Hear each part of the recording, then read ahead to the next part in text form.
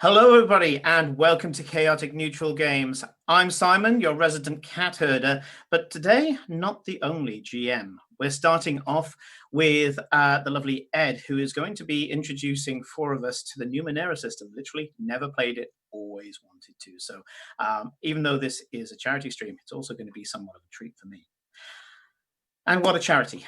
So let's get into the reason why we're doing this. This is something that we threw together quite quickly. And a big thank you to everybody who's come together to make it happen. We've got our DMs, Ed, Sean, Rodrigo, and then I'm coming in at the end when I'll be all kind of tired and wired on coffee.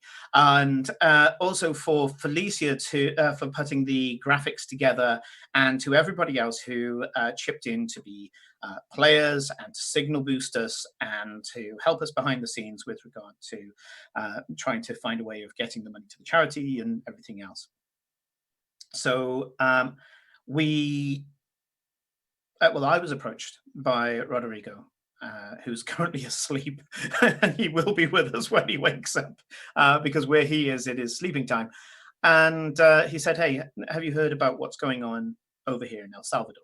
So for those of you who don't know, Rodrigo, who plays Aiden in The Benefactor, is Salvadorian, and he was telling me about what's going on over there. With everything that's going on in the world at the moment, it's very difficult to keep track of everything that's going on and everybody who's currently in need of support.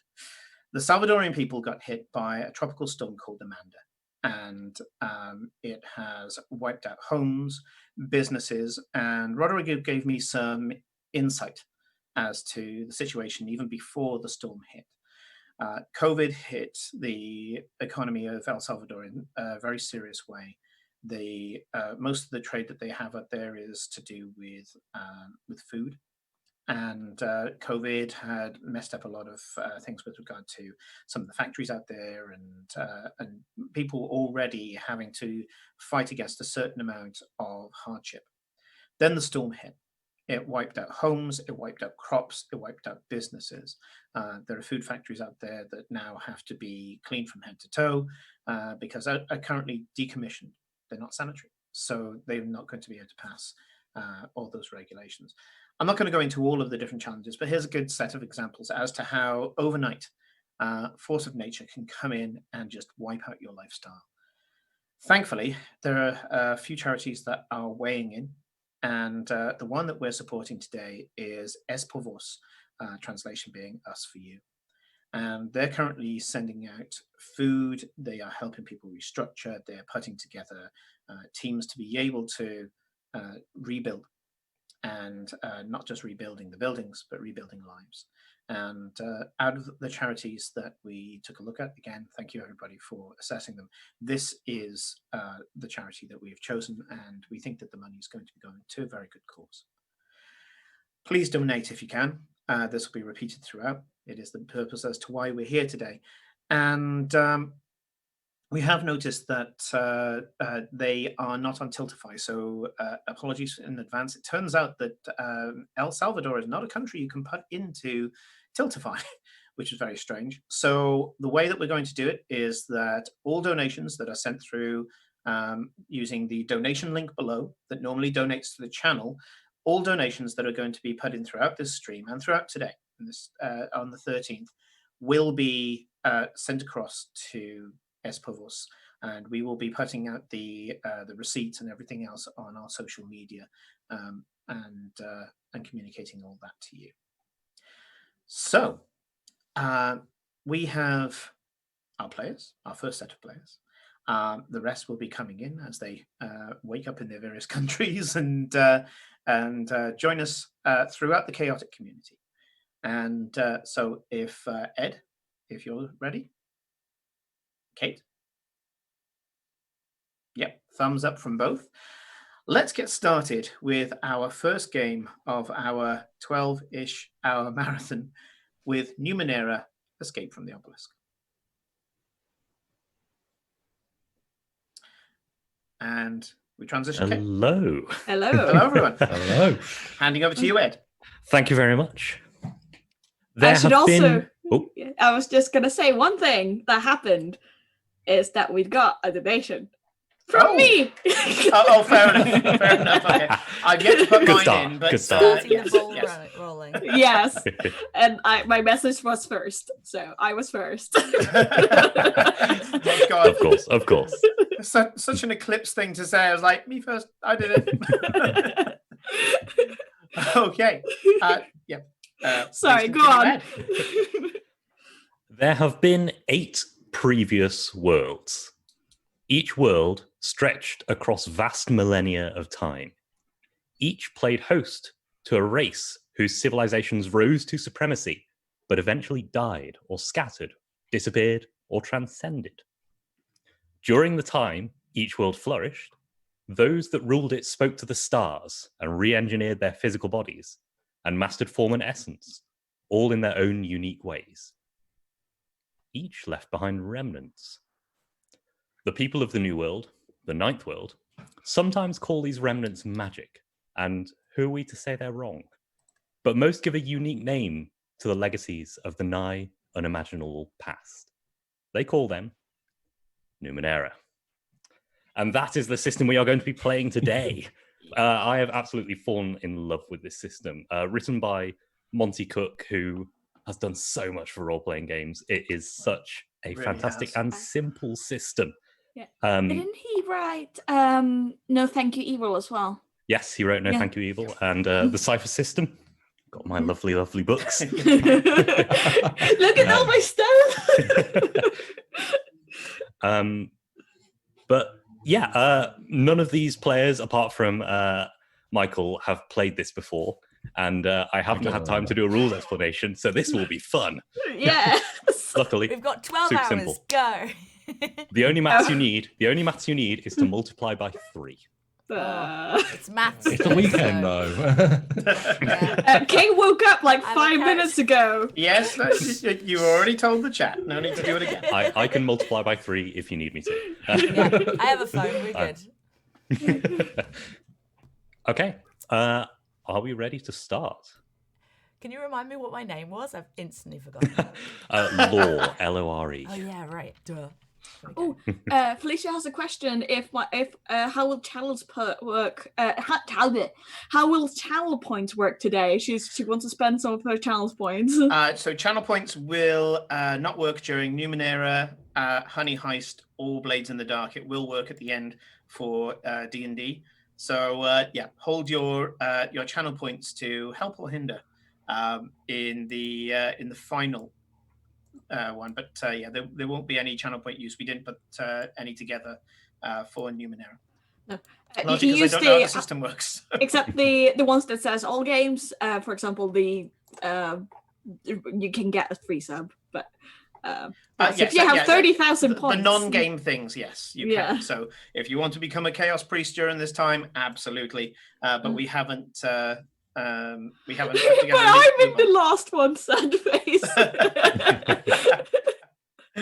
Yep. Sorry, Felicia. Your huge accruement of channel points is not going to be that useful today.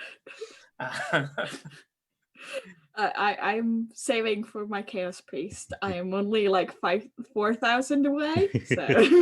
Well, are we ready to start? Absolutely. Yes. Do this. You have all, in your own way, come to the town of... I've already messed up my notes. I'm terribly sorry. How have I lost this immediately? Life yeah. as a We'll start again. This is chaotic neutral, remember? The chaos Yeah, does you're on stand for brand. something. Yeah. Yes. Yeah. You've all, in your own way, come to the town of Duzanan. You've come because there is a weird installation nearby. A amber stone, it looks to be, obelisk, which floats about 300 meters off the ground, maybe a mile outside of the town. This, obviously, is incredibly interesting to explorers such as yourself. So you came to this town to have a look around and see if you can get inside. You arrived quite late in the day, and so you found your way to an inn where there was only a 5-person room available. Sorry, a 4-person room available. I can see 5 cameras. 4-person room available. So you made pleasantries and bedded down for the night before you were going to go out in the morning. However, when your eyes opened in the morning, you didn't see the room you went to sleep in. Oh dear. Yeah. Looking around blearily actually, there's no light at all. You can't see anything. Opening and closing your eyes doesn't make any difference. What would you like to do? I will release a minor glow globe, if that's what Okay. those are. I assume that's something Yes. helpful. I will put on um, my heat sensor so I can see heat. I think that's Okay. the thing. absolutely. Yeah. So yeah, you activate. I think they're contact lenses. So Yeah, you they're put those contact lenses. in, Yeah. and you can see the 3 other figures around you, Yeah. and the glow globe lights up the room, and this horrible spongy orange material seems to be making the walls. Is there? Do I see like heat emanating from it, as is if it's alive, or is it just? No, it No? doesn't seem to be alive. Mm. It look bouncy. Mhm. Do you want to touch it? Lick it. I'll prod it with a dagger. Just Okay. Yeah, your dagger kind of sinks in a bit until it hits something solid. It feels like stone or something like that. Where are we? A figure appears in front of you. A human, possibly, with what looks like ceremonial robes and some kind of metallic spikes over his head. Oh, we joined a cult. God. Hello, I'm your host. Call me Glethran. As of this moment, you have 1 day at most before the iron wind-derived infection I've given each of you transforms you into a wondrously new but utterly lifeless substance. Until then, have fun exploring the obelisk. If you're especially lucky, maybe you'll get free for all the good it'll do you. I'll be watching. Right. Oh, well, Also, that Chopper, sucks. Uh, thank you so much for the $10 to ESxVOS. And he just kind of stands there. He's Okay, just standing in front who of us. signed up for the cult? What? didn't. What are you saying? We're getting, we're turning into goo? At this point, each of you notice on somewhere along your arm a little metal nodule. Seems silvery, and it's spiraling out like almost like veins spiraling through your arm, Okay. I want to try and pull which it off. wasn't there before. I want to try and rip that from me. Okay, Oh, that let's make doesn't this seem the right. first roll then. The way Right. Numenera works is that every task has a difficulty between 1 and 10. You multiply that task by 3, and then you have to roll over that with a d20. If you've got Okay. any skills that are related, that can reduce the task level. So, do you have any skills or anything you could help you remove this thing? Let me see.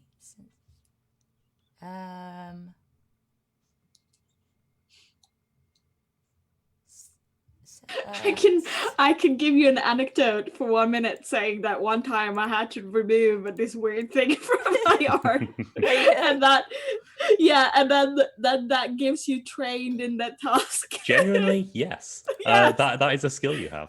I believe it has a point cost next to it. Yes, that's 2 int. Yes. So you have to spend points from your intellect pool, which is one of your 3 pools. Oh wait, there's Okay. inabilities as well. Okay, Yeah. so Yes, there are actually I have an inabilities. inability to understand Numenera, salvaging Numenera, positive social interaction. I have an inability at. Okay, I'm learning about my character. Okay, good. So no, I actually have an inability to do anything. I think that's why I tried to rip it, because I don't understand it. Okay, yeah. I think that brings it up to actually an impossible task. One like 7, I'm 8, or not 9. expecting this to work. Yeah. Yeah, so you pull at it for a bit. Pull and at it. Yeah, I'm just like, Yeah, no, no. I didn't ask for this. Definitely not coming. Um, I would like everyone, please, to make an understanding Numenera roll. Can I make my flex skill for today, understanding Numenera? Yes, you can. Okay, I have inability in understanding Numenera, so whatever Okay, that so means. that means the task gets more difficult for you. I've got a number in my head, which Okay. is up to 1. for I'm you. trained, so I'm 1 less. Cool. So I'll be trained because of my flex skill. So just roll a d20 yes, and tell you the and- number. Also, Michael, your character actually has encountered this before, so you get your other skill. Oh, so can you stack 2 trained things? I think. Yeah, Ooh, yeah, you can okay. stack trained skills. Okay, so I got a Thank you, 16. Aura. So Yeah. okay. Thanks, Thank Aura. you, Aura, so much. Yeah, so you heard him mention the Iron Wind, Mhm. which is a particularly nasty bit of Numenera that floats around this world, and it rewrites the genetic code. Sorry, not the genetic code, the molecular code of everything it touches. Oh dear. It's I not rolled good. I rolled a 10, by the way. I'm pretty sure I have no fucking clue. No, actually, that no, you've got an inability. Yeah, Yeah. you have no idea. Yeah. I rolled a 15, but I also have the inability to understand. Yeah, 15. Actually, that is a success still. So yeah, you've heard of the Iron Wind before. It's a horrible, Okay. horrible thing. I rolled a 5, even though I'm trained in understanding Numenera. I'm pretty sure I drank my way through this. Yeah, no idea. At this point, actually, I've realised we haven't actually done any character introductions. No, we were just kind of like, Yeah, I'm just Yeah. trying to add some character names. I need one more. Yes, we've complete strangers up until this moment. So we'll start with Michael. Why not? I'll do it as we met last night. I'm Hop. I want some cool stuff. Make me go faster. I heard it, but this place is weird, isn't it? Love it. So a hopper, hop for short. And he Right. looks kind of classic roguey. Simon, by all means, go. And kind of scratches his some kind of crud out of his beard, kind of reaches to his head and kind of scratches off some of the rune from the night before. And I'm actually inspired by this fellow here. So this is part of the Monty Cook art from Numenera. And so I'm playing a guy who looks pretty similar to him.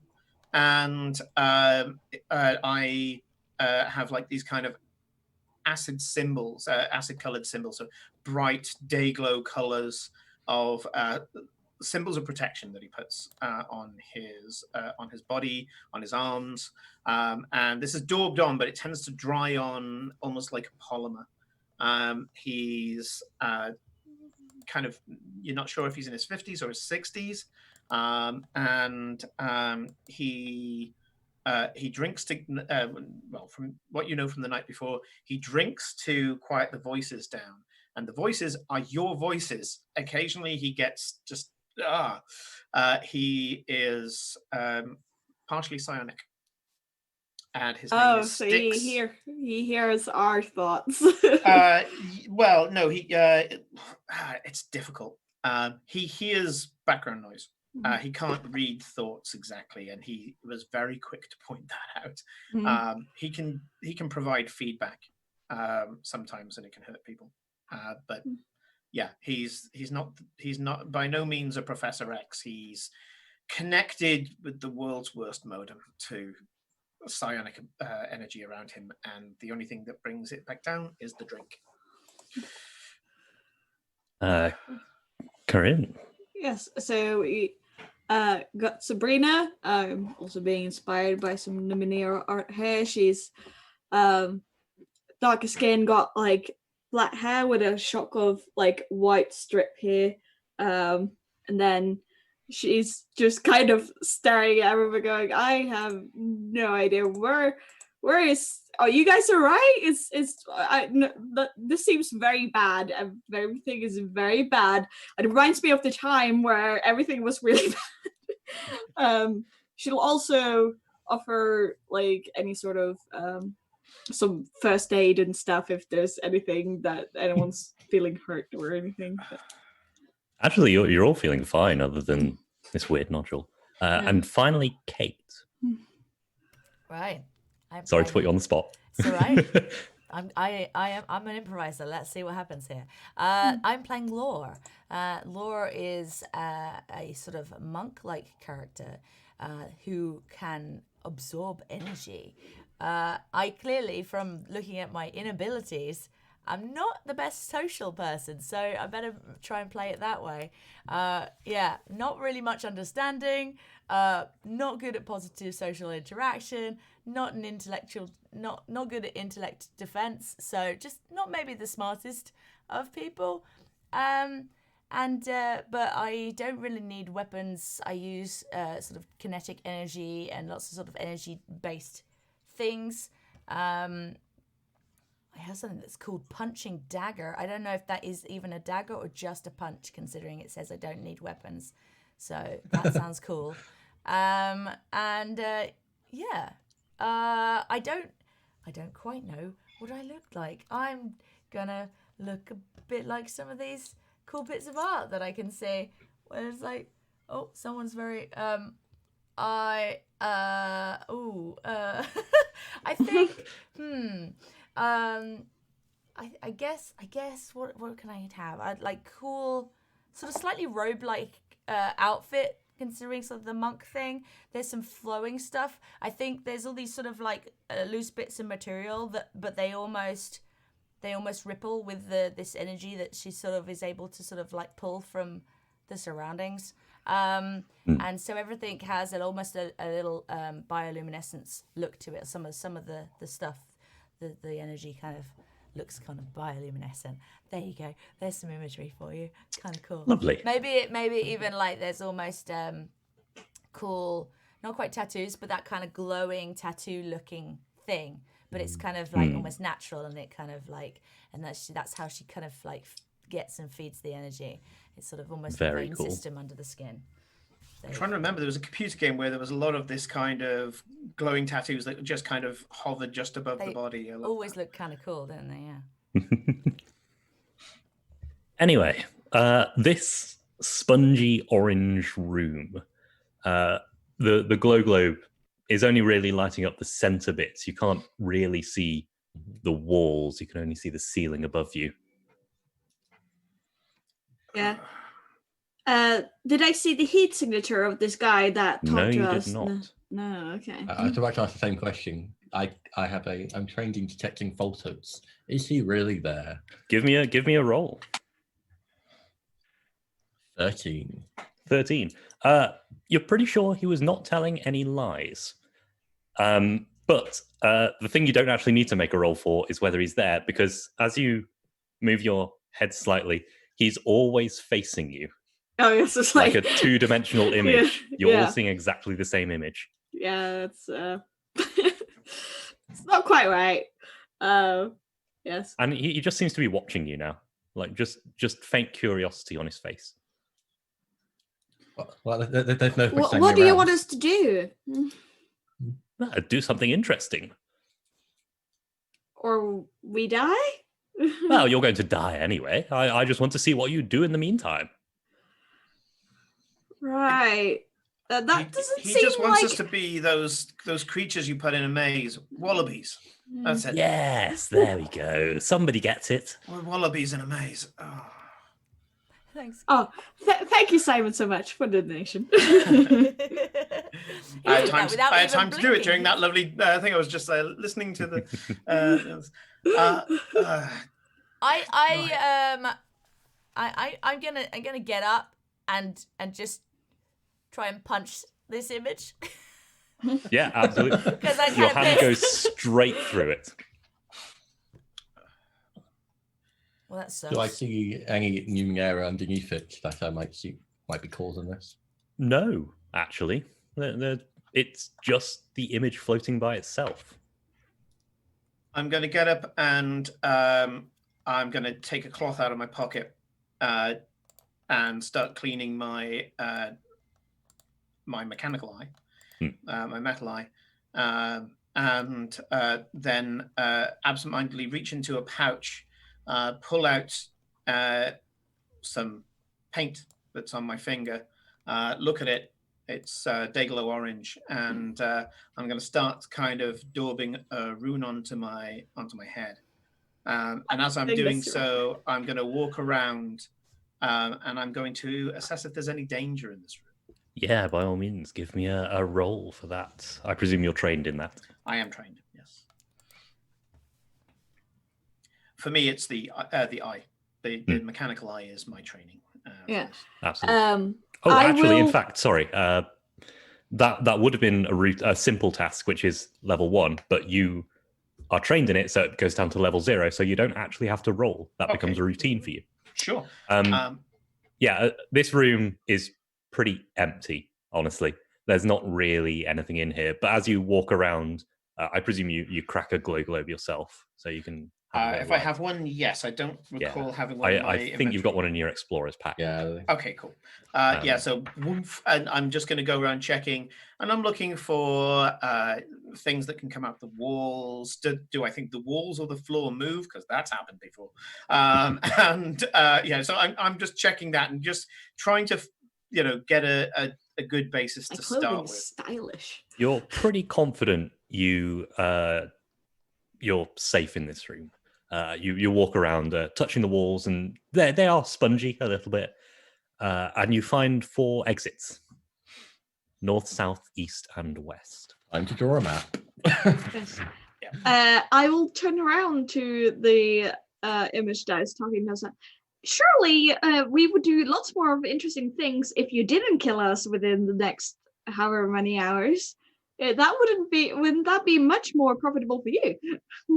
Well, it's not about profit, it's about data. Yeah, wouldn't you get more data if we were alive for longer? Well, yes, so try to survive. Wallabies. Yes, but if we have a timer on us and we'll die within that timer, if you extend that, then we will get much more data. Oh, but then I would be interfering with the experiment. No, you would just get more data. You wouldn't be interfering with anything. I'm afraid you don't understand the scientific method. No. Poke it till it stops moving, then cut it up, isn't it? Yes, absolutely. There we go. Wallabies. Right, okay. And I'm going to. Isn't it guinea pigs? I'm going to look through the guinea pigs.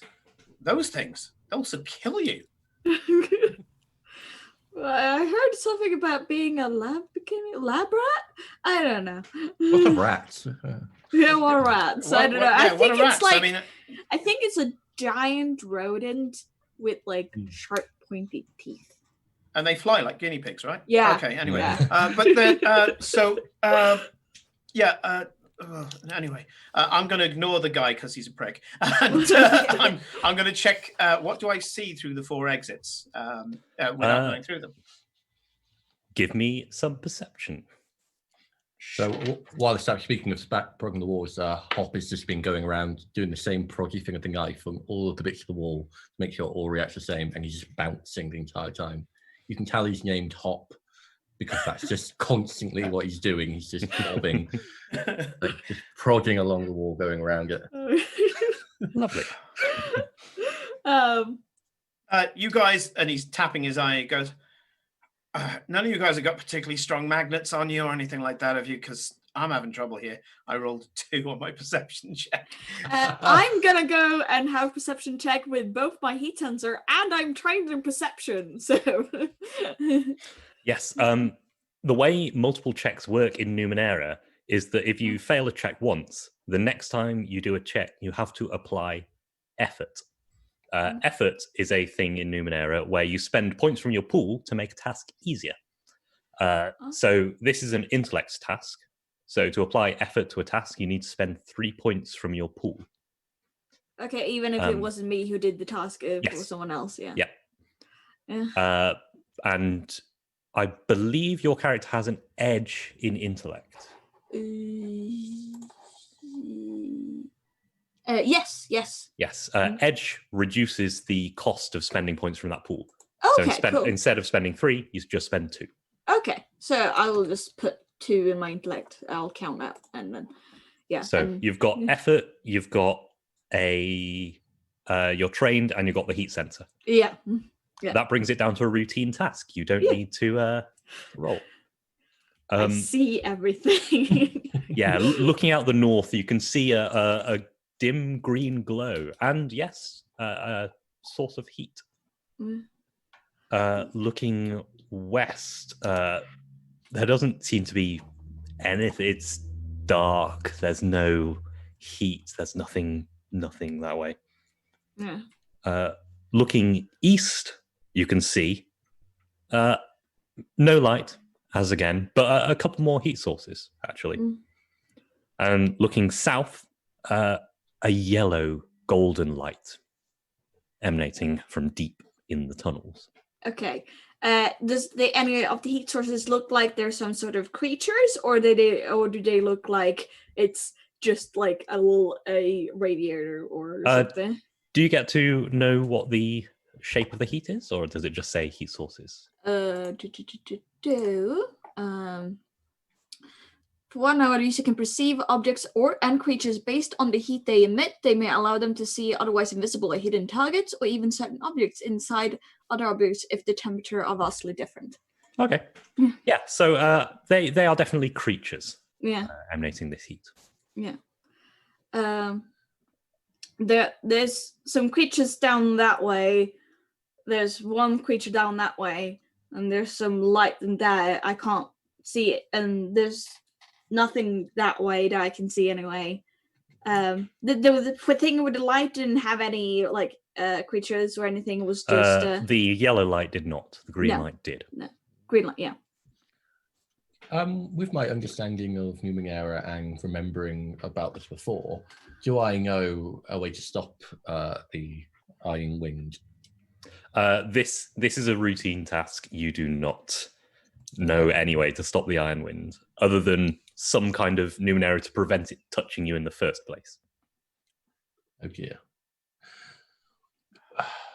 Oh, we're gonna die. Okay, well, let's at least make this exciting, shall we? Which way looked the most exciting? Big light. There's a big light. There's shiny down there. There are creatures down that way. There is one creature down that way, and there's nothing down that way. I point at the big light and say, "Come on, let's go. Time's wasting." Sounds exciting. Let's go. I finish the rune for the unknown on my forehead, and then I pat off the rest of the paint against my trousers, which are Jackson Pollock of bright colours. Lovely. So you're making your way towards the golden light. Yes. Go towards the light. Don't go to the light, boo. Twisting corridors. The light seemed to have bounced off the edges. It was only kind of a dim glow, and as you get closer, it gets brighter and brighter and brighter. It's almost blinding by the time you reach this small chamber. And right in the center of this chamber, the source of this light sits. Well, I say sit. It floats, but it also doesn't float. It's difficult to. It's hard to comprehend. It's like it's a cube. It's a cube, but it's lots of cubes. You reckon there's maybe 4 or possibly 5 dimensions to this object, which makes it very difficult for a 3-dimensional person to conceive. Does anybody else feel like their eyes are being folded? Yeah. It's moving constantly. The shape is changing and it's flowing, but it's not actually changing at all. It's difficult. Anyone got a blanket to put over that thing? I don't need that light. This is so weird. Does anyone know this techie stuff? I can poke at my dagger. That normally works. I'm going to try to identify it to see if it's a power source, Absolutely. or to identify its power source. Do you have any skill in understanding Numenera? Yes. Lovely. I am trained in it. I can't do much with Numenera, but I can understand it. This becomes a difficulty 4 task then, so you need to roll a 12 or above. That is a 1. I'm doing great today. Ooh. This is fun. This is Oh, no. another great thing in the Numenera system. GM intrusions. Oh no. At any point, I can give you XP and intrude into the narrative to throw in a complication. But I get one for free if you roll a 1. That works. So you are just staring at this thing, and you're staring deep into this thing, and it's mesmerizing. It's Touch it. And you're Your stuck. face is amazing. So the rest of you just see Styx like looking around and then just stopping and making that face. This again. I'm going to get some warm clothes out from my bag and put them over his head, Okay. just so we can't see anymore. It's 4th dimensional. 3-dimensional things don't block 4th dimensional No, they don't. objects. But wake up! Ugh. You can try. I whack him in the side of the head. Like I try and push him away from it, basically. Yeah, absolutely.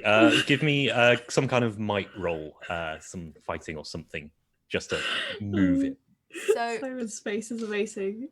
I mean, I roll. Can't hold my eyes are with watering. D20. I rolled a 16. Lovely. Yeah, easy enough for you to Yeah. do. This is absolutely your wheelhouse. Just kind of bundle I kind of him just out of the walk way. past him, almost thinking he's being an idiot, and just push his head, and then walk past this thing and look for whatever else I can see. I'm like, that thing doesn't make sense. What else is he? When you push me away from it and I snap to, I scream, "Get it out of me!" and I start rummaging around in my shirt. And a few seconds later, I go, "No, all right, it's not here." Stop looking Are at you weird right? shit. Was the light that pretty? It felt like you were staring into actually the data sphere, which is the remnants of all the technology and all the information that has ever been on the world.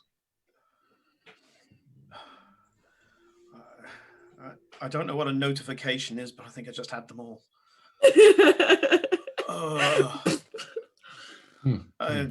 Have you figured Yeah, out how to get out of here?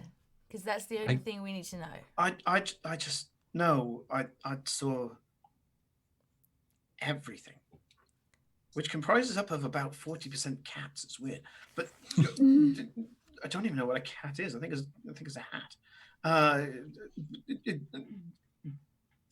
Everywhere.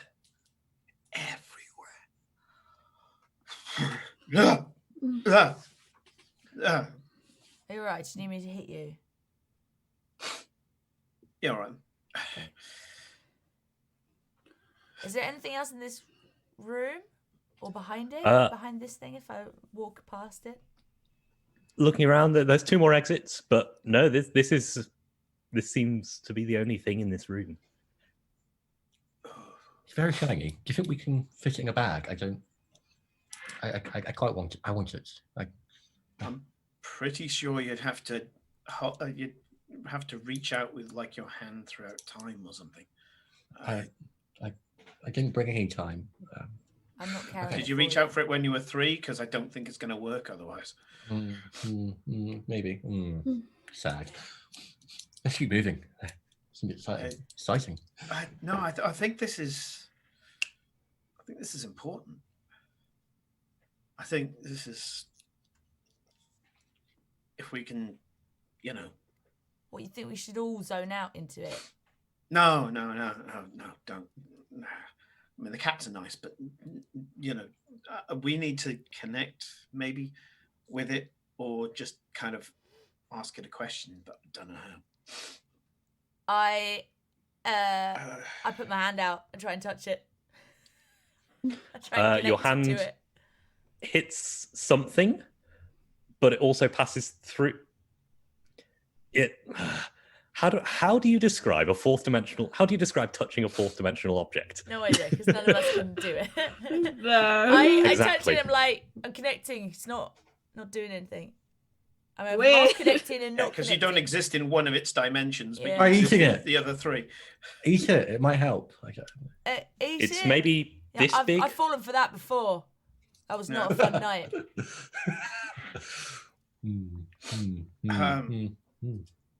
Yeah. I poke it as well. The same strange, not there but there feeling. It's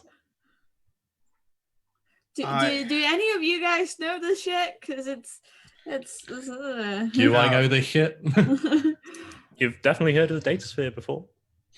Yeah, it's just everything. Everything. Do you think it's gonna tell us how to either get out of here or stop ourselves from turning to mush? Because those are the only two things that I can try and go back in and basically just keep talking about the, what did you call it again? North Wind? Iron Wind. Iron Wind, that's the one, yeah. I mean, I could go in there and just scream Iron Wind into it and try, but... All right, well, you can do that, and I'll punch you in the side of the head if I need to. All right, that sounds good. Yeah, I do that anyway. I mean, it's tempting sometimes. Yeah, not sure if it's going to let me back in, though. I mean, it kind of had me last time. Really. And knowing that I can resist mental effects, I'm going to engage my my nano abilities, and I'm going to try to go in for another dive. Absolutely. So I'm not trying to understand it this time. This time I'm just recklessly dumping in, and I'm just going to scream Iron Wind. Thank you for correcting me. Otherwise, I would have said North Wind. I was wondering if you're going to do that. Yeah, I'm just going to scream Iron Wind and see what part of the data sphere reacts. Yeah, absolutely. You're still interacting with it, so I'm going to take another roll. Yeah. And you got skill and understanding Numenera, so I think that counts. Yep. Okay. So does this count as a re-roll, or in this case, is it a separate function? I think I'll call this a separate function, but you can, if you wish, always apply effort to make it easier. How easy is it at the moment, or can't you tell me? This is a level 5 artifact, so everything to interact with it will be a level 5 thing. Now I'm trained, so I'm going to be bringing that down by 1. So 4 is 12, because it was 12 last time. How do I reduce the diff further? You spend points to apply effort. So this is an intellect task. So you'd spend 3 from your intellect pool. 2 for me because I've got edge. Indeed. Okay, so yeah, I'm going to come down to 12 intellect, and I'm going to open my mind. If you haven't guessed, I'm playing Styx, almost like a Shadowrun Neon Shaman and Techno Shaman, almost Technomancer. And so I'm just going to open my mind, completely lose my identity, and I'm just going to mesmer straight into it. And a part of my subconscious is screaming Iron Wind. So I'm going to reduce the diff by 1. I'm trained anyway. So is that 9 now that I need to get? Yep, down to a difficulty 3. So target number 9. Come on, do not screw me, dice. You've given me a 1 already. 13. 13. Nearly fell in my lap, but it's 13. Not a voice, but a word materializes in the center of your head. Question.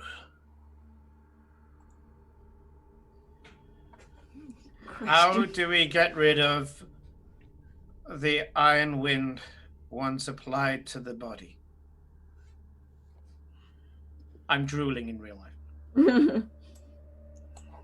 This thing attacking your body is not Iron Wind by itself. This thing is a synthesis. It can be removed. Find the looking glass. Enter this code, and it beams a huge amount of data into your brain. Please make an intellect defense roll. Yeah. How do I do that? If you are trained in the same way you'd make any roll, if you're trained in intellect defense, it takes it down by 1. In that case, I am not. Okay. I got a 12 though. A 12. Unfortunately, you needed a 15. Because it's level 5. Yes, It is. Okay. Yep. I've got Now resisting you mental see the, effects. Is that the same? Resisting mental effects. Yeah, I would count that actually. So actually, that is success. Oh, I am trained then. Yeah. Woo. Lovely. So yes, you resist all of this data. Like, not. It is rewriting your brain ever so slightly, but you manage to make it rewrite only the bits that don't matter all that much. So you forget a few childhood memories. But more importantly, there is a code that you can now enter into the looking glass, whatever that is. And you snap out of it. I was so close to punching in. Oh, you came back. Okay. Trickle of blood out my nose. You're right. I didn't even hit you that time. Did anybody else have a pet desk when they were a kid? A Desk? pet desk. No. Yeah. Did guests have Pets. wings or? Did No. we? Well, mine didn't. Well, probably not then. Everything I owned had wings.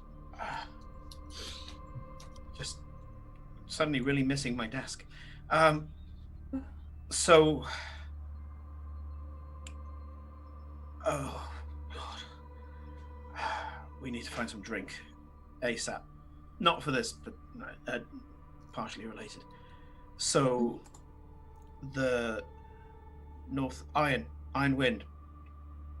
Iron Wind's only part of this, and he points to wherever his particular application of Iron Wind is.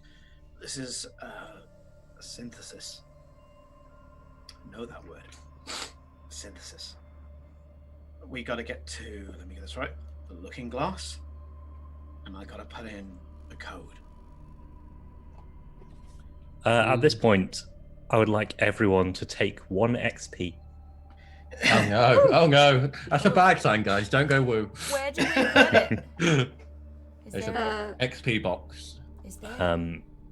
Yes, it is. Oh, As the gentleman who's been following you, Glethran, yeah. he's always been in the corner of your vision.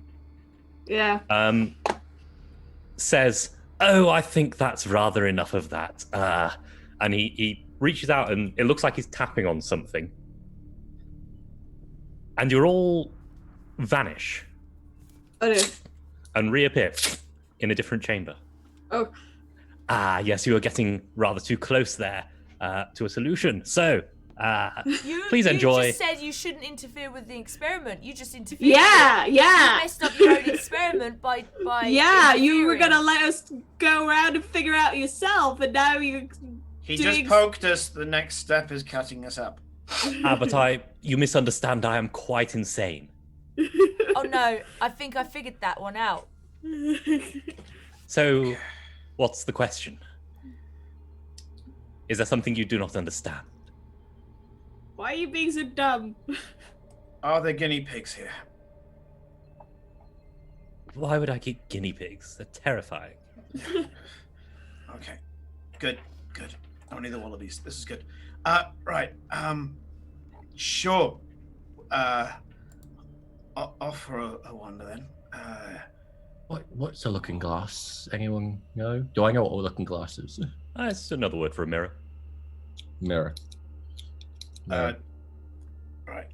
So we need to find a mirror, is what we're saying. I have a plan. This is Bopper. I hold out a little weird-looking toy thing. He can find stuff just once. Oh. I wish I'd say goodbye to him, but it sounds. I guess this is quite important. I guess I don't want to die, but Bopper will die if I use him. That'd be sad. Well, you can get him you can get him fixed up. There's people who can salvage that kind of thing.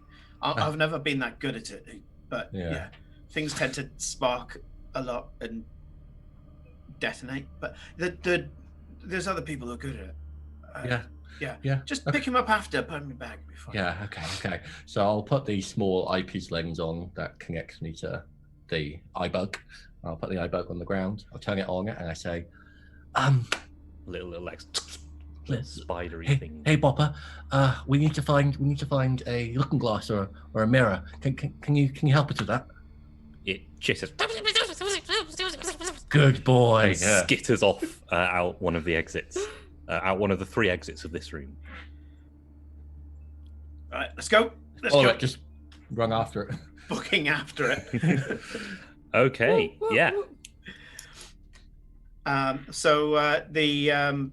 As I'm running along, I ram my hand into the leather bag, and I pull out, check my fingers. It's Dayglow green, and on my right arm, I'm going to do the sigil for seeking, and I'm doing that as I'm running, just kind of daubing it on, and it dries pretty much instantly, and it's flexible as well.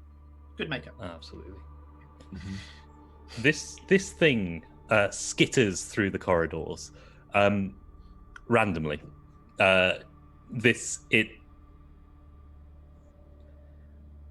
It's intelligent, but not clairvoyant.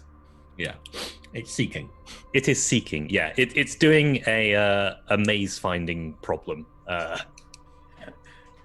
So you run through several chambers. You run through a green glowing chamber with a giant pod with a woman kind of floating in it, and you run back into presumably the room you started in, and then back to the cubes, the hypercube that you spoke to, and further south again. You keep going, ending up in a huge chamber with desks and tables with all sorts of equipment scattered over it.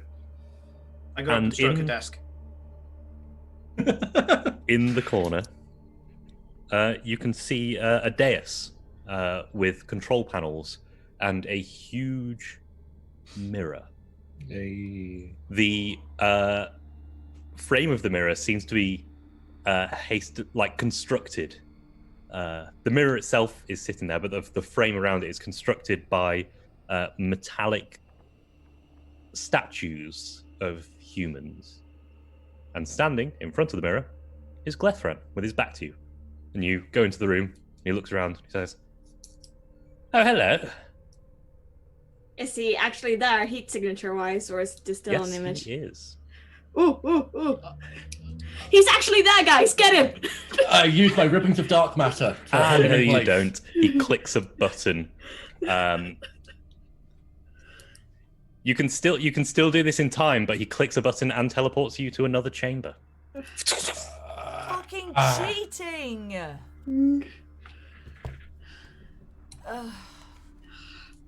Another empty chamber with 3 exits. A different one this time. Okay, so next time the bug's we mess with him. I assume the bug completed its task, so it's gone. It is, yes. Nope. Why bug? I'll miss Bopper. We need to look for a big room. We'll find it. We'll find Bopper. It's fine. We got to go back to that room anyway, so we'll find it. I do need Bopper. I miss him. He was my only friend. Oh. Okay. Oh, right. Okay. Fine. We're not friends. I didn't know that. I met you 5 hours ago. So we're best friends now. I'll make friends real quick. Hey. We met 5 minutes ago, so we're best friends now. Death situations usually bring people closer together. So. If we survive, maybe we'll have a drink. But right now, I'd like to get my Bopper back. I met him 2 days ago, so. So he is twice the friend. Twice the friend, yes. Yeah. Okay. Well, when we can, when we can get back. Well, when we're looking to get back, and I pull out a small metal spike. I might be able to get us back, but we need to get it. We need to get drop on him. So let's have a bit of a bimble, find out what we can find, see if we can get some assets. I'm afraid you won't be able to get the drop on me. You see, I can see everything in this.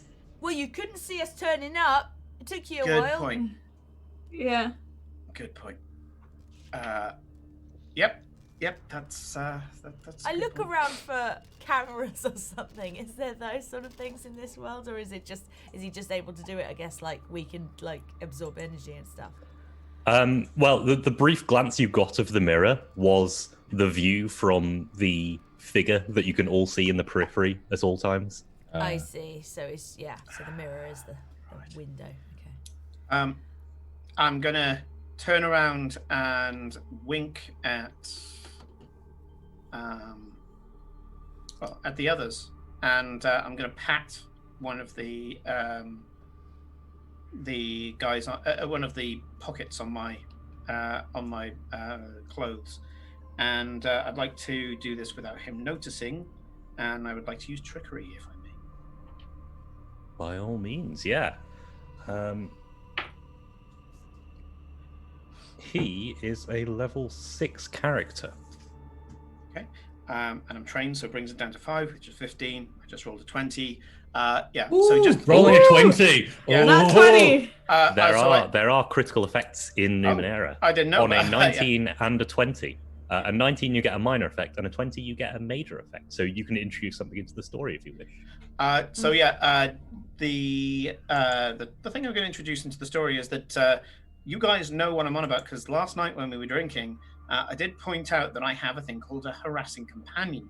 It's a small metal cube that, when activated, harasses someone getting in the way of their eyes, and everything that they do is increased by 1 step whilst this is buzzing in the way. When I pat it, you're suddenly reminded of the fact that I can do this, and it is a cipher, so it's a one-shot deal. But when we're ready to pull the jump on him, I can throw that at his image, and it will basically fill up his screen. So that is the thing that I've got, is that you guys have got the insight by the fact that I was talking about last night, and you've put 2 and 2 together. Mm-hmm. I didn't realize a 20 did something in Numenera. Yeah. So, yeah. And in combat, a 17, 18, and 19 and a 20 all do something. Oh, jeez. Okay. Wow. So yeah, you guys are aware of that. Let's have a bimble. Yeah, let's have a look around. There's got to be something interesting here, right? And thank you to Monty Cook Games for hosting us. Oh, thank you so much. Yeah. Let's have a go. I want to find that girl in the pod. She looked interesting. Come on, let's have a wander around. Hello, Monty Cook. Thank you. Thank you so much. Thank you. I this is my 4th game of Numenera I've run, so I hope I'm doing it justice. For the rest of us, it's our first, and we love it already. Yes, very I cool. always read up on the setting, but never played the game, so love it. Let's have a bimble. So there's 2 doors out of this room. 3. Northwest and east. Okay. Can I perceive down any of those corridors back to a room we've already been to, or through? No, they all look, actually, there's nothing really familiar about any of these corridors. Okay. Just pick one, son. You'll be fine. And without him knowing, I dip my hand into the leather bag, pull out the sigil for Lost, which is glowing red, and put it on the inside of the one on the underside of my arm that says seeking. So it's like seeking but lost. I start spinning around and trying to. I go spinning till I'm dizzy. Do you need some help? And I go face the door. Yeah. And then I'll stop, and the direction I stumble towards is the door we're going to go down. Yeah. Roll a Scientific d6 method. for me. Roll it. 5. You are going east. East. Oh dear. Okay, that's fine. Let's do it. Let's go. Yeah. I'm keeping lookout when we're going in case there's like something. Look out for wallabies. Okay. Yeah, okay. wallabies and guinea pigs. And guinea pigs, yeah, especially the guinea pigs. They're the danger. Give We're me the a wallabies. roll for that then. Yeah. I'm trained, and I got like my heat sensor is still up because it lasts for an hour, and we haven't been a few minutes. So, a 10. A 10. Okay, absolutely. Thank you. That may be relevant later. Oh, yeah.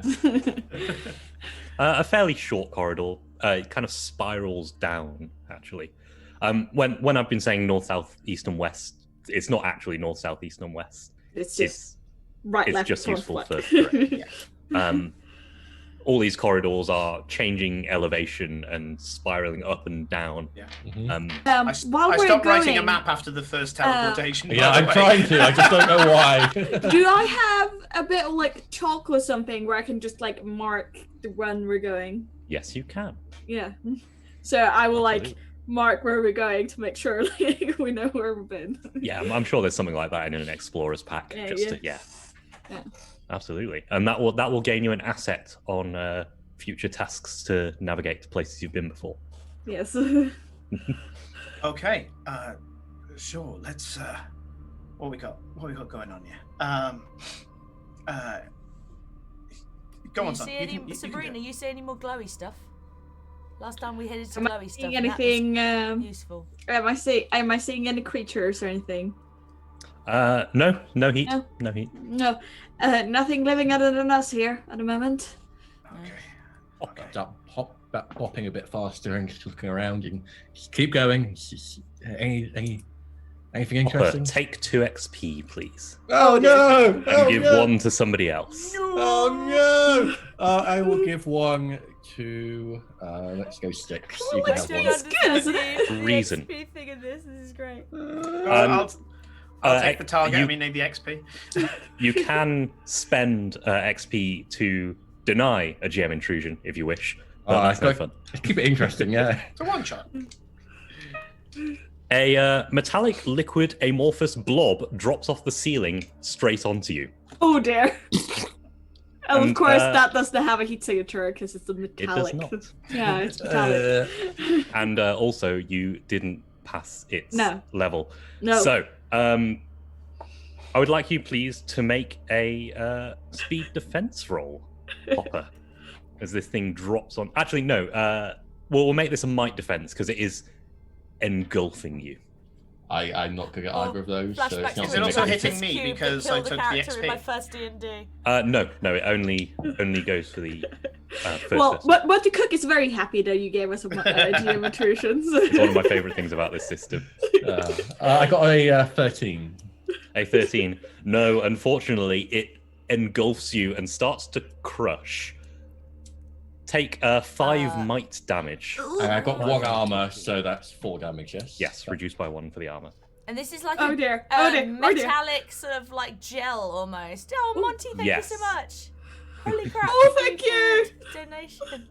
Oh my god, Oh, thank you. $105. Thank you so much, Monty Cook. Thank you. What a great start. So, whilst it's crushing him, what can Well, now we are in combat, so I'd like There we everyone are. please Okay, to good. roll Oh. an initiative. Oh, yeah. is that a D20 The same as well? everything else, you're just trying to beat its level. Yes. And this is a level 5 creature. By the way, guys, if you guys who don't know who Monty Cook is the guy who literally created this he created game. this game? So go give him a follow. Yeah. Just look. And he's the over guy my who wrote shoulder this here. particular adventure. Oh, Oh, right. gosh. Okay, great. So appropriately, I got an actual 1. Lovely, yes. It's very appropriate for this I situation. will keep that. Okay, I got a 15 on the we don't have a nose, follow so I don't know what that We does. don't have casters now. A 15 on the nose, ties go to the players. Oh, right, okay, nice. Okay. Yeah. I got an 18. 18, Write lovely. that down for future. And Law? Sorry, I rolled a 13. Okay, so we've got Sabrina and Styx going before the creature. The creature goes, then we've got Law and Hopper, and I've got a GM intrusion in the bank for Hopper. Oh, Lovely. Ooh. More Right. GM Sabrina and Hopper. Styx. Sabrina and Styx, you get to decide what order you act in. So, okay. what would you like to do? I'm gonna try and goad it. So, if I go, it doesn't matter. I think if I go first or not. I'm gonna try to get the creature to go towards me instead. I believe you have to spend intellect points. For Yes, Cool. 1 intellect. Cool. I have an edge in intellect. Does that mean I do not spend it, or because it's yes, only it one? reduces it by 1. So I don't spend anything at all for It's it. free. Yeah. Yeah, Okay. absolutely. Give me a roll. This creature isn't particularly intelligent, so it is hindered. Yeah.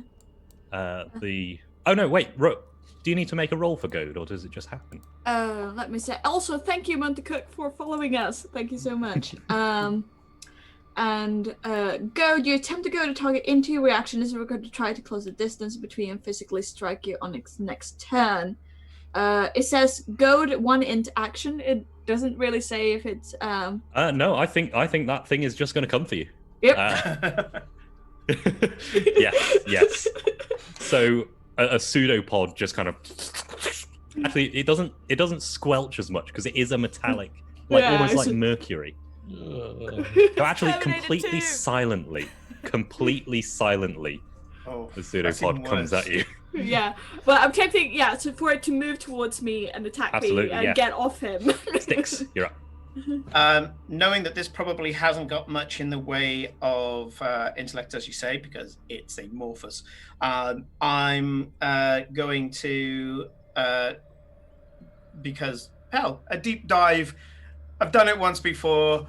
What's another brain hemorrhage between friends? I'm going to use mental onslaught as I dive into its intelligence and start tearing up its mental processes like a bull in a china shop.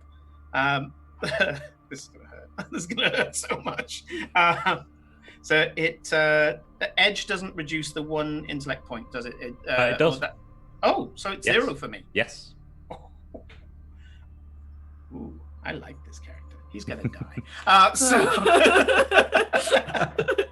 We're all gonna die because we have a bad. time bomb on our So arms. I don't know how well this is going to work because I don't know if it's an automaton. But yeah, I'm going to go for a mental onslaught, and if I succeed, it gets 2 points of intellect damage.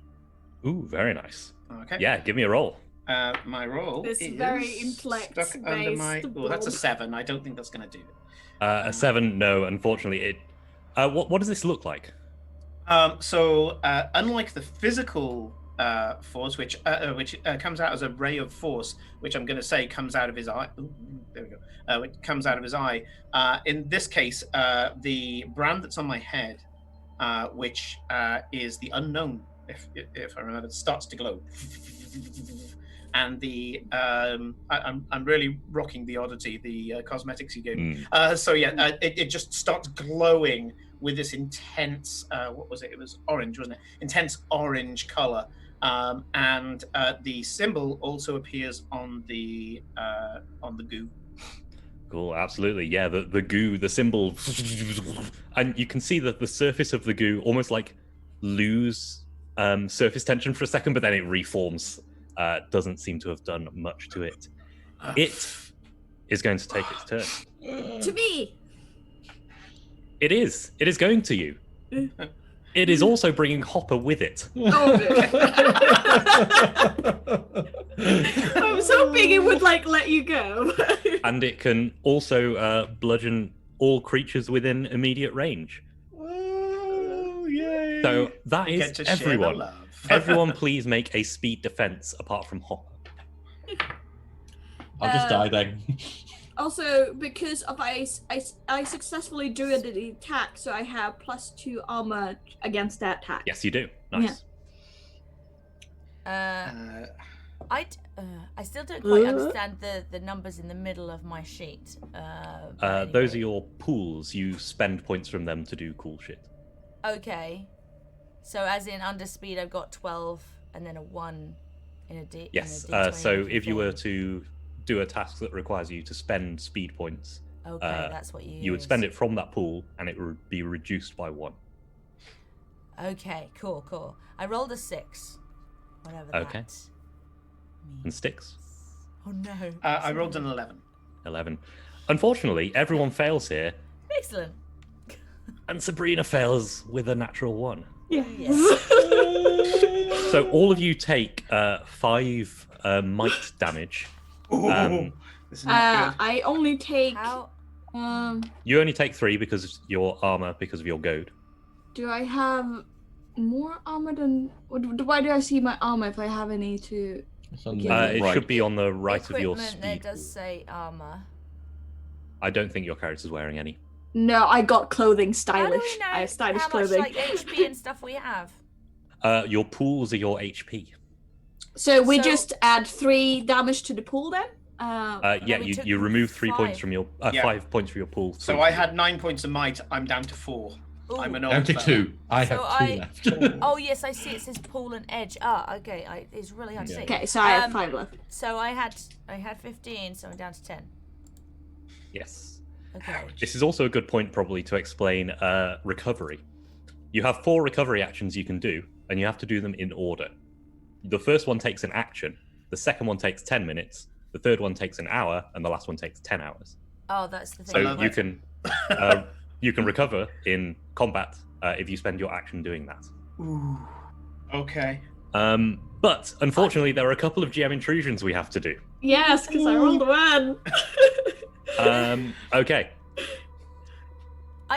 Oh, sorry. Yeah, I have this absorb kinetic energy that's negate 1 point of damage that you have suffered, and you can store that point of energy. Yeah, Can I- absolutely. Does that just kind of happen? Can I do that? Is this Does it have a intelligence enabler? point? Yes, so you In special need to spend an abilities. intellect point to do that. Oh, but, okay. But yeah, absolutely. Where's my intellect? My intellect isn't great, so why not? So basically, I take my pull in intellect from 11 down to 10, but Yes. I add that 1 back onto Yeah. the pool. The damage would be In reduced my- by 1. Okay, cool. Sorry, carry on. That's Yeah, cool. so And I've stored what that does thing that to use look it like? later. So, it's. I think because I sort of like, so the energy it used to kind of cause the damage, I bleed it from it. So that same sort of blue energy, sort of like light, gets sort of, you see that almost being pulled from this creature and kind of stored in these kind of cool glowing kind of almost vein runes all over, not quite runes because that's very sticks, but like but almost like a joining up kind of but it's almost pattern like rather than veins, and it sort of stores it, so I start to kind of glow with this energy ready to like hit it, send it back to this creature later, basically. Lovely. And now for the GM intrusions.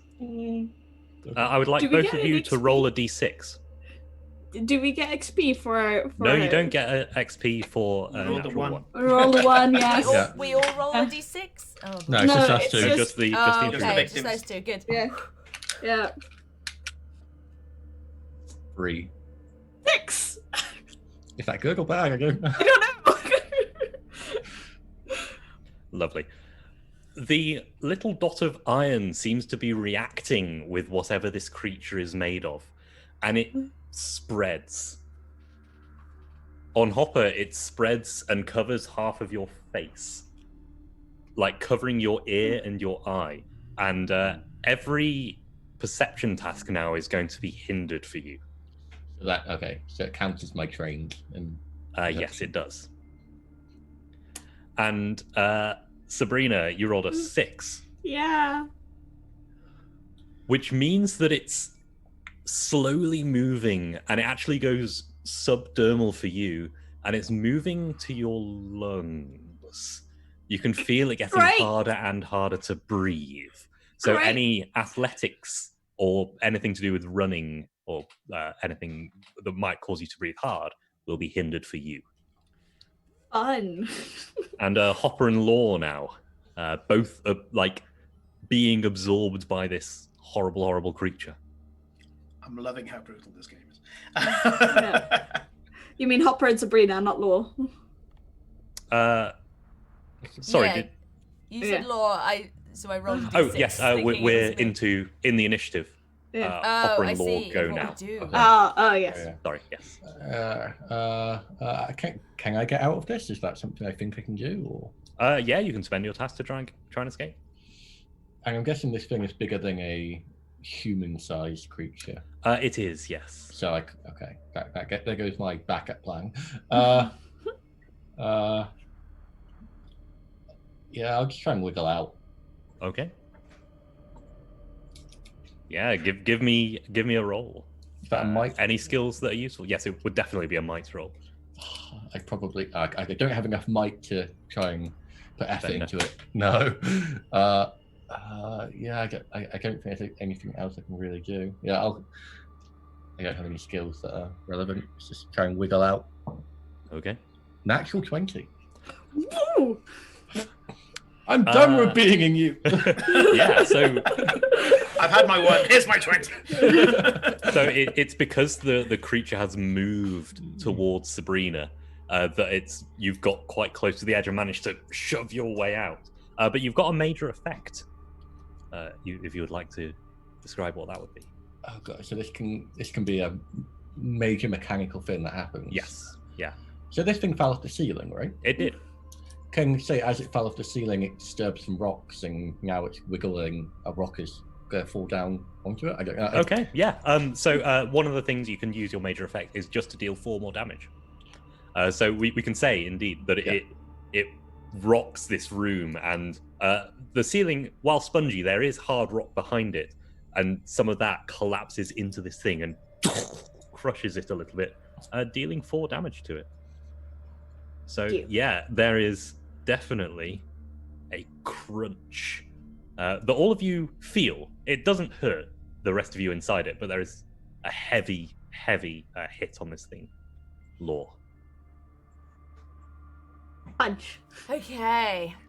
So I have a special ability called Aggression. It says 2 might enabler, free to activate. While this ability is active, you gain an asset on your melee attacks, and your speed and defense rolls against melee and ranged attacks are hindered. This effect lasts as long as you wish, but ends if no combat is. So, can I? Is this? I'm assuming this is a little bit like Rage. So you sort of activate this, and then my attacks get extra. Yep. Oomph. Yep. So nice. I will definitely it hurt me. It's pissed. This whole thing is annoying the hell out of Law. It's like does not want to be an experiment. And so yeah, I will activate Aggression, and then I will do an unarmed attack against this thing. Absolutely. So I will try and kick it.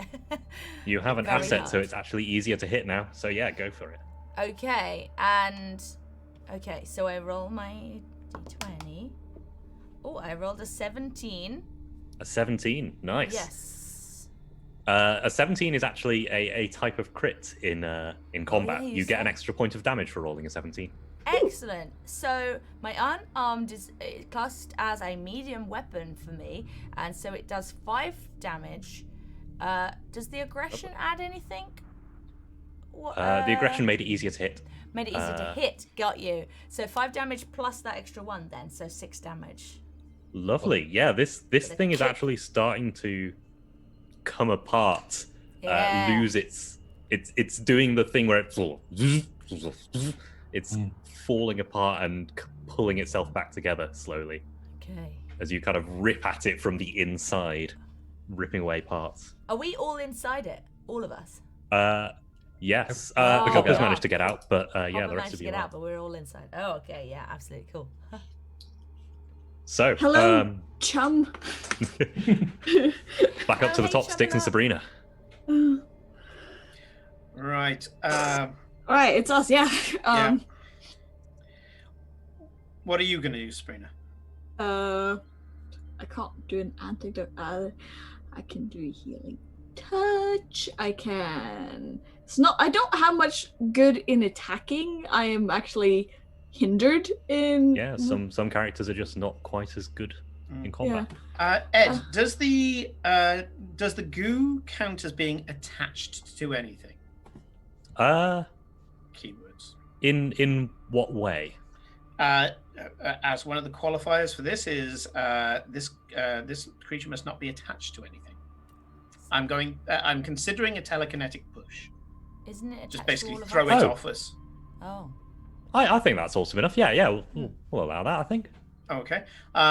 Sure. In that case, instead of doing what I was going to do, I'm going to again daub some paint on a very simple rune, which is distance. And so yeah, I daub it on there, put it up against the thing, and I'm going to a flash of energy. Bear in mind, this thing's close to killing me. A flash of energy. I'm going to push it as hard as I can with telekinesis. You said that I can lower the diff of something by spending... putting effort in, yes. Yep. So is this intellect effort? It is, yes. Yep, sure. So I'm going to spend another 2. You can see a physical drain on the face. Yeah, I'm going to attempt to push it, which I think takes it to another range band. But yeah, so I'm going to try to fling it away. And that is, it was nearly a 7. It's a 15. A 15 is good enough. And you push it off, all of you, and it kind of, you catch it when it's in kind of a semi-liquid state, and it just kind of splatters almost into the room and then reforms into a blob on the other side of the corridor. Nice. Yeet it down the corridor, and you can see afterwards that, as I say, 50s, 60s kind of guy, you can't quite tell, but his face is now looking a lot more wrinkled, and he's slumping, his shoulders are stooped. And he's there like, get it. Sabrina, you have been dumped unceremoniously out of it. Yeah. Okay, yeah, so I'm not in it anymore. Yeah. No. Do I still have the thing where it's I'm my lungs, or is it that was that is permanent until you solve this? Yeah, okay. That's the Iron Wind. Yeah, the Iron Wind. Oh yeah. I yeet it down the corridor. Yep. Yeah. Not that he would ever use that word, but you know, I speak like what the cool kids do.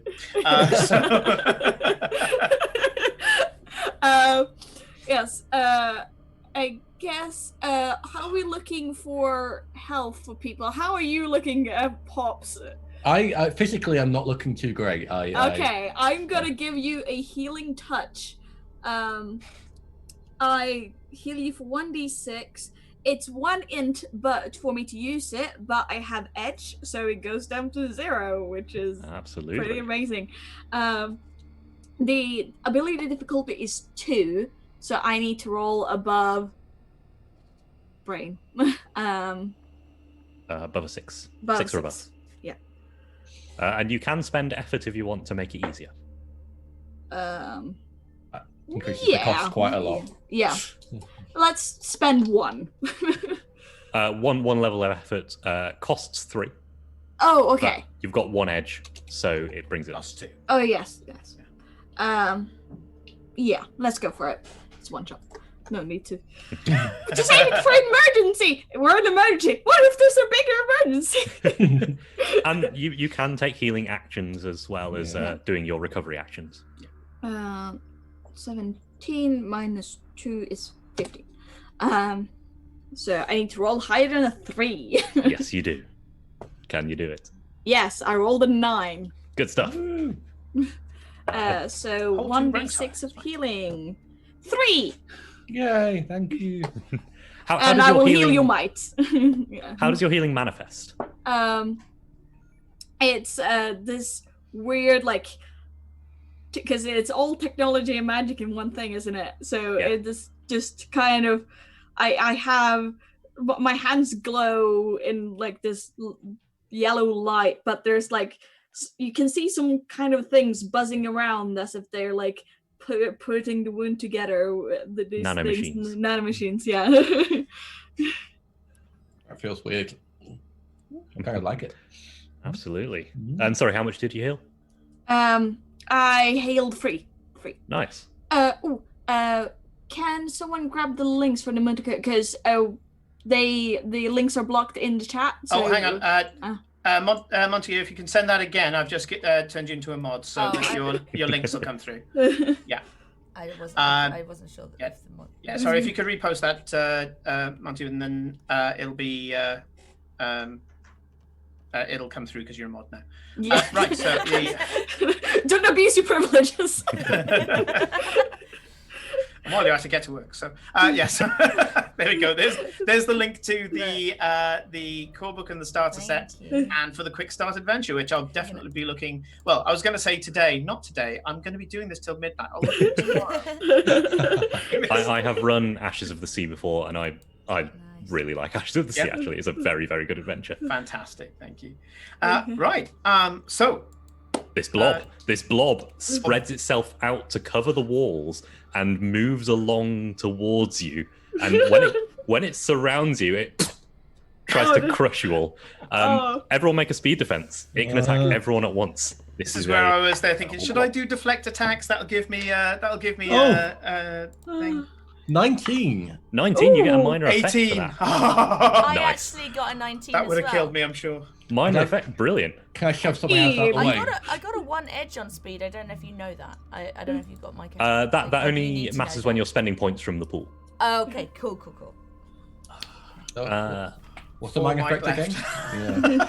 Yeah. Minor effect is something small that happens. So Can I shove something out the way so it doesn't crush them? Or is that too big? I think everyone actually succeeded on that. I got a 15. I don't know Yeah, if I that is dead on success. Something small. I don't know. Oh, right. Can I just do? Can Make you it damage? disoriented? Can the blob be disoriented? Yeah, if you want to Kick take it as I both go. of your minor effects and turn it into a major effect and give it hinder it on its next roll. Yeah, Yeah. I like that idea. Yeah, it would kind of everybody pushes everyone else out the way. And it hits It's just itself. like, what? Well, I guess it'll just kind of hit itself, won't it? It'll crush in. Yeah. So, yeah, you all dodge out of the way, and it does indeed crush in on itself and kind of splashes and then reforms in the center. So the next round, attacks and dodges from it will be one step easier. Nice. And yes, Laura and Hopper, you're up. Well, this is where I'm going. Are we sufficiently out of its area, or are we kind of still in its area? You're all in immediate range. Okay. I'll say Okay, run Sabrina away. and Styx got Run out one away. side, and Hopper and Law got out the other. So What? you're both on either side of it. I Bravely ran away. I have a effect that affects creatures in a target area, but I don't want to affect us. Are we all too close for that? Is the target area an area immediate across? It just says in an area within long range. It just says I can. This is my summon dark matter. I want to just affect. I think you can just grab the creature. Yeah. Okay. Well, so I wanted to. So I'll pull out my little hoop, which I carry around everywhere. I'll kind of look through it at the creature, and then I'll just shake it, and then streams of dark matter come out and shoot across and ping it to the ceiling, to the ground, and it's just kind of suspended there. So that's 1 intellect cost for me because of my edge. It is now hindered on all actions, and it takes a full action for it to leave the area. Oh, blimey, yeah. So Bravely ran away. this blob is suspended in the center of the corridor by tendrils of dark matter. It's still like unforming and reforming, but bits of it are just held in place. It's actually only a level 3 to hit at the moment. Law, you're up. Go for the eyes. I contemplate Nice, whether to bro. dig Go out for my nice. my heavy crossbow, but I think I'm too pissed and I've got my aggression, so I'm just gonna go up to it and just punch it in its stomach. Absolutely, yes. You're very right. You're very correct, Jordan. It's now we're now not trapped with it. It is trapped with us. I rolled a 16. Oh, I still yes. have the aggression up as far as I know, and stuff. So that Yeah, so adds actually you only need to roll a one. 6 or above. Okay. Well, yeah. So is that 6 Go on, points girl, of get it in damage headlock. again? I've got the 5 damage plus that extra for the aggression. Am I correct? No, the extra was for when you rolled a 17. You're right. Sorry. So, but 5 damage from my punch 5 damage. in the middle of it, looking for a stomach. And It's as blob. you do, it loses form entirely and splashes on the ground. The dark matter dissipates, as it kind of soaks into the spongy walls and ground. There's it dead? remnants of it. But yes, this creature is no more. I just shake go stamp on the any bits I remnants of see. it from my fist onto the ground. Just Ugh. go stamp. Stay down. Okay. Did you say get- so? I get sticks poking. For a recovery action, we have different tiers we can make, or what? did You have say? to do them in order. The first one you do has to be an action. The Okay. second one is 10 minutes. I'm going to do But, that right now. Yeah, you same. can wait. You can do a healing action on somebody else. Oh, okay. The difficulty is the number of points you want to heal. Okay. Well, I can do each time to heal the same creature in the task. Okay, I'm gonna save my healing touch thing because that is Spending thing points. spending points and stuff. Yeah. But I will do some healing tasks on because I am trained in this, Yes. so I will heal some people. Yeah, you can heal every person once a day. You can do Yeah. a healing task on every person once a day. Who's hurt at the moment? I'm still pretty hurt. My might is about half. Okay, I I'm will hurt, but attempt to not that heal bad. you. So with how it works, so healing, the difficulty is how much I want to heal him. Yes. So for example, if I want to heal him for 3, then that Difficulty 3. You've got a skill. It's reduced to a difficulty 2 task, but you heal 3. yeah. So difficulty 2, that means I need to roll a 6. 6 or above. Yeah. Should be. I'm not even multiplying. I've got a cheat sheet. Yeah. Oh. Yes. That Times should 3. be all right. Yes, I rolled a 12, so we're good. Yeah. So a nice bring out some supplies and wrapping up bandages, and Yeah. you've probably got some injectors and things Yeah. that. EpiPen. Oof, feeling better. And I start hopping again. Yeah. Any of you guys, how are you doing, Simon? I am bruised to hell to the tune of 5 might. Okay, You can I see will- as I'm there just clutching my side going, oh, Yeah. got me right in the ribs. Ugh. I'm gonna try and do the same. 3 points on you. Just a clarification, Ed. Is it the amount that you want to heal, or is it the amount of damage that I've taken? The amount you want to heal. Okay, cool. yes, I rolled a 10, so it's it's good. Ah, thank you, love. That's pretty decent of you. You all right? You okay? I'm all good. I'm all good. I just Yeah, okay, got good. I got a little bit hurt. Oh wow.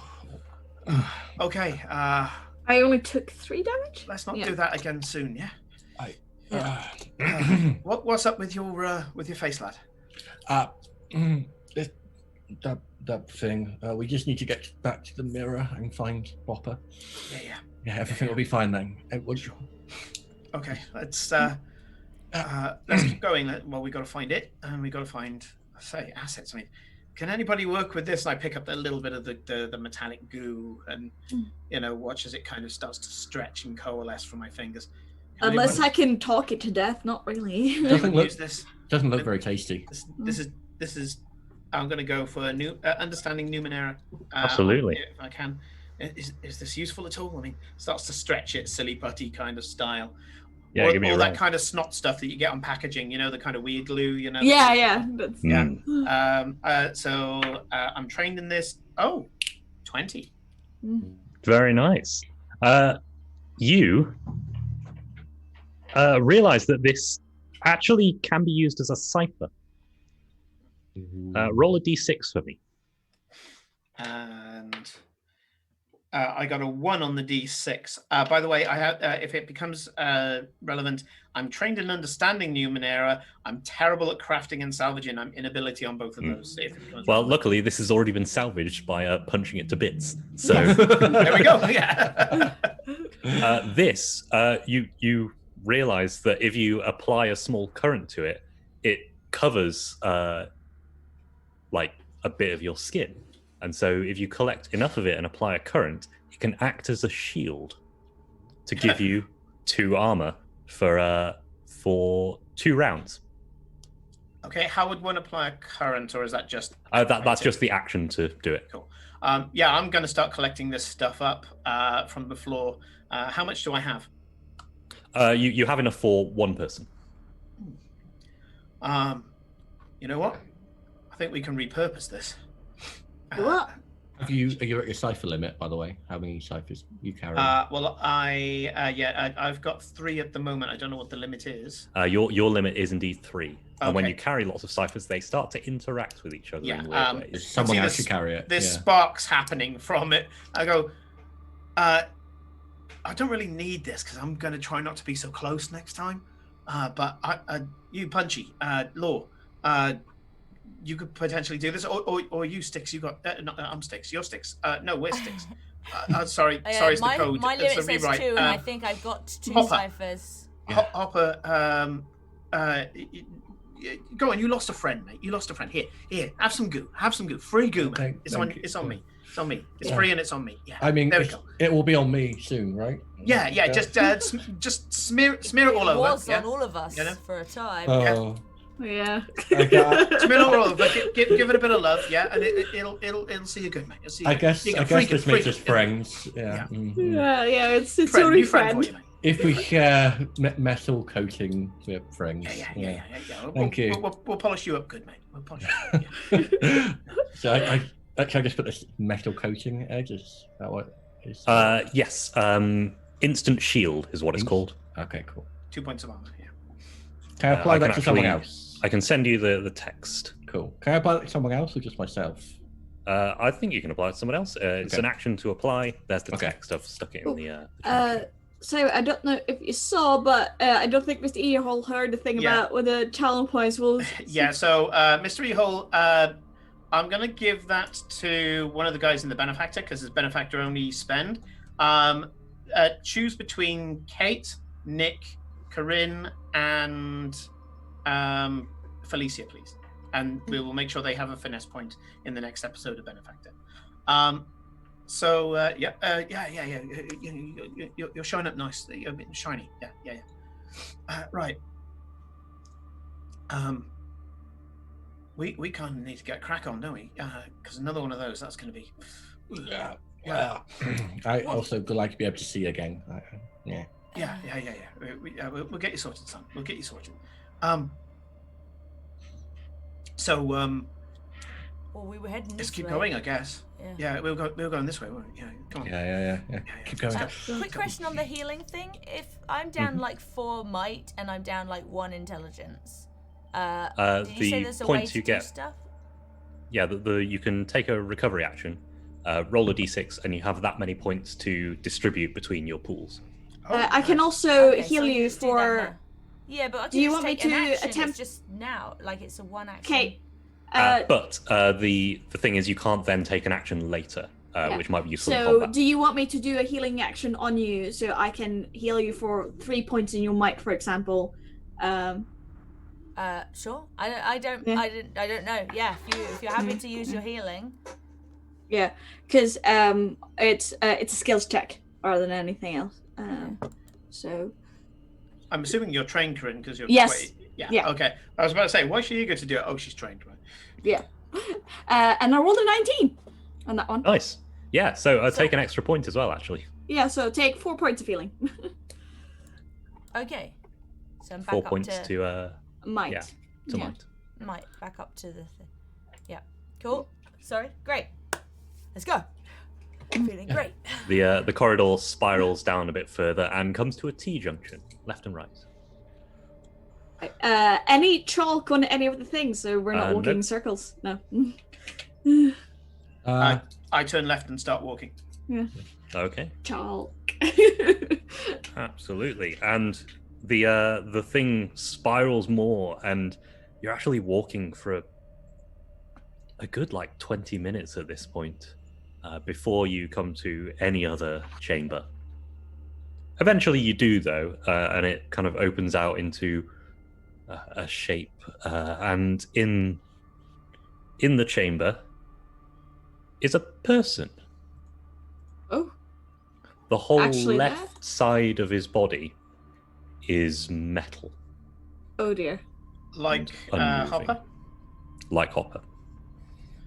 And he's just lying there, eye closed.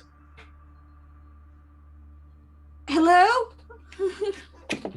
Might be a good time to try and see what we might have in store. Is there someone there? Hello? Yes. Yes, my name's Sabrina. Who are you? I'm Kadak. Hello, Kadak. How long have you been here? I don't know. Long? I stopped caring. I'm going to look over his metal side to glean what I can from it. Yeah, give me an understanding Numenera roll. That is a 4. A 4. Take 2 XP, please, Oh dear. and give 1 to somebody else. Or you can spend an XP to deny.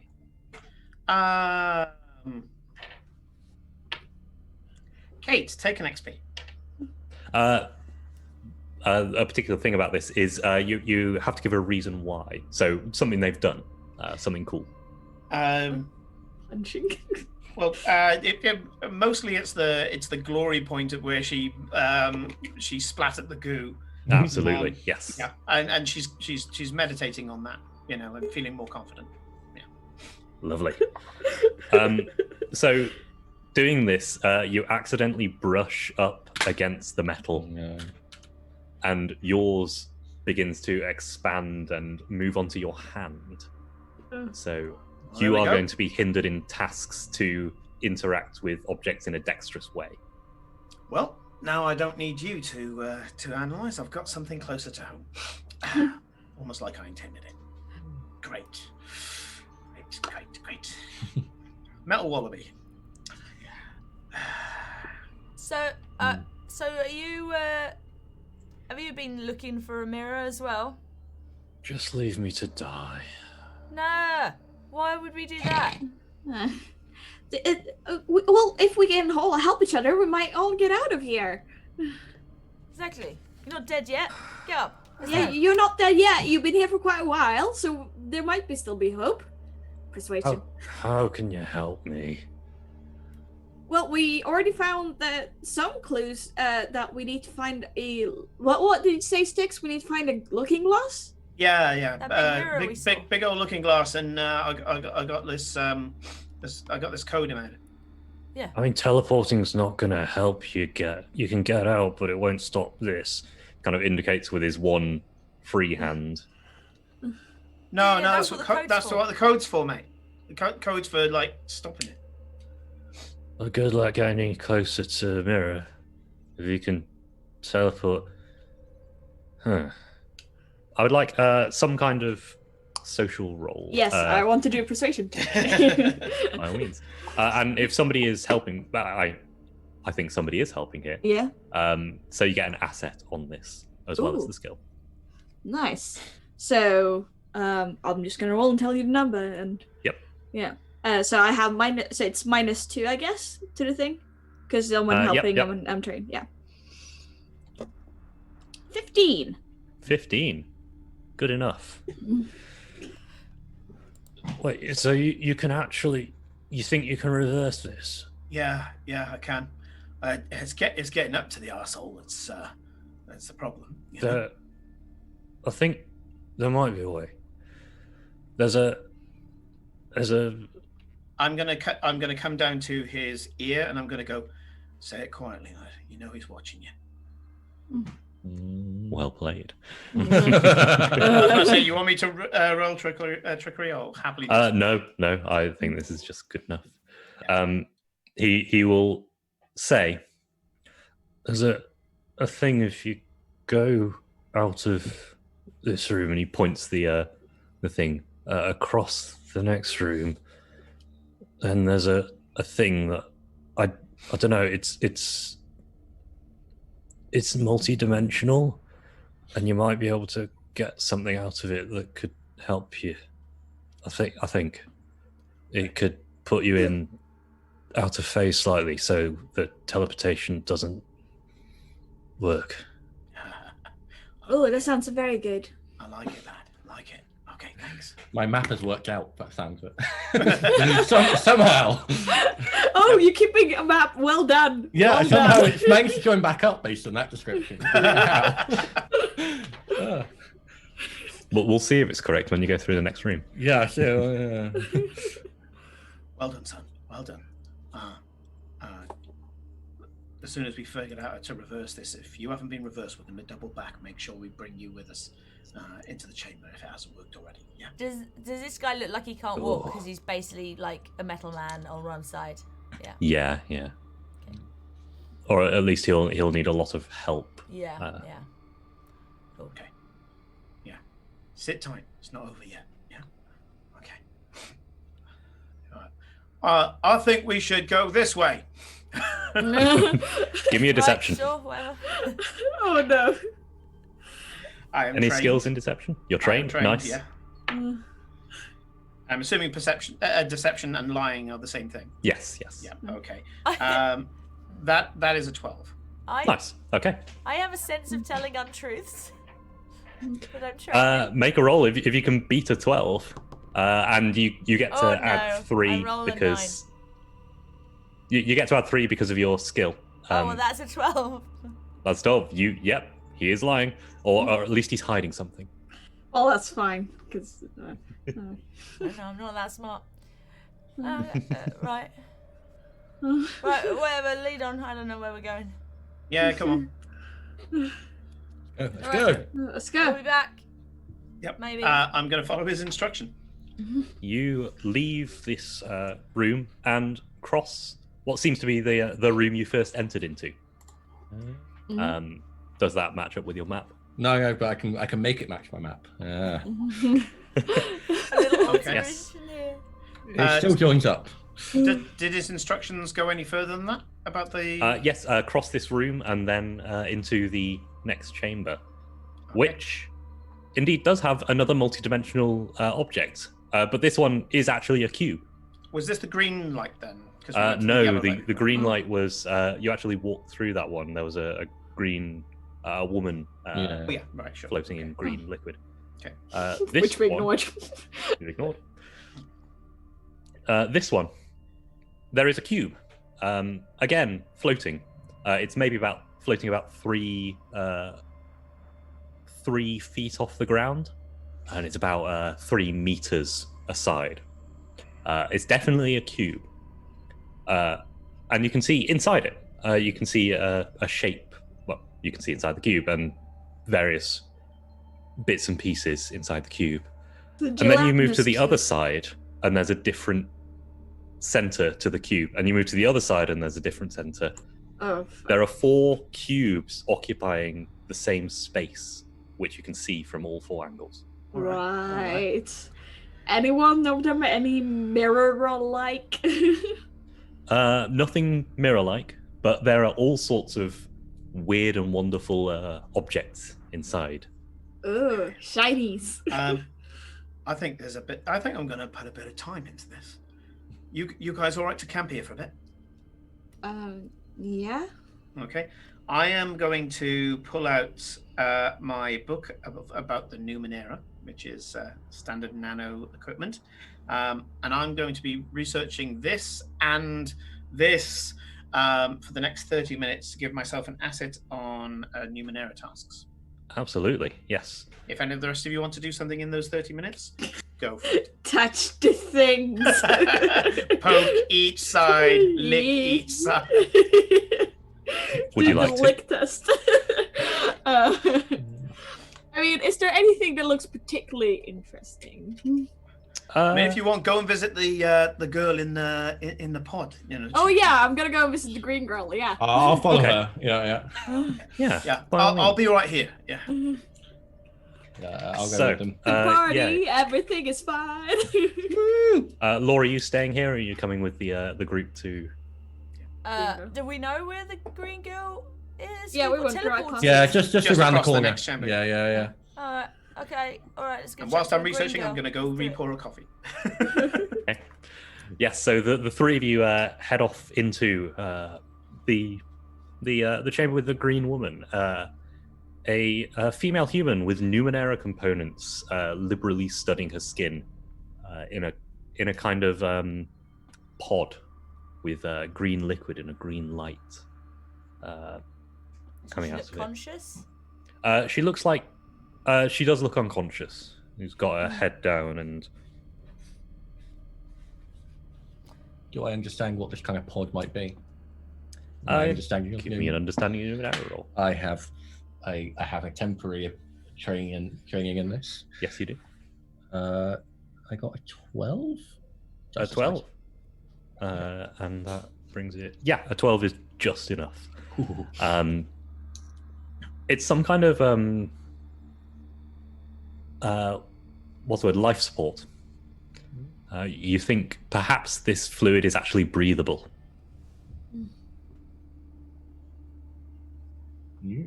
I knock on the thing.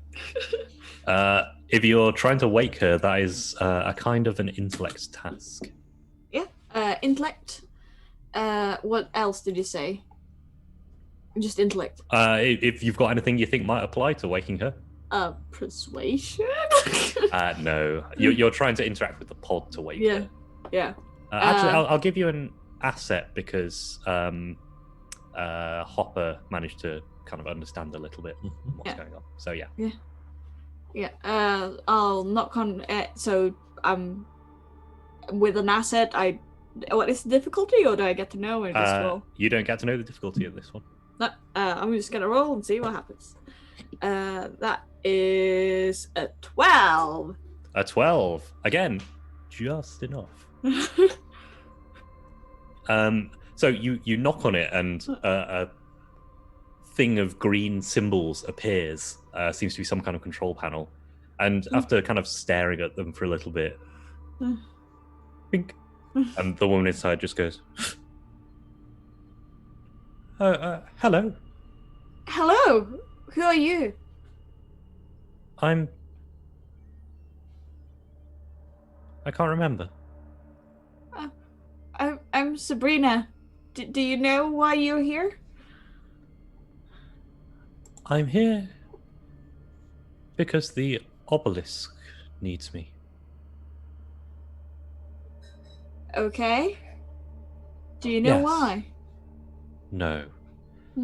Yes. The obelisk needs an intelligence. The obelisk can't function without an intelligence. So The obelisk is still waiting. What is it waiting for? I don't know. Not that intelligent then. Are you there with us? Yeah, I came with you. you have control over this building? You can do stuff? I have some control. Can you Do get you us know out? any? Do you know anything of the Iron Wind? No. Could you lock someone away in a room or lock out a room if you needed to? Possibly. Yes. I haven't been woken for a long time. Why We're, not? 7,342,167 years. Sounds like a lot. that is a long time. Morning. You right? The world is not great. Blimey. That's a long sleep. It was the blink of an eye. Yeah, I guess because you don't really notice how long you sleep for, do you? Do you want anything? Do you want to get out? No. No, we will wait. Have the obelisk been here for 7 million years? The obelisk has been here for much longer. The obelisk was here before I was installed. Oh And dear. we're in the obelisk right now. Yes. Do you know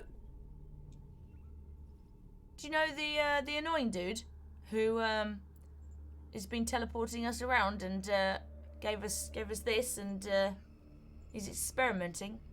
Is he meant to be here? There are 2 other sentient creatures inside the obelisk. Of which Yeah. one do you speak? The one controlling the looking glass. Yeah, not the one that's half metal. We met him. In the lowest chamber. Yes, I can see him now. Should he be here? None of you should be here. We want to get out. I might be able to help you with that. We need to get to the looking glass room first, the lowest chamber. He has done this to us. Yes. Yes. Everyone make an intellect defense roll. Oh God. Oh dear. Oh. Knowledge tasks. Oh, no. Oh, yeah, sorry. By the way, this is a level 8 task. So you would need to roll a 24 on a d20. Well, okay. Yeah. 11! I'm not. I have an inability to do an internet defense, and I rolled a 2. Ah. So you actually needed to roll a 27.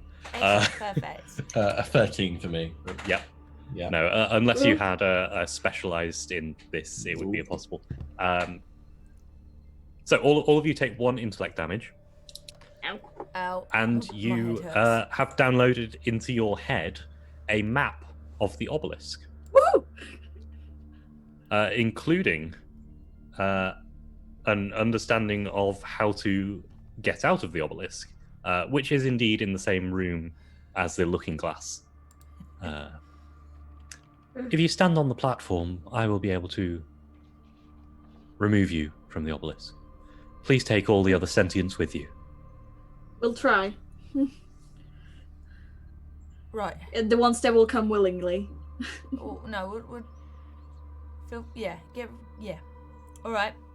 Which language am I speaking? Are we speaking English? You're actually speaking a language called the Truth. Yeah. The truth. Oh. I do not know this language. Yeah, you do. No, you can understand me. Oh. These are different things. Yes. Our language is called the truth. I don't know what language was called 7 million years ago. She just says the truth. Right? Sounds the Because same. your brain is translating it.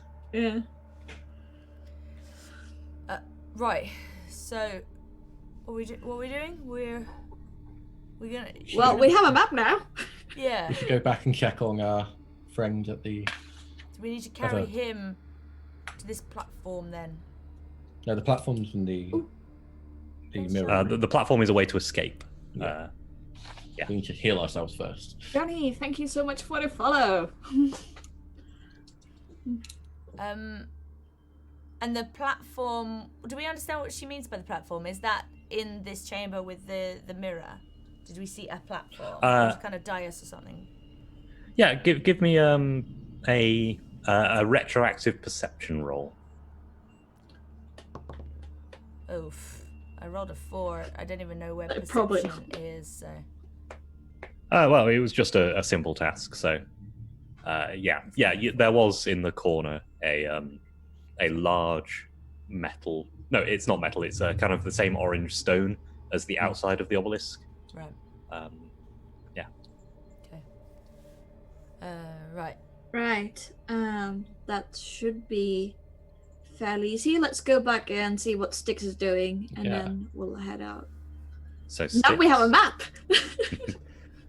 Styx, going this you way. have been sitting and reading your book and trying to understand this obelisk. When you get back to him, his shirt is off, and his kind of chestnut-colored skin is daubed with a multitude of day-glow, slightly luminescent colors now, runes for transition, obfuscation, and a number of other ones that seem to just be ramblings, quasi arcane ramblings. And he's there like, yeah, so it's like that, it's definitely. And he's just rambling to himself. Yeah. Nice, cool look. Yeah, cool. Yeah, that works. Yeah, that's what it is. Please give me a roll. And he's staring at the cube now. I must stop rolling. Oh, actually, hang on. It actually would be routine for you because you've got 2 assets on this. Oh, okay. So in each of these things, there is some useless junk and some less than useless. Less than useless, more than useless. Not useless junk. You see inside, you find a wrist launcher that can launch a small object up to a long range. If it's hard, it inflicts 4 points of damage. You find a mouth guard, something you kind of slough onto your mouth, which allows you to breathe fire. Of course. And you find a handle, which that attaches to an object and gives it a handle. You also find a dust, which, when thrown in the air, hovers around, putting everything kind of in the cloud of dust, which is everything in an immediate range, out of phase slightly, rendering them immune to teleportation effects and similar. These are all Numenera ciphers, I'm guessing. These are all ciphers. So we have to drop something. They're also all in the cube, which it's going to be slightly difficult to get these things out of the cube. Yeah, because just reaching in and grabbing them was probably not a good idea. Do I think it's a speed thing, a mic thing, or an intellect thing? Do I have to interface with the cube, or is it a case of kind of getting in there? It's a speed thing. Standing it, it's a speed thing. Well. Yeah. Sorry, kind of went deep. Yeah. So this one here makes you breathe fire, lovely, burn. Yeah. This one here is it's like a weapon. He pulls out his dart thrower. It's like one of these, but it's on your wrist. You can throw anything. Well, anything you can put on your wrist. This one here is this handle. And there's only one handle unless you put it on a fork. And then there's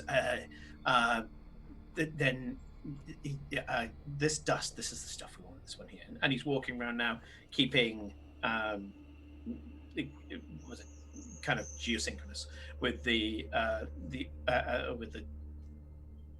cube as he's going around. And he's this is the one we want. This is the one. We need to get this one first, get the dust first, because I don't know if the others are going to close when you pick up the first thing. So we need someone who's fast, though, because the problem is you don't want to touch the sides. I think it might be a bit... sorry, I'm having trouble coming back. I'm going to go and sit here, and he's going to go... Do you need to be punched again? No. By the way, there was a small detail about the handle that I forgot to mention. You can attach it to anything, including a person. It will inflict damage to that person and make it easier to grapple them, because they now have a handle. On their face. Oh, maybe you can attach it to the guy and be like, haha, I got a handle on you now. Ha, ha, ha. It's definitely a way to take someone out of the obelisk. Yeah. Lift him up like a suitcase. Yeah. Just carry him around. Yeah, it's this face here. This one here. That's what you want. Who's fast? Yeah, sorry, I had to go through not Speed me, is I 12. think. memory. I don't know. Same. Yeah, are you trained in any speed? Yeah, your skills are the more important thing. Climbing. Does this count as a speed defense task? You can have it count as a speed defense task. Be slightly different effects if you do. I mean, if you want, I could. I've got a spot near my belly that I can put something on, and he reaches into the bag and some light blue, like almost aquamarine, glowing paint is on his fingers. You know, I could. If there's no volunteers, I mean, I'm Hopper. all right. I'll do Hopper, it. I've got some tongs. I'll just grab it out with the tongs. Go for it, Hopper. Nothing bad can happen. Oh, I want to put some effort it's in. like that to kids try game, disembowelment. Yeah, go on. Can I do go it? for it. I've got some small tongs. I want to try and grab it really quickly. Yeah, I've got some effort. absolutely. So I'll You're take putting effort in. Yeah, so I'm going to take free speed, and let's do this. 19. Ooh. 19. Blimey, yeah. So you reach in very quickly and grab out the little pot of dust. It's about this big. Grab it with the tongs, and as you do, the thing starts to spin up. Slows down. Like Yeah, I but- say, the sides. Yeah. I'm going to put the dust on the floor so it doesn't. I'm carrying too many ciphers. So. Yeah. There you go. Should we get another? More. Ooh, I like the sound of that mouth guard. That sounds fun. Yeah. Wait, with ciphers, do they once we've used them, are they then inert or what Yes, happens? they are gone Okay, once you use so I can pick it up because I assume my heat vision is now okay. gone. Yep. So I'll pick up the dust. Indeed. Should I go in for another one? Should I go? Should I do it? Yeah, you go for it. Yeah, do it. I'll go a bit slower this time. I don't want to. It's just too much. That's the first time it's a lot of effort. It's making me sweat. So I'm going to do this one without effort. You get. I'm going to say you get an asset because of the minor effect last time. Okay, So cool. you've kind of understood what's happening now, so you're prepared. You got the time. The Oh. spray canister thing. There you. So I got the cloud out. I was going to go for the mouth guard, the breathing fire one. No, I was asking Ed if what he sent there is the spray canister. Oh yeah, that's from a while ago. Oh, okay. I haven't sent anything about this dust. Okay. Oh. Okay, cool. Not so good. 9. 9. And you weren't using effort this time, were you? No. Oops. Luckily, you still had the asset I said you had. Yeah. So you just it kind of it clips the edge of the fire breather and knocks it out of the tongs as you pull them out. So it throws it across the room. Can I try and grab it? I said it again. Yeah, by all means, make a speed roll. Sure, why not? Classic monk. Yeah, 15. Easily snatch it out of the air. Careful. Give it back. Or put it on the floor. Should we be greedy? Should we get more? What was the other stuff? So there's Because I've the got- I think fire breather. they're gonna start arguing if you're not careful. Well, I've got a mask effect that I don't know whether I want to use because it basically emits an invisible energy that any Well, living creature in the field other than me is going to feel nausea and discomfort, which means everyone I'm with. So it's not something I probably want to use. So if Well, there's the something two we got better- here left is the Andal and the Wrist launcher. wrist launcher. I mean, I'm happy with what we've got. The handle sounds fun though. Lots of like silly stuff. Yeah. I think The- that the- dude is not going to come that easily. Oh, Yeah, he's- so maybe wanna the handle grab is a him good with idea. handle. yeah. But then I can be quite sneaky when I Unless want we to just be, kill him. so, I mean, that'd be easier. He seems I like a was- twat. I'd like to just kill him. yeah, There's just no. I can be quite sneaky when I want to be. So So you can sneak up to him, attach the handle to him, and then. yeah, like that sounds like a cool. Yeah, I was just gonna sneak in there and get Bopper and leave, but that sounds more fun. Ooh. Ed, do I think the wrist launcher is a light weapon? It's a cipher, so it doesn't actually need a roll to happen. Oh, so it just launches something. Yeah. Okay. One-off wrist launcher. I'm good. I got my thing. I got my things. Okay. Let's flip a coin to see whether we go for another one. Here you go. Here's a shin. I'm going for it. I'm going for the handle. Nice. Oh god. Can I help him in any way? Is there something I can If you can tell me how you would help him, yeah. How would I help him? Try pulling him out the way. The second he's in there, pull him. Yeah, okay, so yeah. I grab it, you so pull me out. He grabs and I help so that he doesn't have to do the double movement kind of thing in a way, yeah. So I'm Okay, going to yeah. pull one way as he grabs. Try Yeah, that. take the asset. Okay. So, you don't have the asset now from your first try. Yeah, that's fair. So I've still got But one. you still asset. need a 9 or above. So. 9 or above. Here we go. 8. 8. Oh. 8. Ah. It smacks your hand and just like leaves it ringing, knocks the tongs out of your hand. You don't get the thing, and you just take 1 might damage. That didn't work. Okay. I have armor. Does that negate this? Yeah, actually it would. So no damage. Yes. But the thing is actually spinning up now, and it doesn't seem to be slowing down. Cheeky. Oh, got greedy, guys. Okay, we've got this. So we've got the dust. What's the plan? How far does the dust interact? Wait, hang on. Is Nibs in the room with us?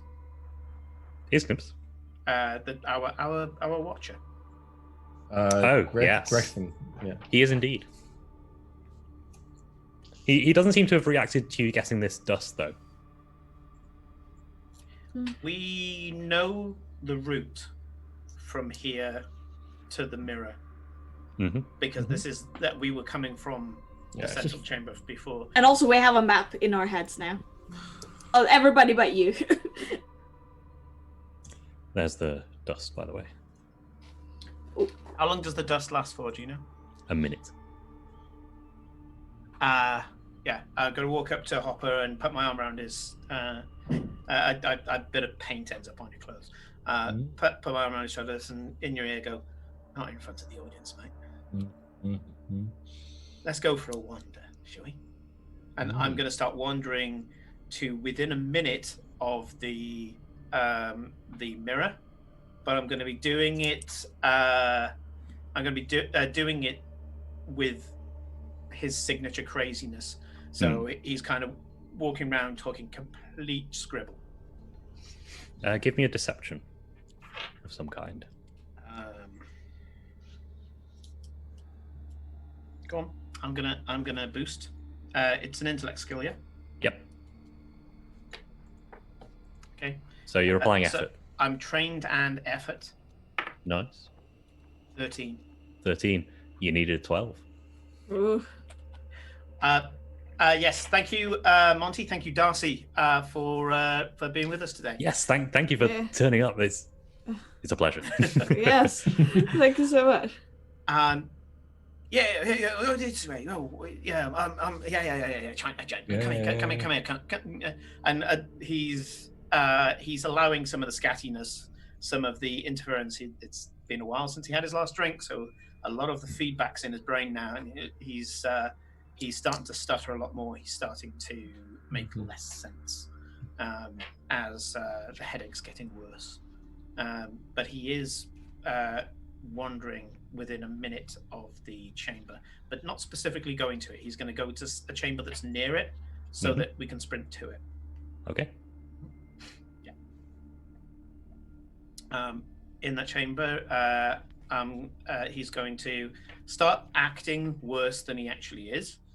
So he's kind of doing a bit of a Jack Sparrow here, where he knows he's mad, and he's going to be going up and intermittently leaning on each of Hopper, Sabrina, and Law, and basically saying, "We dust up, we run in, and I throw this at him, and I pat the pocket, which you guys already know from the 20-year roll before, is that I'm going to throw a harassing companion in his face, and then it's on. So that's as far as Styx has got for the plan. Is we get in, I mess up his shit, and then after that, something. No. Open to ideas. The only problem is that we need to, because we need to be teleported away. So we need to like eat, drink it, and then survive for a minute. Well, we can take him out in that minute. We just got to get him away from the controls. Yeah. And then I need to get to the controls to put the code in. Yeah, because he pressed a button, so we know he had to physically press a button to teleport us. Yeah. Yeah. So just get him away from the controls is the main thing. Yeah. With the handle. We didn't You get don't the have handle. the handle. Anyone got a lasso? I pull out the aquamarine paint and just over my right pec, I give a symbol of celerity, and I activate deflect attacks. So for the next 10 minutes, I'm trained in speed defense. Yes. Let's go. We only have 25 minutes left. So We really? Jesus, okay. Yeah. A question. The energy I absorb from that metal creature, I still have it, right? So I can do You the do. release energy. Okay, cool. Yeah. Indeed. Okay, ready to book. Let's do it. Run. Dust it. Dust And it. so dust. Yes. breath. Run in, and if there's an equivalent of prepared action, the second that I go into the chamber, I'm gonna go annoying cube. I choose you, and Absolutely. this little flying cube flies into his face. Yeah, wait, what? The thing just floating around him, buzzing and poking him. It just pokes him in the face. Yeah. Like, Sabrina, take 2 XP as you Oh, breathe in okay. this dust. Oh dear. Yeah. Okay. Yeah. And give 1 XP to somebody else. He hasn't been given an extra XP. Kate, have one. Okay, I've got another one. How many? Well, I don't know what to do with them. I've got 3 XP. I don't know. You can use them to deny. What's the word? Denied DM intrusion. Deny GM intrusions. Yes. Okay. That's most of the use you'll find in a one shot, I'm afraid. No, that's fine. That's fine. Okay, cool. So if I okay. So But the But you difficulty breathe of- in this. Hang on, we've got a GM intrusion. You breathe in the dust. Oh, can I deny And- it? No, but I got it. through no, it's that. for No. me. It's for me. Yeah, No. got you. You breathe in dust, and it interacts with the iron wind which is in your lungs, Oh dear. causing you to go out of phase. You can't affect anything physically. That's a minute. Oh. So mental attacks only, I'm afraid. Oh, boy. Well, that's fine. I'm not good at Glad I didn't physical get attacks that. anyway, I don't have so- any mental attacks. But yeah, it's just interacting with the iron wind in your lungs. I can still goad him and have him But yes. attack me. Initiative all round, please. And this is a speed check, Oh, isn't you're it? kidding me. It is a type of speed check. Okay, I'm going down to 8. I'm going to step it down. That's the actual one again. Nice. I rolled a That is- 17.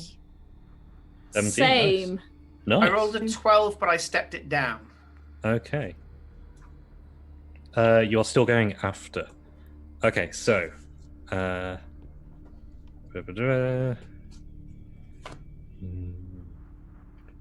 And sorry, was that a natural one, Hopper?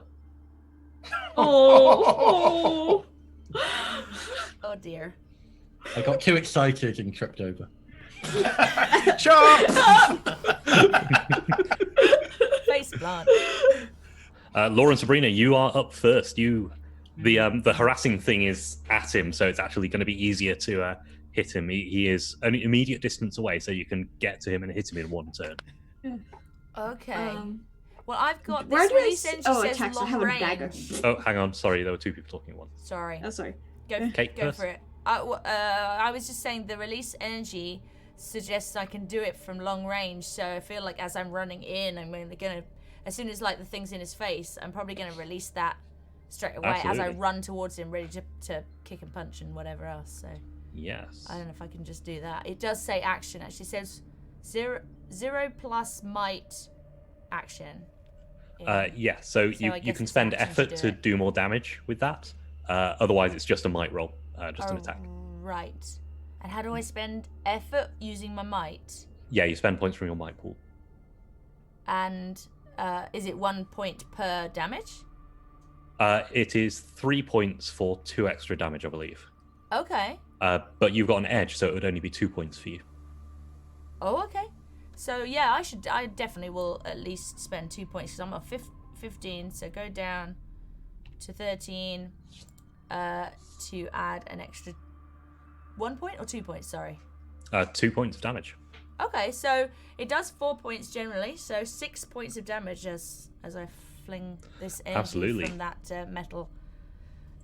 Slime Yeah, ball so thing. you are charging it. He turns around and is poked in the face by this. What the? And he just takes this heavy hit of this blue glowing light to the chest. Just wins him. He's scared. What I'm gonna do? I'm gonna use my sparkle. I can, yeah, I can have 1d6 glowing light shoot out. So because we're not quite engaged with him yet, so I'm gonna have the flash go off in his face and blind him. Absolutely, yes. Blinded and harassed. Yes, and I don't know if you want me to roll the amount of lights that are coming. It's just a single target I'm focusing on. You've only got the single target, so it doesn't matter. Yeah. But if you want to roll for just how many visual. lights does he? He gets 2 lights in his face. Okay, so it's like a Roman candle. Yeah. Shoots a couple of lights off and just flashbangs. Yeah. Blinding him. Yeah. He's up next. He's blinded and harassed. GMs normally don't make rolls in Numenera, but I'm going to make an exception because you've done a lot to him. He could do this normally, but I'm making him do a simple task, so he might fail at this. Yeah. He does not. He reaches and kind of slams a hand on some of the Numenera controls that aren't to do with the mirror, and little pods things release. 3 buzzing. They look mechanical, but they also there's biological parts and mechanical parts. No idea what they are, but they are buzzing towards you all. Ed, did you increase the difficulty by 1 step? Because everything he does is increased by 1 step. That's why he had to make a roll. Normally he'd just be able to do it. Sure. Yes. That means next up is Sticks. Okay. No nonsense here. No nonsense. I'm gonna focus on him, and a beam of force, a ray of force, is going to shoot out of my left eye at him,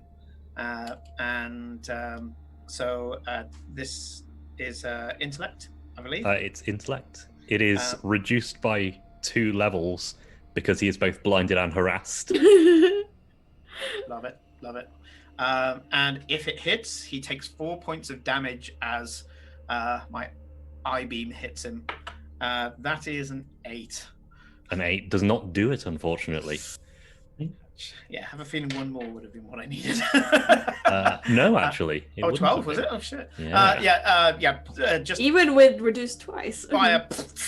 Yeah, that's the boss, man. And so I shoot a random piece of backdrop instead. Absolutely, yes. Next up, these buzzing things. I would like Hopper, Sticks, and Law to make speed defense rolls, please. Yes, because they can't touch me. Exactly. I'm trained in this, so Lovely.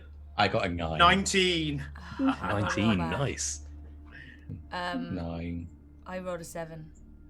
7. Luckily, these things are only level 2. So. Oh. But 19, you get a minor effect. We'll say you bludgeon one out the way and just make it super easy to dodge next time. Yeah. But yeah, no, everyone like batting away these things. They've got like sharp claws and stuff which they're scratching at you with. But that's all they are. They are superficial scratches. Hopper. Okay. You got a 1 on your initiative, didn't you? Yeah.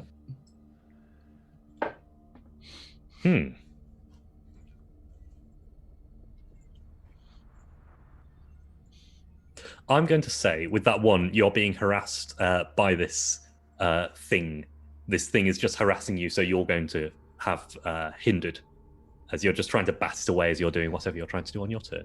Well, that plays perfectly in what I'm going to do. Oh. So it just plays along the dialogue. So I'm like, I'll just shoot him then. I'll go to pull out my crossbow, accidentally grab the other little ray gun I have on my side and point it at him and use my shrink ray to shrink the guy to 1/12 of his size. Oh wow! I'm sorry, 1/20 of his normal size. Jesus. 1/20 of his normal size. So he is now a little guy, and It's about maybe that tall. and Something he like that. stays he stays that way for 8 hours. Oh my god!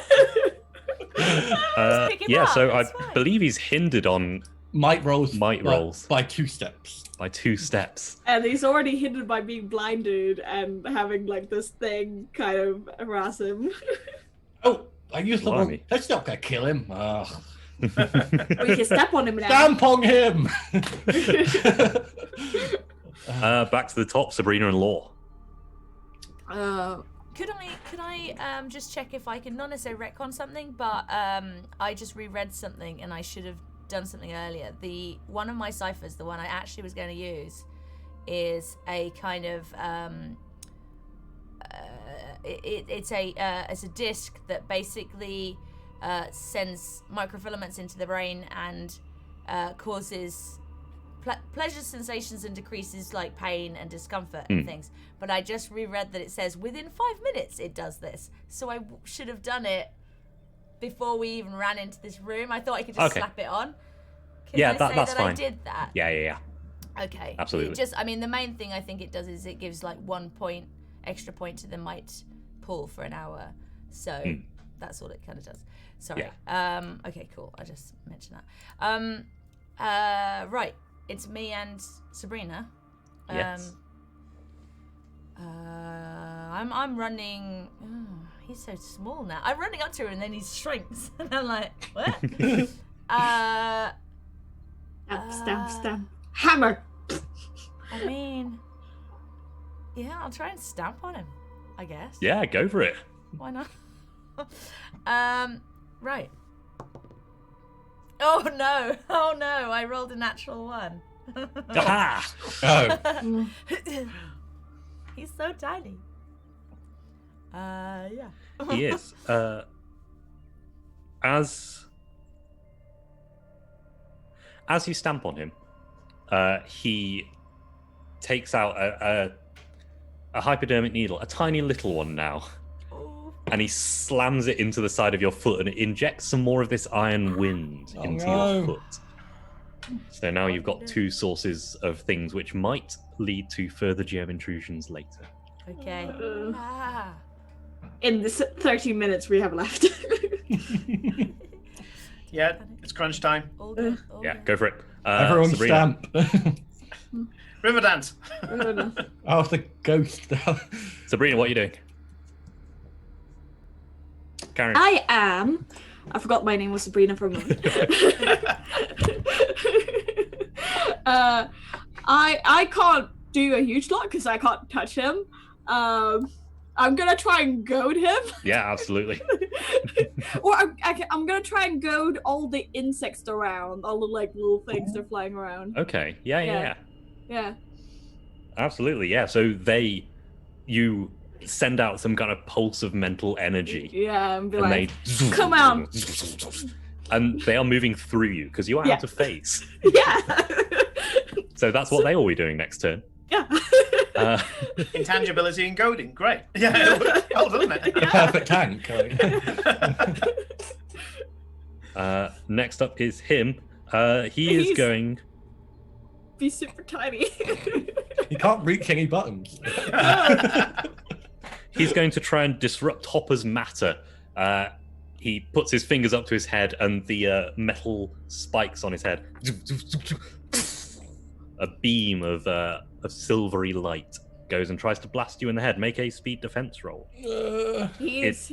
He is blinded and harassed, so it's a difficulty 4. That's an actual 1. Really? Dice! It's always this dice! Well, remove the dice then. Put it in dice jail. Dice jails exist for a reason. It's matter disruption. You've got Iron Wind. It's going to disrupt your matter. So take 6 points of damage that ignores armor. Oof. And the thing actually moves over. The Iron Wind covers your eyes and your other ear, and you're going to be hindered on all attacks from now on. Yep. Until it's cured. Right. Sticks, you're up. How long do I think it'll take me to type in the code? You think it'll take you 2 actions, so 2 rounds. Under him. Well, he's not big enough to stop me. So,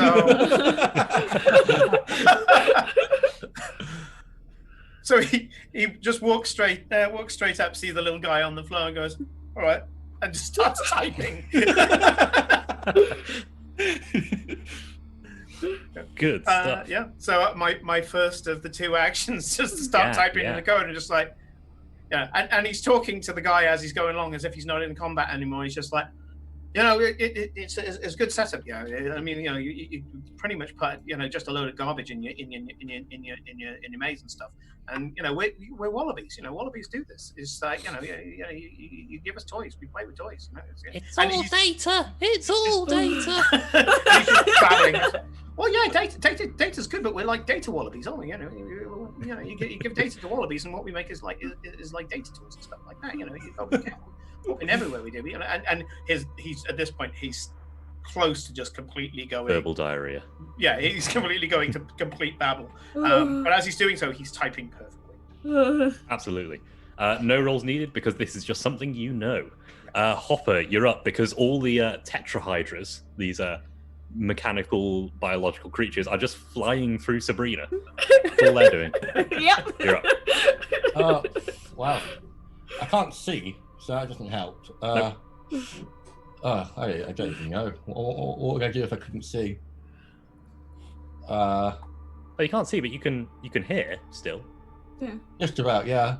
I'll wobble over to where I hear the little guy, and then I'll just lie down on him, just to try and push him. Absolutely, yeah. AoE! Count as light weapons. Okay. So they would do 2 damage, and it is eased by a level.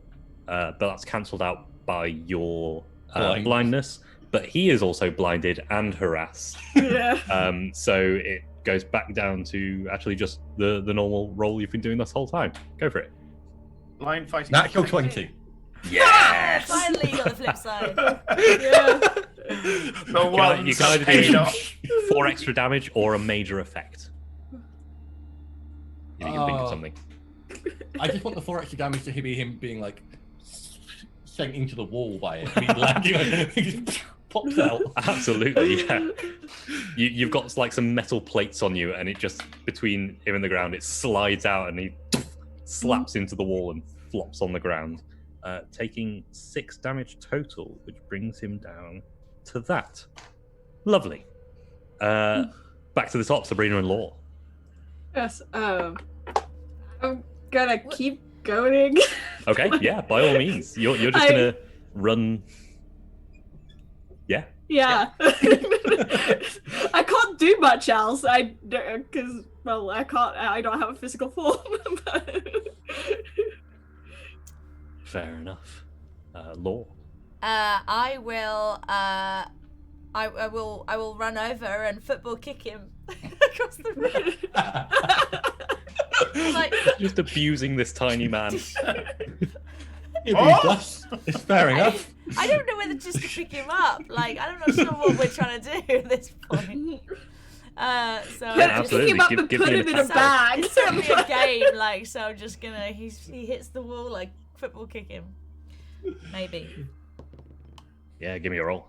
14. 14, good enough. Couple of confident steps and laces straight on him. Bang, back into the wall. 4 more damage to him, I believe. 5 more damage. 5 damage, yeah. Yes, because you're a glaive and you get more damage on weapon attacks. Yeah.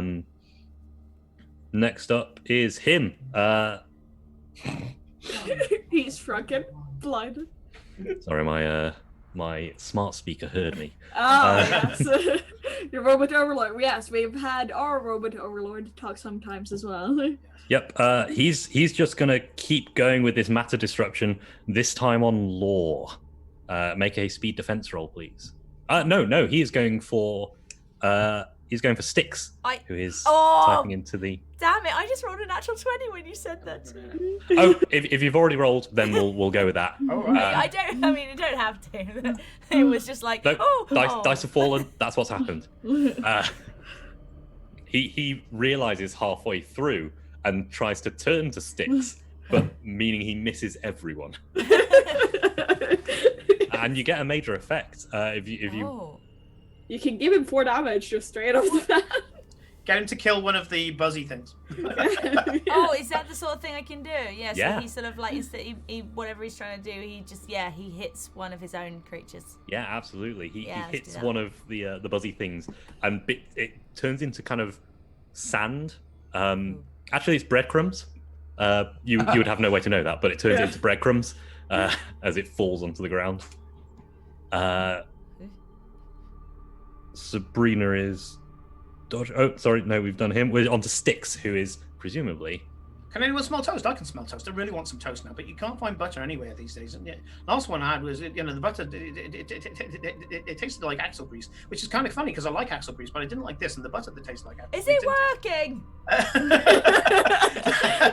The iron portions of everyone are moving back, retreating. Oh. Yep. And over the course of 10 seconds or so, which will be the next round, the thing will retreat into a little nodule, which will then pop off.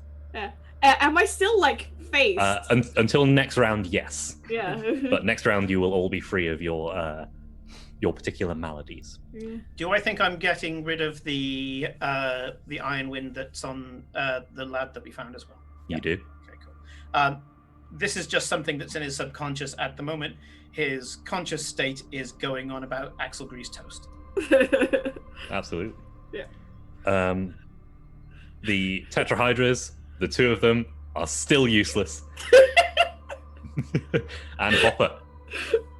Can I see a little bit now? Or am I? You're still hindered until the next round. Okay, cool. Well, You can still murder him. yeah, I was thinking, I was just gonna. My dagger's gonna be as big as him, isn't it? Yep. So I'm Great just sword. gonna go slice him through. Yeah, give me that attack. Come on. He's still. Thing is, this thing that's harassing him is now huge compared to him. So Yeah. it's like literally like pushing him across the floor. That's a 12. 12 is good enough. Yes. 2 damage. Easy, just like 2 damage. Lovely. Yeah, he's starting to look pretty hurt at this point. As we go back to Sabrina and Law. Yes, Sabrina. Are we killing this dude or are we taking him with us? I don't really know what to do. By the way, this is the point at which your iron wind has popped into a little thing and has popped off your arm. Okay, so I'm no longer You phased. are no longer phased. Okay, good to know. Let's eat him. Well done, Styx. I'm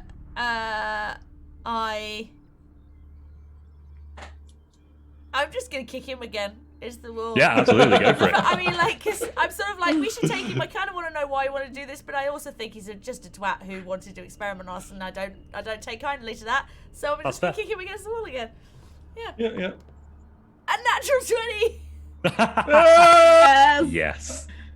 So you boot him against the wall and poof, he slams into it and slides down and doesn't move. The tetrahydras all kind of fall apart and fall to the ground. I think my question's mute now. Don't worry. Yeah. And as the Awesome. iron wind retreats from all of you and pops off, you can breathe, some of you, and you can move your hand. Ooh. And you are free. I from the hope iron we wind. did want to kill him because I might have just done that. Yeah, Oh, I that's don't nice. care. I'm Whatever. still typing. I find Bopper. Where is he? Good Whopper. We'll I fix will you up. go and get the guy because we can't go through the teleporter until our mist have gone anyway. Simon, but roll a d6 for me. Oh dear. Oh Is dear. this an intervention? Can I stop it with an One. XP? This is not an intervention because Okay. he said he was typing. I'm still typing. Yeah. Oh Um, no. Oh no. One is cause the glass to view a location the user has visited before for up to 1 minute. Where would you like to view? I want to view the lad that we, he just subconsciously is like, oh, that lad's okay. I wonder if he's got any toast. Yeah, And he just, he has got up and is standing up, and he you can see him start he can pelting. see me in the corner of the room now, can't he? Yes, Because he I'm the can. operator. He goes, see, told you, lad. It's not over till it's over. Got any toast? He smiles and kind of salutes and runs and ends up in the chamber that you are all in. Right, let's go, guys. And I drag the sticks off the controller. Are the little bots still attacking? Okay. Are we off? The little bots have fallen apart. Yeah. Oh, they all, We should take the little guy. And we'll take him to the teleporter and Well, say get rid to of him the that air, to the green lady, we're ready! Are you ready to leave? Yes. Please, please. It's a very weird feeling because you are ripped apart molecule by molecule. It's not painful. Yeah, there's just an understanding of you are molecules. And then you're whole again and looking up at the obelisk floating 300 meters above you. Thank you all for playing. Thank you so much. I'm going tiny For little running. ragdoll.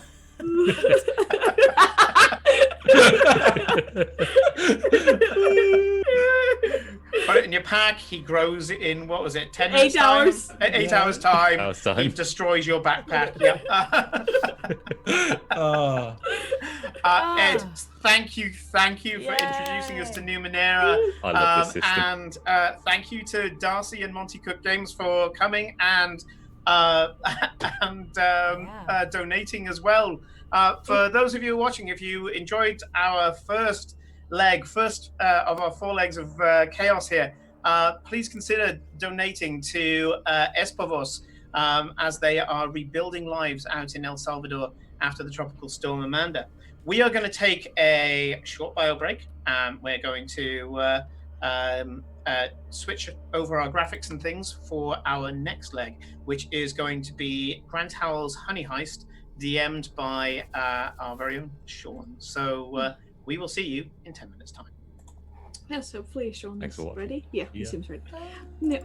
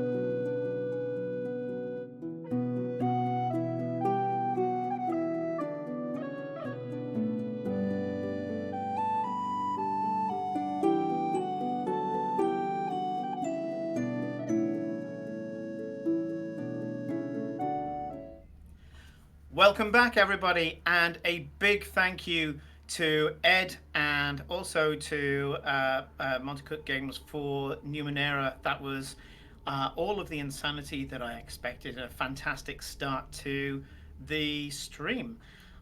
We are now back with Honey Heist. So Grant Howlett's Honey Heist, and we're going to roll up the characters in front of you. And we're going to be DM'd by the lovely Sean, who I will hand over to in just a second. Just as a reminder to anybody who has joined us and anybody who may be watching this VOD, we are doing this 12-hour marathon in aid of ESxVOS, translation being Us For You. And that is a charity that's helping out the people of El Salvador at the moment who are recovering and trying to get their lives back. Not only after COVID, but also especially on the coastlines there, being ravaged by the tropical storm Amanda. So if you're enjoying the work that we are doing at the moment and enjoying the craziness, please consider donating. We have a donation button below. It's the donation button for the stream. I explained at the beginning of the stream that unfortunately any charity that's in El Salvador can't be put on Tiltify. So any donation that's given today, not just during the stream, but in this 24-hour period, will be put into the final donation that we will send across to ESxVOS. And that will go on to rebuilding people's lives, rebuilding their businesses in El Salvador. Which, if you weren't aware, is where our benefactor player Rodrigo comes from. And a big thank you to Rodrigo, who will be running a game after this, for bringing this charity to our attention and the good that we can do. So now, we have played Honey Heist once before as a community, but we didn't stream it. And my God, do I regret not doing that. So correcting that, we are going to be playing Honey Heist, DM'd by the lovely Sean, and I will hand over to him now. Hello. Oh gosh, this is new and exciting. I'm Sean. You might have seen me playing it once or twice, but today I'm going to run a game of Honey Heist for my wonderful friends who are up in here. It's a game about bears using a complicated criminal plan to try and steal lots of honey, which, as we all know, bears are really good at doing. Normally there's a little blurb about how the game runs, and it's HoneyCon and your goddamn bears, and I'm going for a little weirdness today. I had an idea this morning that seemed too good to pass up, so we're going to get into that. So let's just bring everyone in, because I think it's really fun if everyone just introduces themselves real quick. And I mean, we'll just start with Simon, because we just met you. Hello again, Simon. Yep, we haven't got characters yet because we haven't rolled up, but yes, for those of you who know me, which should be anybody who's watched the stream before, because I was the only DM for a long time. Yes, I'm the DM for the Star Wars game, which is on Tuesdays, and also the long run in the starting campaign, which we started Chaotic Neutral about, and that is our D&D campaign, The Benefactor, on Fridays 8 p.m. UK time. Kate, do you want to go next? Sure. Hi, y'all. Sorry, I'm eating a bagel. I am Kate Madison. You can see me here usually on The Benefactor playing Cora Yosinel. It's all good fun. And you can find me on Twitch at Kate Madison. Twitch/Kate Madison. It's quite easy. Yeah, and I'm playing a bear today, and I'm excited because I've played this in a home game run by Sean with our D&D gang, and yeah, and that was hilarious. So it's going to be interesting to see how it works today. Excellent. And then, last but not least, Jordan's up now. Hello, Jordan, I'm how's it going? Jordan. Hello, thank you. Yeah, you might also know me from Steg, because I'm a viewer. I'm not actually one of the normal players. I'm just a viewer. I'm subbed to Chaotic Neutral Games, of course, like everyone else should be. But yeah, it's been great hanging out and get to play for once. Cool. So, first up, this game's usually very quick about doing everything. So I'm going to go through the stats and the actions and everything. So everyone who's not played it before and following along at home has a bit more of an idea. I'm pretty sure, like, all of you have played. I'm not sure if Jordan's played. You might have played I played with you a few weeks ago. Yeah. Excellent. I thought so. So, you all know what you're doing, and I I'm know. going to just rattle through this real quick. So first of all, let's make some bears. Did anyone decide on a bear beforehand that they want to bring in real quick, or do you want to roll for it? Oh, let's roll for it. Roll. Happy to roll for it. Yeah, I couldn't Okay, remember how in we this- did this, so I was like, I had the other bear that I played in the previous game in the back of my head, but I forgot we roll for it. Let's just see what randomness we get. I like it. Okay. This game uses D6 and D8. So first of all, we're going to roll for our bear descriptors. So get a six-sided die handy, and then give me your rolls. Dice too. Okay. I should probably make note of these. That'd be a good idea. I'm gonna need to remember this later. And if you hear my typing on the keyboard, I'm so sorry. Okay, Simon, what did you get? What number I got did a you get? 5. You got a 5. You're slick. Yeah. I Kate, have to re-roll, do I? Because I got a 5 as well. Do I re-roll? you can have it as well, or if you want something else. But if you do want to change it, we'll go to Jordan next in case he got something already. Okay. Yeah, I got something different. I got a 2. 2, excellent. You're washed up. Yep. Okay. Okay, I roll. My second roll was a 2, so I've re-rolled again. I've got a 1. You got a 1. You're a rookie. Sounds about right. We got Let's do a it. good range of experience on this one. Okay, now we're going to do the type of bear you are. So roll again, please. This will also give you a skill that you're good at that I'll probably give you advantage on. And we'll explain advantage in a minute. Thanks, Ola. Let's move it up. Kate, what'd you get? I got a 5. Okay. You got a 5. You're a sun bear. You're very good at sensing honey. I'm a sun bear again. This is what I've Yeah. done before. Yeah, good at sensing honey, which might be useful in a honey heist. Excellent. Let's see, Jordan, what'd you get? I got a 6 that time. You got a 6. You're the honey badger. Oh. Oh, Your good. skill is carnage. Perfect. And it might not be the same as the last time we played, just FYI. But whatever you want to do with carnage is all up in your rolls. Simon, what'd you get? I got the same as our last game, so I'm a black bear. I've Oh, remembered it good. before. Does anyone want to change? Like, these aren't set. You can be whatever you want. It's fine so far. The dice Oh, are what? spoken. Simon, you're a lot quieter than everyone else if you're able to boost yourself just at all. Yeah, FYI. no problem. I'll do that now. Do you still want to be a black bear, Simon? Yeah. I'm happy for the dice to speak. Yeah. Slick black bear. You're good at climbing, Yep. which Yep. It's a we'll try nice and work that range. in somehow. Okay, Ninja bear, one more yeah. time, and we're going to figure out your role in the heist team. It's going to be a 3-person. Is that louder now, Kate? Yeah, that's better. I rolled a 5 again. Oh, cool. I Well, also we'll do rolled a Jordan 5. first. Oh. I also Five. rolled a 5. Okay. What's the 5? So I you're also the- got a 5. Oh, this is interesting. So 5 is thief, like professional thief. You Okay. can all be thieves if you want.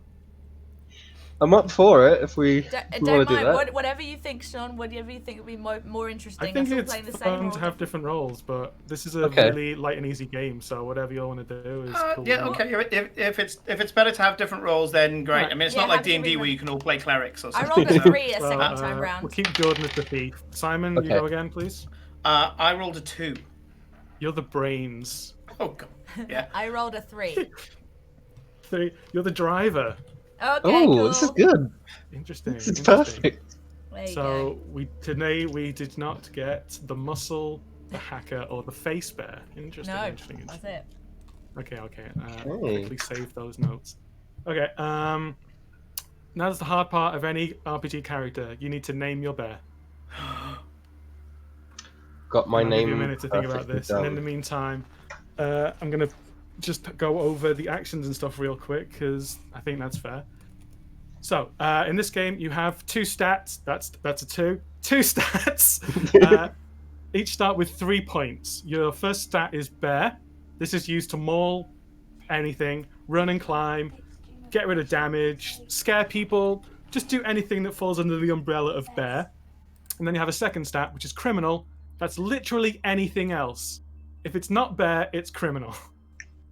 Which I think is a good way to approach life. So you should have 3 in each of those. I'm going to keep going because I think naming is hard. So let's keep going. You have... So your actions, if we're not sure what's going to happen, then we're going to roll a d6, and I'm going to ask you to roll it against either bear or criminal.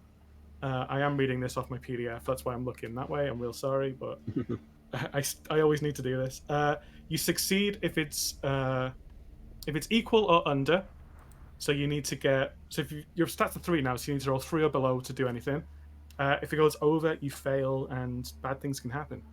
If you're using anything related to your special skills, like what kind of bear you are or what role you have, you get advantage, which means you get to roll 2d6 and pick the lowest one, which has saved a lot of people. Now, changing states. Okay, so your stats will change during the course of the game. I don't ask for a lot of rolls compared to most people because I'm too improv heavy, and that's fine. I'm cool with it. But stuff's going to go wrong at some point. So if you get frustrated because the plan's failing or things are getting difficult, I'll ask you to move a point from criminal into bear. But if the plan's going off without a hitch, you're getting greedy.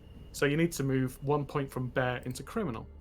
Now, you can end up with a horrible seesaw situation where you're just trying to move everything back from 5 or 6 to get things back to the middle where it's manageable.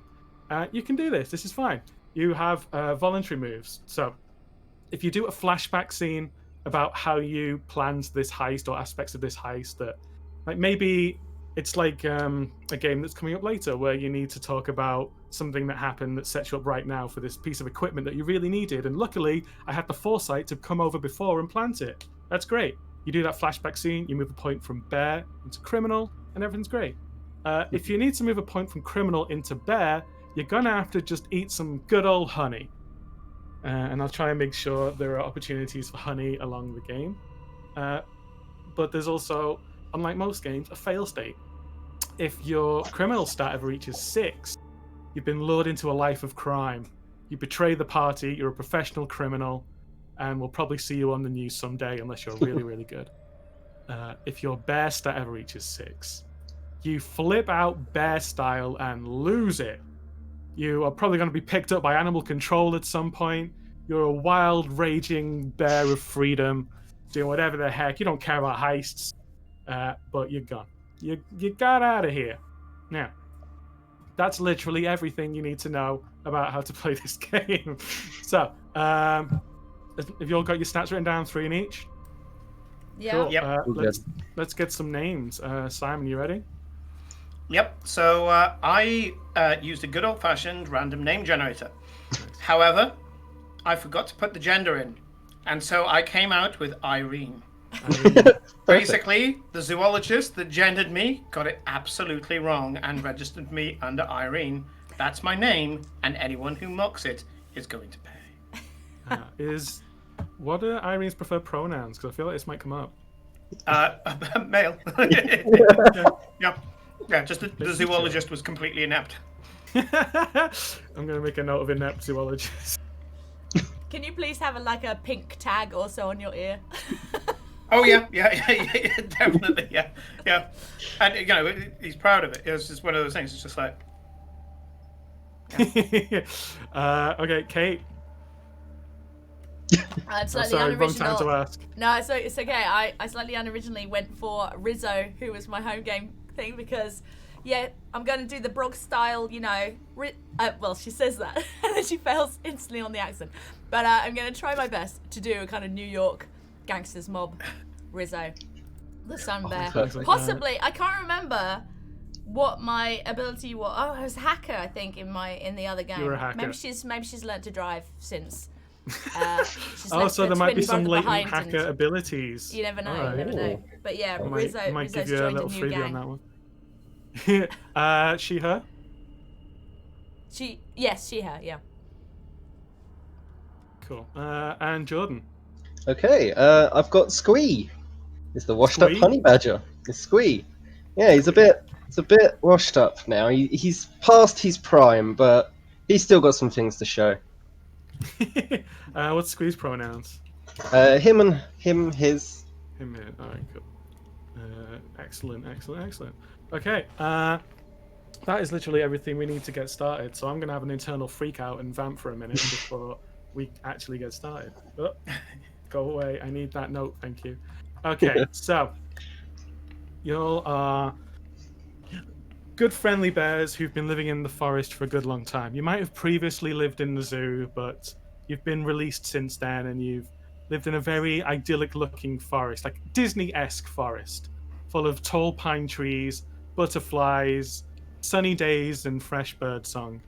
The only blight on this whole wonderful existence is ever since the hibernation ended for the other bears. I shouldn't have covered up that window. That was a terrible thing. Apart from Squee, who probably doesn't hibernate. I don't know enough about honey badgers. I don't know enough either. Rizzo and Irene haven't had any honey in this whole time, and it's summer now. Squee's been holding on, but you're hankering for that taste. It's been a good long while, and you're so hungry for some honey. Now, the only place you know of that has any honey is Sun Bear Country nearby. So if you're gonna get some honey, you might have to have a wander over there. But it's early morning now. You've had a nice wake up. You've had a look at the stream. Maybe smashed for some fish and got some if you wanted. Like, there's still food. There's just no honey. Like, and who cares if it's not honey, right? What's happening, Honey's the Bears? real shiz. Honey's the thing that we really need. None of these fish. It tastes like crap. Back in the old days, we had honey whenever we wanted it. Slams his fist down to the ground. Yeah. I know I've tried climbing every tree and I can't find it. It's nowhere. It's like there's no bees anymore. I'm not sure where I can find it anymore. It's just I'm usually pretty good at this. I've been looking around and I think it can't be that we ate it all, but you know, maybe we should go somewhere where there's more. Like, I don't know about you, but I definitely ate quite a lot before we went into hibernation because I got nice and fat, you know? And I'm gonna so regret trying to do this accent. Just yeah, we should go to my parents, you know, in Honey Badger Zone, you know? That's where all the honey is. The Sunbear Zone, even. What? Yeah, I was about to say. I'm a bit groggy still. I've been sleeping a long time. Well, you've been sleeping off a lot of honey, as I say. Yeah. It's just those early days. Just waking up. Yeah. It's Monday. Yeah. It's so difficult. You can still taste the toothpaste. Oh. You shouldn't eat toothpaste. It sucks. Why you do that? It doesn't even clean your teeth. It's a good brand. It's polyfiller. Yeah. Well, if you're eating polyfiller instead of toothpaste, no wonder. It's Seriously, don't know abrasive. what accent I'm doing right now. It's abrasive. Look. It's progressive. It is. She's been around, this girl.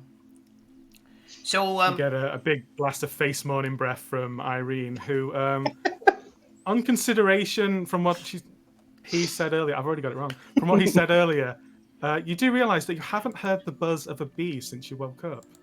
Irene might be I think onto they something. stole them all. Who stole No, them it's all? got to be Stolen those the bees. chemtrails. Who? Yeah. What? Who stole them?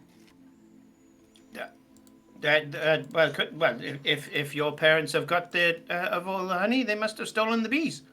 That's logic, that is. I mean, my parents are definitely into a bit of taking what they want. Seriously, like shit. You're going Australian. There's definitely a bit of New Zealand creeping in there. Yeah, she's a sun bear that talks. Screw the accent. The accent comes from nowhere in particular. All right. So yeah, they might have. I think maybe I'll just go Australian instead. Forget it. I think she's a spy. She keeps changing. She's definitely a Russian spy. She's flicking back and forth. Squee, watch this one. I've known people like this before. I've known bears like this. She is not to be trusted. I don't know what you're talking about. Like, it's just because my cousin's also called Rizzo, and she's from New York, and I sometimes get confused. Anyway, your accent sounds fake, Irene. Just like your name. She's flicking back and forth. She's one of those things that's got multiple personalities. Diabetics. I'm just slightly. I just don't like the fact that I'm from Australia, and I try and pretend that I'm not because people get a certain image of us, and I thought I'd try something else, but no. Fine. And so you just painted I us just as racial pretended to be profilers someone right else, from the okay? start, I wanted to be an actor once, Right, fair enough. but I couldn't do the Definitely, accent. So I never got the role. Got to keep all the rolls fresh. I couldn't Gotta do roar in the all of right them. way. Yeah, I roared wrong, and it didn't work. I'm hungry. Let's go get some your honey. line was raw. Jeez. Hang on. So your line was raw, and you got it wrong. Yeah. Apparently, She's definitely not a bear. I did it slightly wrong. Like I did it with an upturned inflection. So apparently it sounded like Of course a you question. did. You're Aussie.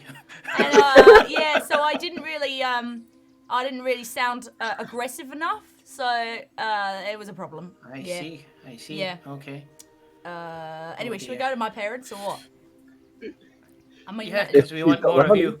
Right, let's go. All right, fine. Jesus. Seriously, You like I start- just got up. You realise that you've also committed Sean to doing an Aussie accent when we meet your parents, right? No, Oh, because no. they're from all over. Like seriously, All right, I see. like I it see. really doesn't matter. They come from a land all over. I see. Yeah, that's one of the reasons I messed right. up on my accents because my parents talk all crazy. Uh-huh. I'm going with that. Let's roll with this. Of all the accents to make me do, the one I'm the worst at. Thanks. All right, we'll live with it.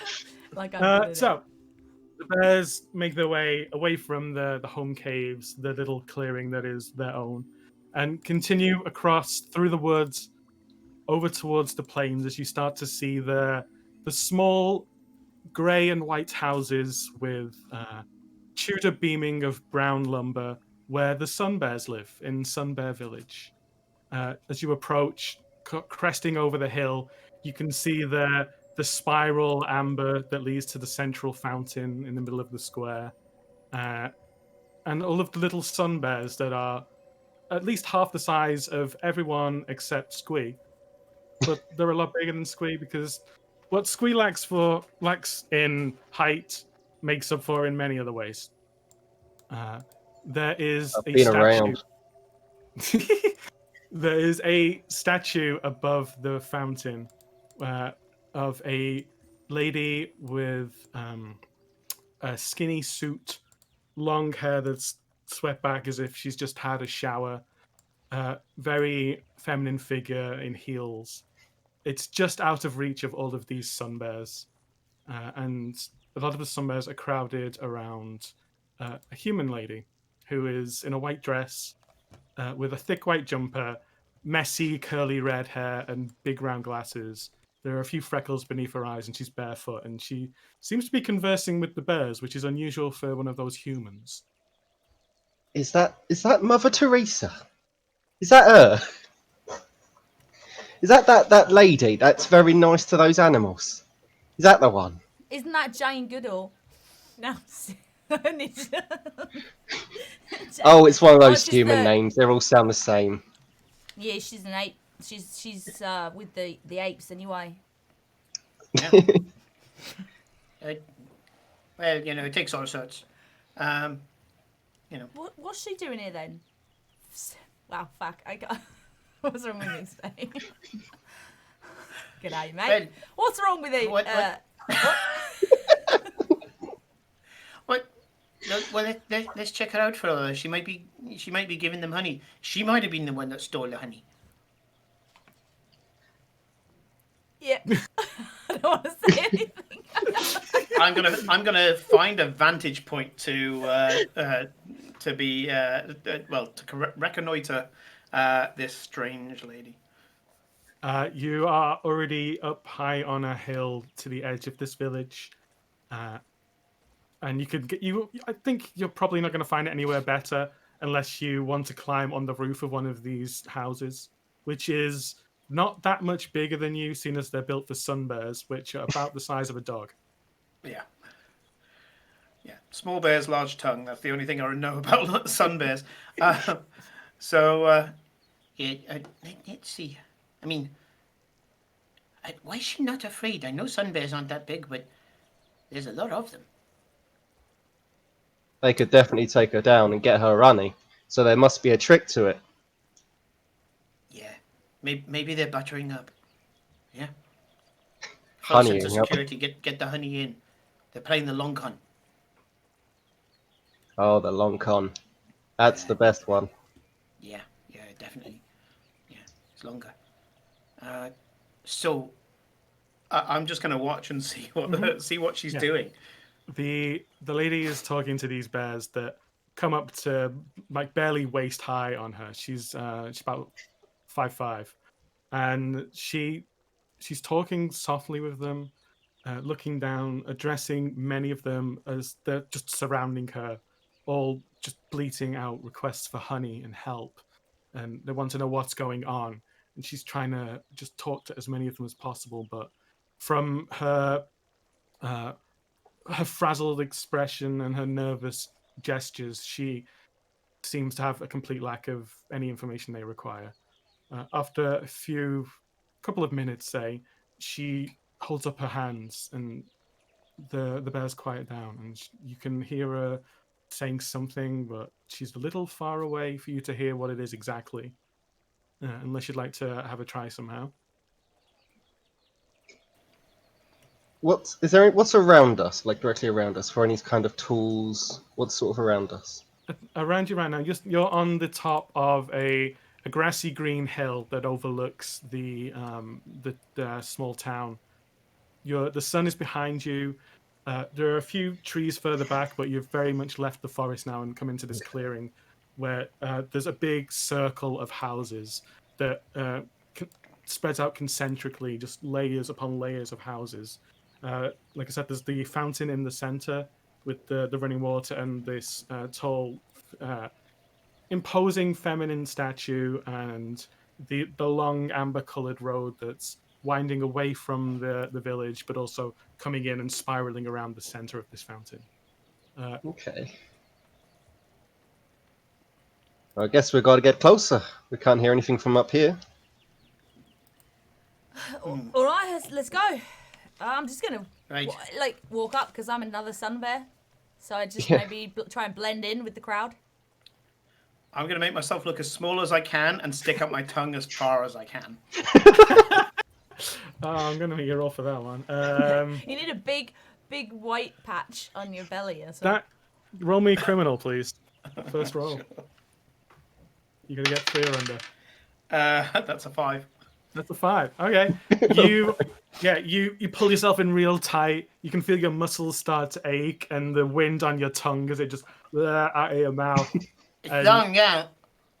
It's dying out quickly. How did you do this? Rizzo, it's not offensive or anything, but you're very aware that this doesn't really sell it. Even as an actor, you're like, this is not the best. You just look like you just look like a black bear that's like a bit mad. Completely getting the wrong thing. I look down and go, oh yeah, light patch, and I grab hold of some mud and slap it on my chest. And they said I was a bad actor. You look like an idiot. You look like an idiot. You're just drooling everywhere. We don't even stick our tongue out as much as that. That's offensive. I don't stick my tongue out like that all the time. I was seeing pictures of some bears. They all do this. No one's looking at us yet. You don't have to be doing that just yet. I walk we haven't even gone down there yet. The lady. Yeah, the 3 of you are approaching, coming down the hill. Irene, the patch has done a lot for you, actually. Like, previously it looked kind of bad, and now nobody's really giving you that much attention.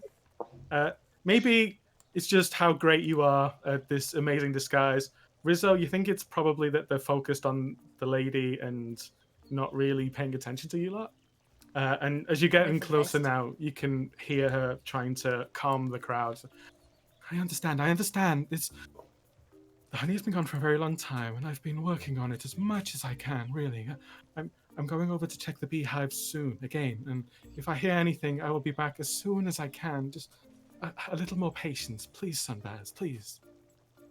There's a little murmuring and displeased noise among the crowd, like one roar beginning in the throat of a bear that is not pleased. But apparently this whole honey situation is not unique to you. What would you like to do? And I'll whisper to the other 2 in an attempt so that the others can't actually, like the other bears and the woman can't hear us.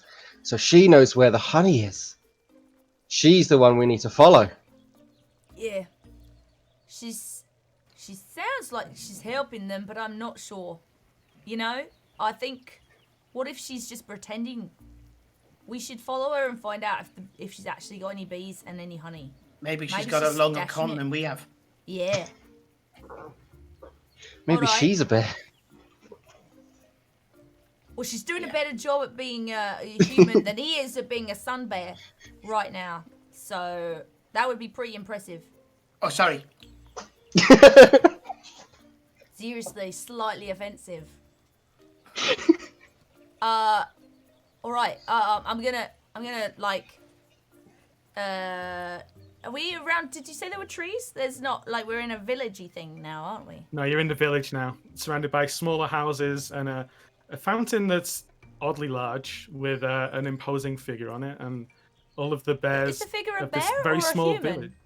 A human. It's a human woman, like Oh. the lady nearby, but looks very different. The imagine the lady on the fountain looks like a very slick businesswoman, and the lady you're speaking to looks like a happy, warm and cozy bookworm. Oh.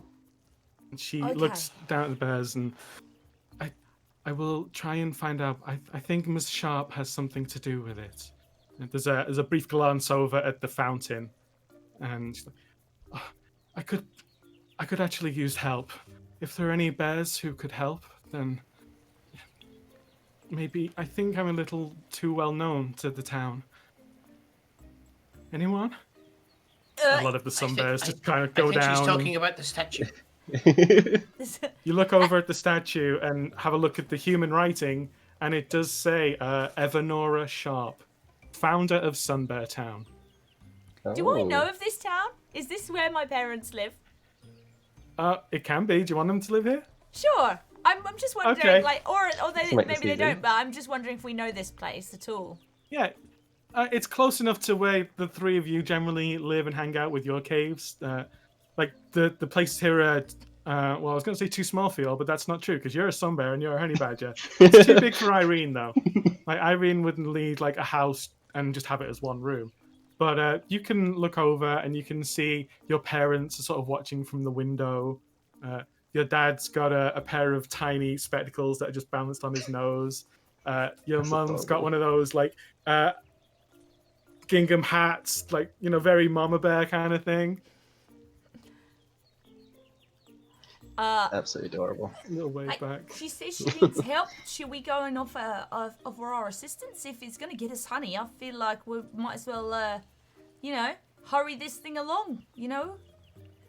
Yeah, I think we need to beat up this statue, but let's go and tell her. Beat up the Definitely. Yeah. I don't think beating up the statue's going to do you too much except get you... No, I know it did. The person who put the statue here. Look at her. She's shifty. Oh, yeah, She wears definitely spikes looks on her. dodgy. She wears spikes on her feet. Never trust somebody who wears spikes on their feet. I mean, why? Why would you do that? You've got spikes I on mean, your claws. feet. That's. Well, no, they're claws. They're not spikes.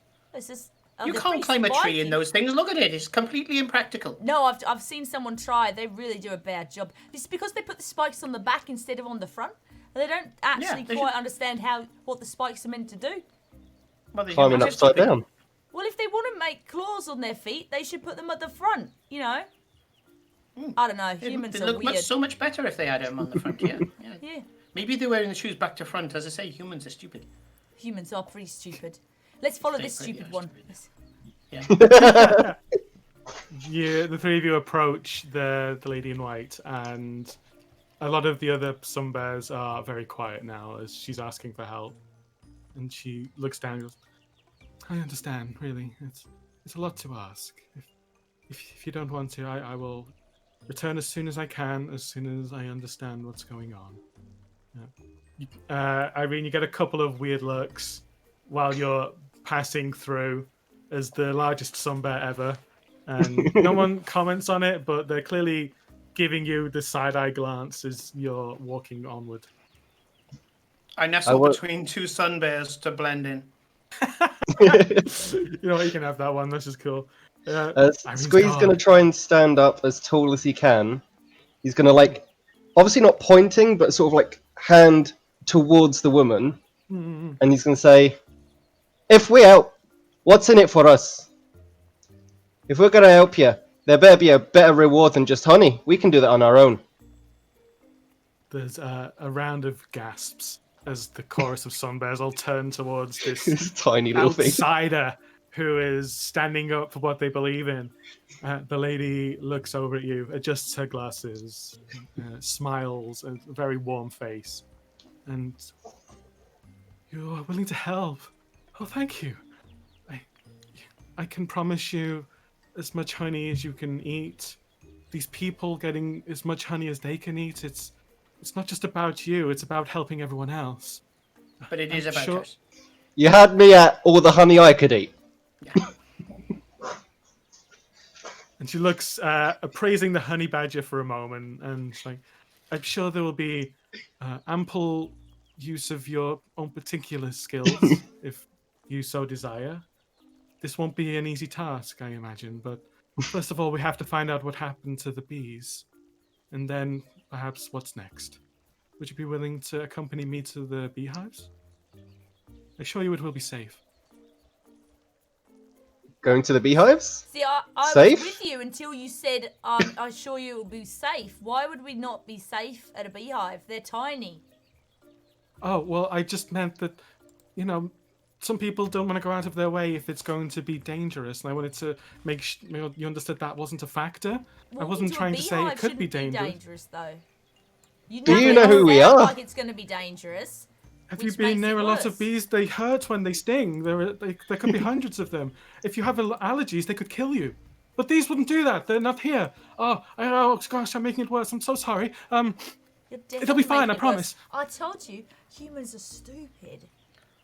Well, no, allergies are important. I'm allergic to washing powder. I can only eat the one box. Anyway, let's.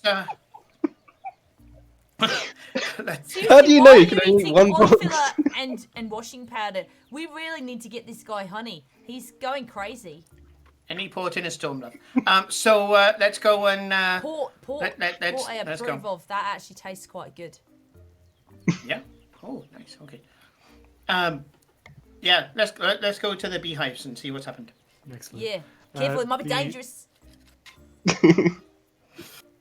Indeed, the lady says as she steps away from the circle of sunbears who part and let her pass as she heads towards the edge of the town where the road meets the fountain.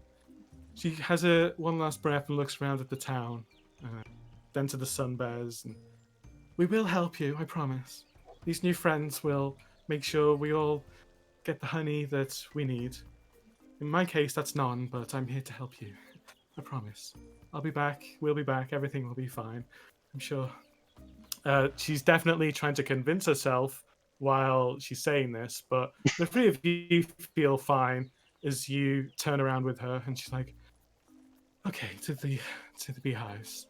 You just have to follow the Ambershine Road, and we'll be there shortly." The sun is catching the light of the road beneath you, and this it is almost as if it's been made out of brick-shaped topaz. That is just one long trail heading off into the distance over the hills. I'll lead on. Let's go. She takes her first furtive steps, the bare feet slapping against the gemstones as she walks onward, hopefully with 3 bears in tow. Hopefully. Okay. Thank you, Ed, for the donation, by the way. And Yes, thank you, thanks, Corinne, Ed. for the extra donation. Yes, thank you guys. You continue on for about an hour, the forest reapproaching as you get away from this village and just start heading down this one continual path. The light is a little less present as the canopy of the pine trees begins to filter it out, but you get lots of shafts of light filtering through that are making it still quite easy for you to see. The lady is very quiet as she continues on. After about the first hour, she slows down a little. And I just wanted to say thank you. I'm not sure I said that yet. My name's Lady Softica, and I'm at a loss really, and I'm so glad you're offering to help. Thank you. I'm going to draw on my Slick keyword, and at that point I'm going to go up and just give her a reassuring nudge with my muzzle. I don't think you have to roll for that. I think that's just gonna work. Like, you're certainly a darling little sun bear. I've never seen you around the village before. What's your name, friend? Actually, what are all your names? I didn't ask. I'm so sorry. Do we give our real names, do you think? Or I think If we you should don't, go. if you don't want to, you don't have to. I'm we just should trying to go be for friendly. like num de plums. Yeah. Plum. Plum. Nice to meet you. Non de plum. Nanda Plum. Excellent. Yeah, my name's Non de Plum. Okay. Squee's gonna. Sorry, after you. Sorry. No. Go, no, after you. I was gonna say, Squee's gonna look around, and he's just gonna like notice certain things, and he's gonna name himself from that. So he's gonna like, Leaf Branchman. That's Leaf my name. Branchman. Okay, thank you, Leaf, Mr. Branchman. And you, friend? Well, I was plum. I was going to be plum, but she took it. Also be Plum. Kumquat von pineapple. That was Sean laughing. Kumquat von Pineapple. Yep. The Plum. The von Branchman. is the important part. Kumquat von Pineapple. It is a pleasure to meet you all. We'll be there within the next half hour. Sorry, when the sun moves a little more across the sky, but before dark. Don't worry, we'll be there shortly. Okay. We don't need a face. Sure enough, about 30 minutes later, Lady Softica begins to slow her pace, and you can see a little clearing off to the left of the topaz path. She looks around briefly and gives herself a quick nod and heads off into this little clearing full of small daisies and long grass. And there is one gentleman there, along with a lot of wrecked wooden structures and definitely some broken, smashed up beehives. Rizzo, you can definitely smell the honey that has been here. And then as you get closer, the rest of you can smell it a lot easier. And there are lots of broken beehives, man-made and bee-made, that are just wrecked. I'm going to sniff around the beehives, and I'm going to just lick a lot of wood, probably, and maybe get a little bit of honey. I don't know. I'm looking for. If I can smell it, I'm gonna just try and get some. Oh, I know you're not supposed to move anything in a crime scene. I think it's okay to lick. Just don't move it with your tongue, yeah? I'm not. Broad strokes. Fine. I won't move it. I mean, are we not like? Hold on. Are we being detectives? Because I just want some honey. Should I not? Definitely in touch it for the honey. I really just. There might be a little bit left. These are just broken, you know. And maybe I can smell the. Can you not smell it? It's right Oh here. yeah, I can smell it, and I'm gonna pace around doing the CSI bear thing. Those of you who want to have a look and start wandering around, the natural beehives definitely have some little bits left within the. I'm not sure what it's called. The casings of the hive, the edge, the outer shell. There we go. On the inside of that outer shell, where the bees probably were, there's little licks of honey left. Enough that you could probably grab a bit onto your big bear arms to save for later should you require a ration of honey for some reason. Oh, why would we do that? Yeah, absolutely. Definitely save that for later. Save that for later. I mean, but there's still like enough that can take the edge off the honey hunger that you've had this whole time. It's a little easier to deal with now. You're less likely to maul someone if honey's nearby because you feel a little appeased. You're like a 9 out of 10 now instead of a 10. Okay. Right. Oh. So something happened here, and so Sean, yeah, I would like to do a full investigation of the area, doing the mastermind thing. Okay, well, this is gonna be a criminal roll, I think, because this is not gonna fall under bear. Sure. A 1. Oh, And you're the brains, so I feel like you should have had advantage on that. So, because this is a very brainy thing to do. So roll again. Not as good as a 1. Okay. Do I have to roll under or over? Under, you're fine. One was no, great. yeah, the 1 was the best I could get then, yeah. Yeah. But if you got double 1, I might have done something even better. But 1 is still fantastic. So, the two of you who aren't Irene are enjoying a little bit of honey right now and feeling a little better, while Lady Softica is trying to stay away but is eagerly onlooking. It's not that she doesn't want to get close, but as you look over at Irene, you can see that he's definitely doing something, and it seems like she doesn't want to get involved. She doesn't want to break his buzz, while Irene is carefully marking bits of the ground between bits where the hives have been broken, trying to measure distances, pulling leaves from trees, folding them up and scratching numerals into them and putting them down like little markers. Stands up on his hind legs, blinks his eyes really hard, memorizes that, and just tries to get that in there. Every so often goes, flash, and then keeps wandering around and gets all of the angles. And while you're in the middle of this, you can see a figure in the trees gingerly approaching. It is a very thin, waifish human man with... he looks like a strong breeze would just blow this guy right over. He's got a big, happy smile, 2 front upper buck teeth, short, messy brown hair, and he's wearing a check sort of plaid lumberjack-style shirt beneath a set of denim overalls, and he's got some brown work boots on, and he starts quickly approaching, eager and excited, and then he sees the bears and he stops dead, and he doesn't really know how to proceed, and he sees the lady, and he starts sidestepping over towards the lady as quickly as he can, giving the bears a wide berth. He's like, oh my god, I'm so happy you're here. I didn't know what to do. All I saw were people destroying hives, and the bees are gone. Lady Softica, the bees are gone. And she turns to him and is like, calm down, Slump. Okay, what's going on?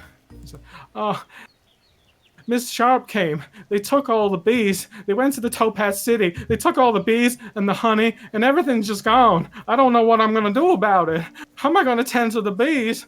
How are we going to tend to the bees? You're trained. I'm just the apprentice. Oh. It looks like he might faint for a second, and then he very visibly, as he realizes how loud he's getting, and he doesn't want to disturb the 3 bears who probably have been given his attention. Yeah, I've been taking down a statement. I've been scratching it in the mud. we definitely need to be careful with this guy. I think I heard a story once. He killed a wolf. What? Yeah, about that girl or something. This guy He killed a wolf. He murdered it. Watching you. He It looks like, like he wouldn't steps hurt even back. a friggin' bee. He looks like such Oh. a wimp. I could push him over with my little pinky. But he's I'm bigger Hold than up me, your so we have to be pinky, careful. fall backwards onto his bum. It's like, ah! Ah! He starts pulling out straw out of his hair that was cut in there somehow, trying to mat it down. Is he a scarecrow? Don't hurt me. Okay, so maybe not this guy, but we should still Okay. watch out. Oh, okay, right. Yeah, they all look the same, pretty much, don't they? I'm going to walk up to him, and because I haven't got a lamp to shine in his face, I'm just going to do this with the sun. And I'm going to... Which direction? He starts trying to put his hands up to block out the bright light that's piercing his soul. And he's like, ah! And he points away up to the highest hill where a giant city of topaz glints in the light. It's like, the lady, oh my god, Evanora Sharp took everything to the Topaz City. Don't hurt me. I like bears, really. He starts openly weeping, doesn't know what to do. So scared. Book Thank him, you. Rizzo, if you can find a book. I pick up a piece of wood and fling it at him. Here! I throw the Rolf book Bear. at you! Oh, then You know, roll and pick a stat, and I think they're both 3, so it doesn't matter, right? I rolled a 1. Oh, I think I'm you rolling that. What is that? I don't know. Criminal. Let's say criminal. Your driver, and you send Sonny. Yeah, you smack him right between the eyes with this piece of wood. He falls backwards with a crack as it connects with his skull. You think you see a little droplet of red fly through the air as he just boom onto Was the that the right ground. thing to do? I heard you throw the book at them. I didn't have a book, so I found some wood. Was that wrong? Nailed it. I thought No, I it's nailed just it like right in the really center. compressed Did book. You see that? Yeah. Wood is just really compressed book. It's like That's true. concentrated Wood, book. You nailed they it. make books out of wood, don't they? So That's right. It's basically a Perfect. book. It's a book. Good job. Nailed it. Excellent. Lady All right. Softica looks down and is like, Bears, What? that wasn't very nice. He helps me take care of the I did- bees. Well, okay. Well, it was a bit we went a bit CSI. We've been binging it. Sorry. Sorry, she's the bad cop. Yeah. I understand. It's how we. I've watched it, but I haven't caught up on the latest couple No, of seasons. there's a lot of seasons. We absolutely binged it during just before hibernation, and I've been dreaming about nothing but since. I understand, especially once you get to the spin-offs and the specials, Yeah, and then what do totally. you do? Irene went a bit crazy. Yeah, on every it. time I close my eyes, it's an explosion in the background. Yeah. How do you Yeah. keep up? I don't get it. I don't know. Anyway, Anyway. you keep the book. You can keep the book and read that. We got to go to Topaz City. Yeah, I think Mr. Strawman was saying that Ms. Sharp had stolen all the bees. And I suspect, as she looks over at the beehives and continues, and I suspect that she also had her goons destroy the hives. This lot has been without a bee for a long time. I don't think they know how to reconvene even if they come back. Why? Well- I don't know. Maybe she wants it all for herself. Well, she's not allowed it all to herself. If anyone wants it all to herself, it's me. Well, You mispronounced us. Us. No, she said it right. She said me. That sounded correct to me. let's Hang on. start with It's all us. for me. No, she got it right. Yeah, it's all for me. Yeah, it's all for me. That's right. Yeah. Okay. I mean, So- I guess you're not wrong. Okay, well... Bears. Right, Would so we you- need to go and get the honey back from Miss Sharp. Well, Yeah, Bears, that is a problem for me. I'm quite well known in the Topaz City. Would you be willing to go on without me? Yeah. You're only Yep. a human. What could you possibly do anyway? Yeah. You know, you're limited in your abilities. Yeah. Quite. Yeah. No, you stay here. Maybe make some hives, like rebuild these, and then if we could get the honey, and then we can bring the bees back. Maybe. You need like That's- a queen bee, right? Yes. Oh, yeah. I suspect if the queen bee was here, then she's been kidnapped. Maybe keep no. an eye out for the queen bee while you're searching for the honey. Okay. Rescue the queen bee. Eat her honey. Sounds like a good plan. Got it. Maybe keep that second part private. She might not appreciate. Okay. bits. Yeah. No. Yeah. Don't Yep. tell I'm going the to queen bee. Stay yeah. subtle. Yeah. Don't show your hand. Yeah. The official plan is save the queen. The Okay. secret plan for the bears is eat the honey without the queen knowing. Yeah. Got it. And you can Got see Pull one right over her. you can see the white lady's really struggling to play along with this. She's like, ooh. But she looks down at the guy with the straw in his hair, and she's like, "I'm going to look after Mr. Strawman as well. He's had quite a scare and a very definitely earned injury that he should definitely have had." Afraid But- of books, that man. Tell him Yes. to read that book. It's important. You love Will your do books. so. Okay. But before that, I should give you some help at least. Bears breaking into the city will be quite easy to detect. You need some disguises. Right. Sounds Are you good. willing to wear human attire? Clothes only. Only a top. No pants. Okay. I have. You know what? Let me see what I have. She looks down at Mr. Strawman for a second, looks back at the three of you nervously, before resolving her idea, turns around and walks towards one of the nearest trees. She pulls a big cardboard box and drags it along the ground with a churning noise as bits of grass are coming up. And you see written in human is hats and stuff in marker. She stops it next to you. She's like, I think I saw another box. I'll be right back. And she heads off. In the meantime, it's time to get disguises, Bears. So, I'm gonna dive straight into the box. okay, we're going to roll hats first. This is where you need your one and only D8. So, roll a D8 for me, please, Bears. Roll for hat. 7. You've got a crown. Got a 2. A 2. You can act as a decoy for the queen. Yeah. Jordan, oh, sorry, not Jordan. Squee, you've got a top hat, which is appropriately sized, unless you prefer it. Appropriately sized, of course. I I don't have one available though. I look like a sailor. This doesn't work. I thought that was a Mac Mini then for a second. I was like, Irene, what'd you get? 5. 5. You've got a cowboy hat. Perfect. Oh god, I'm CSI Texas. Oh. So, in addition to this, Bears, you can also have clothing if you so choose. Sure. That's still the D8, right? Okay. No, this is D6 now. So Oh, okay. roll it twice because it's gonna be important. Okay. Okay, I got it. and then, Clearly, this dice is rigged because it only ever seems to roll a 5. I just rolled 2 5s as well.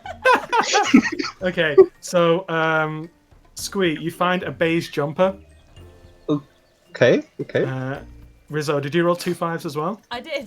Do you want a beige jumper or do you want something else? I hold up the beige jumper and see that Squee is putting on a beige jumper and like, nah, and then I re-roll. Okay. In the A 4 meantime, and a Irene, 5. what did you get? 1 and a 6. A 1 and 6. You found this old chestnut. You found the fluorescent yellow trench coat. Yeah. And what did you get, Rizzo? You got 4 and a a 5. black and white striped jumper. Very, very easy to not be a criminal in. Literally looks like a criminal bear. Yeah. The queen like of criminals. But The with best a crown on. Yeah, the best Yeah. criminal. I've got a crown and a crime jumper. I forget what that stripy crime jumper. That's what it's called now. While you're finishing up putting these on, the lady in white comes back with another box that she's dragging along the floor, and it says "magic stuff." Oh. And she's like, "I probably shouldn't give you these bears. They could be dangerous, but we have to do this for the Queen of Bees." So We're professionals, it's okay. Yeah, I'm the queen of Can we bees still- now. indeed. Yeah, she's got the Are we stripes and gonna- everything. Are we gonna do? We're gonna make the stripes yellow later when we've had enough to drink. That's absolutely perfect. Can we steal the whole box of the magic stuff? There is a box of magic stuff. we Can So we steal the whole box? you we can get if all you of it? want. I mean, you're gonna have to roll for it, but I am a thief, so that's why I want to do this. this is what So happens it's- when you put all your magic items in one place, Game Masters. This is what happens. All right, I roll rolled me. a 4. Well, you get advantage Oh, because you're the thief, right? So, Right. A 2. well, that's lower than 3. Yep. So, as Lady Softic is looking over at the box of hats and stuff, and then looking at the very distracting fluorescent yellow trench coat and the crown that's very shiny and bright, she looks back to where the box of magic stuff was. It's like, oh, did I just? So come on, lady, make with the equipment. I'm sorry, Bears. I guess this is everything. It's all just very sneakily placed behind a very large standing up Squee who's trying to look as big as possible. With my beige jumper as well, covering it up. Not quite managing it, but every time Lady Softica looks over, the glint from the crown just catches her in the eyes and she has to look away. And she's like, I must have misplaced it. No matter, Well. I will look after Mr. Strawman instead. I'm sorry, Bears, but the disguises should be enough. Yeah, I don't think Follow the the amber- tricks are gonna help us anyway. Like you know, Indeed. pick a card, any card. It might. I don't know how that's gonna help. So. Well, and she looks back to the tree and goes, "It was a little more powerful than that, but okay. I'm very worried about these misplaced magic items, but I will worry about Mr. Strawman for now and deal with that fire later when I can put it out." That's Now, right. Don't think that much. It's bad for humans. I'm sure after this incredible criminal investigator display, nobody could have stolen them right under my nose like that. That would be obscene, especially without you knowing. So good. I don't know. I feel you a little lost all better that about honey, that. so maybe they. I wasn't here for that. I Well, was taking care of something else. Well, that Look, It happens one more time. It's a Alright. trend, lady. You Listen, know, Bears, you're on I've your got a last- lot on my plate every day, and I've been taking a lot of sass from you already. Okay, so just get on board with this. Hey, Follow we're the the ones Amber about to Shine save your Road and ass. get to Topaz City and deal with Lady whatever her face is, Lady Yeah, Sharp, and just get on with it. We've got to deal with the And mess she's that you hyperventilating now. the stuff that you managed to, like, you know, mislay. When, you know, I don't know. Why is she in charge of the honey anyway? I don't understand it. And I'm walking off. Yeah. It's a false economy, I tell you. Come on, let's go. As she's going to walk off, she realizes what a stupid thing she just did, yelling at a bunch of bears, and she starts going, "Oh my!" Lucky she didn't And die. it's getting quieter as you're getting further away, with Squee making sure they're in front of everyone else, so that the other bears are hiding this box of magic stuff that's being shoved along the ground back towards the Amber It's Shine just like a Road. line in the grass. Like, has he got like a big box hiding under a jumper, and he just looks like this?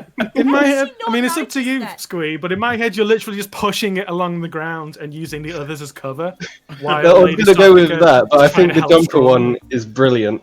Because it's beige, right? So it kind of looks like a box anyway, so I look like I just have a belly on me. What?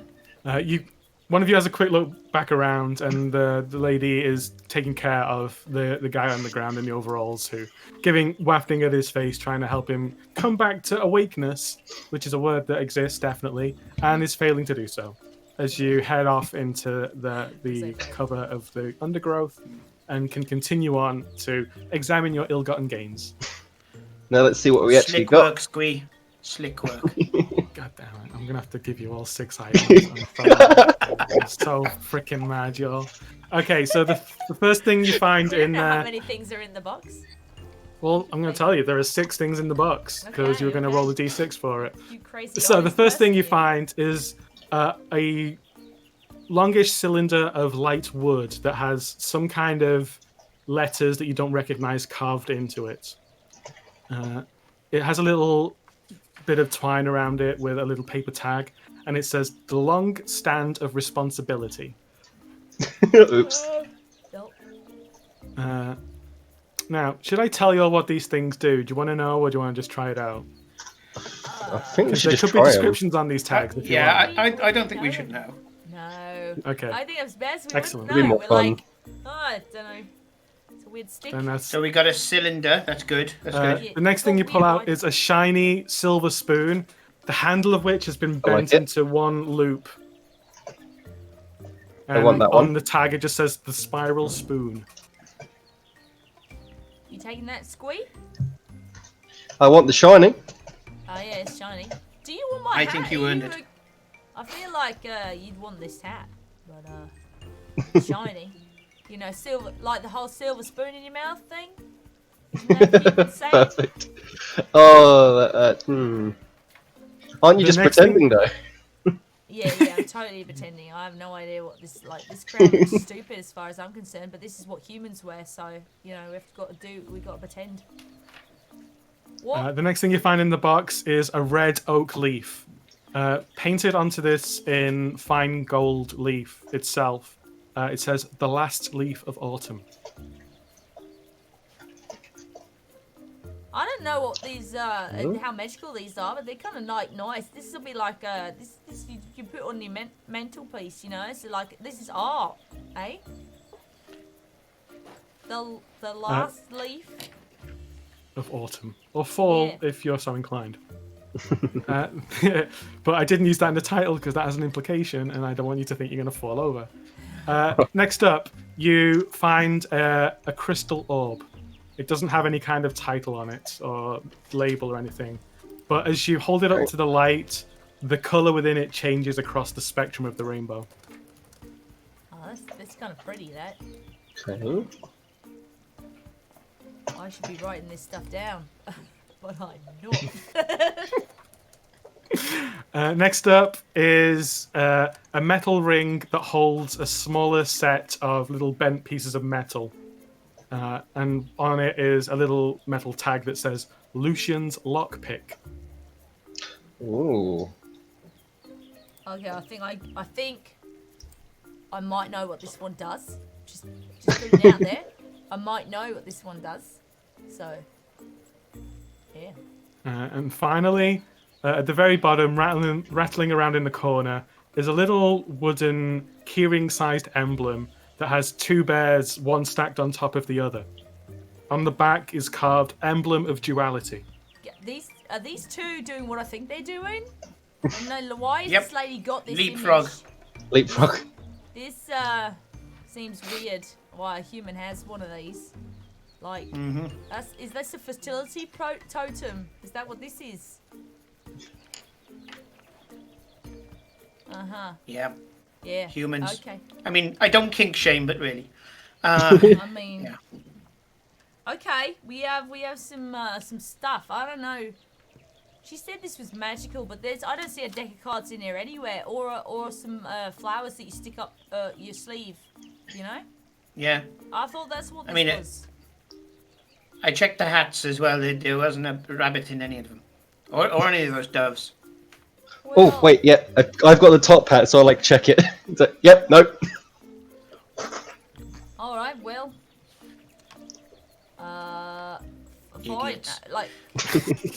Well. As you've... Oops, sorry. Walking. No, I don't know. Don't know what I'm doing.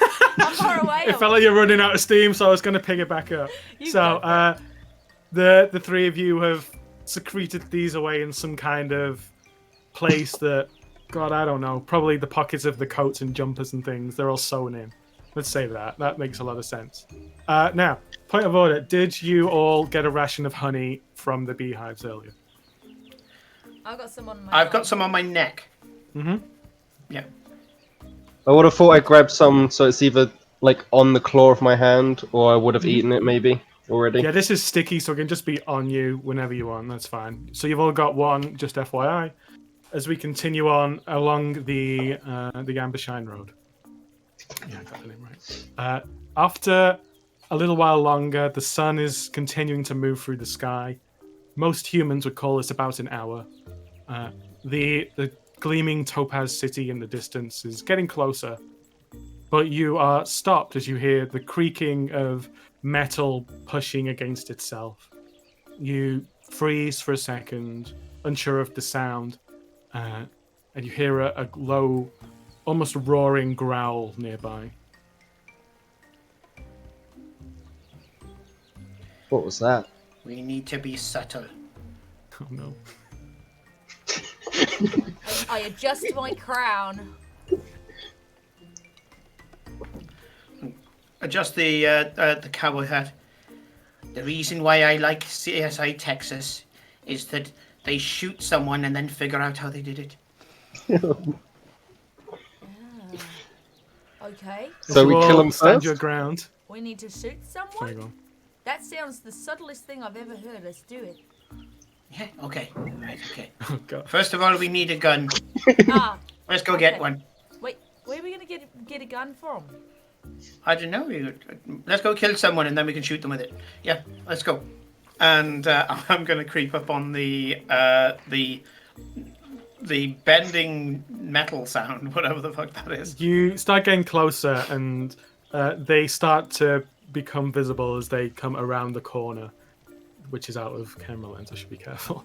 And at this point, you can see a human in a full suit of armor, completely covered from head to toe in some kind of shiny silver grey metal. Alongside them, a couple of steps behind, plods a lion. The man of armor is balancing a double axe on his shoulder, walking forward very casually and nonchalantly. You've definitely seen them before they've seen you. If I hold up the spoon to my shoulder, I'll look just like him. Do it. It's shiny, just like him. That bear's got a weird haircut. I think he's a hippie.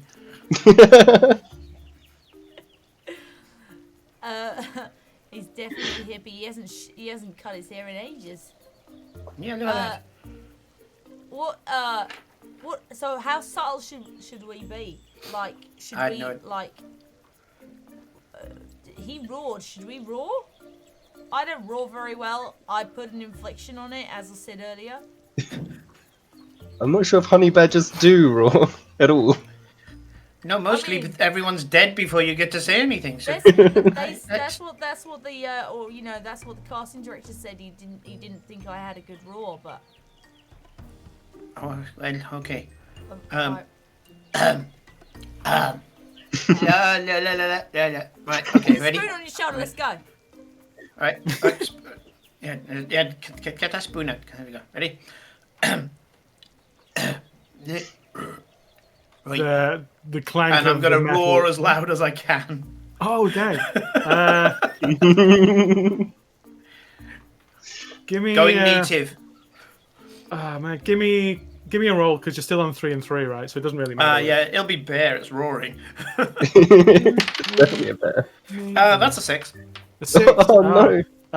Okay, I think that's a fair one for frustration. So move a point from criminal into bear, please. Absolutely. Because we've got to get on those moves. You clear your throat. You start to let out a roar, and just as you're about to do so, you hear a buzzing sound and then feel something hit you in the throat. The two of you see a fly go right into poor Irene's mouth. You start... You're right there. They said I had a bad roar. I did better than you did. What is that? That's not a roar. It's harder than they make it sound. You didn't make it sound like anything. The metal figure and their lion are approaching, and as they now have definitely seen you, they stop. The figure in armor is moving the axe away from the shoulder and very much getting it ready as they stand still watching. Does the figure in armor have any kind of opening at all? Is there anywhere a honey badger could crawl inside? They've got those very annoying, like fold down helmets with the slit for the eyes.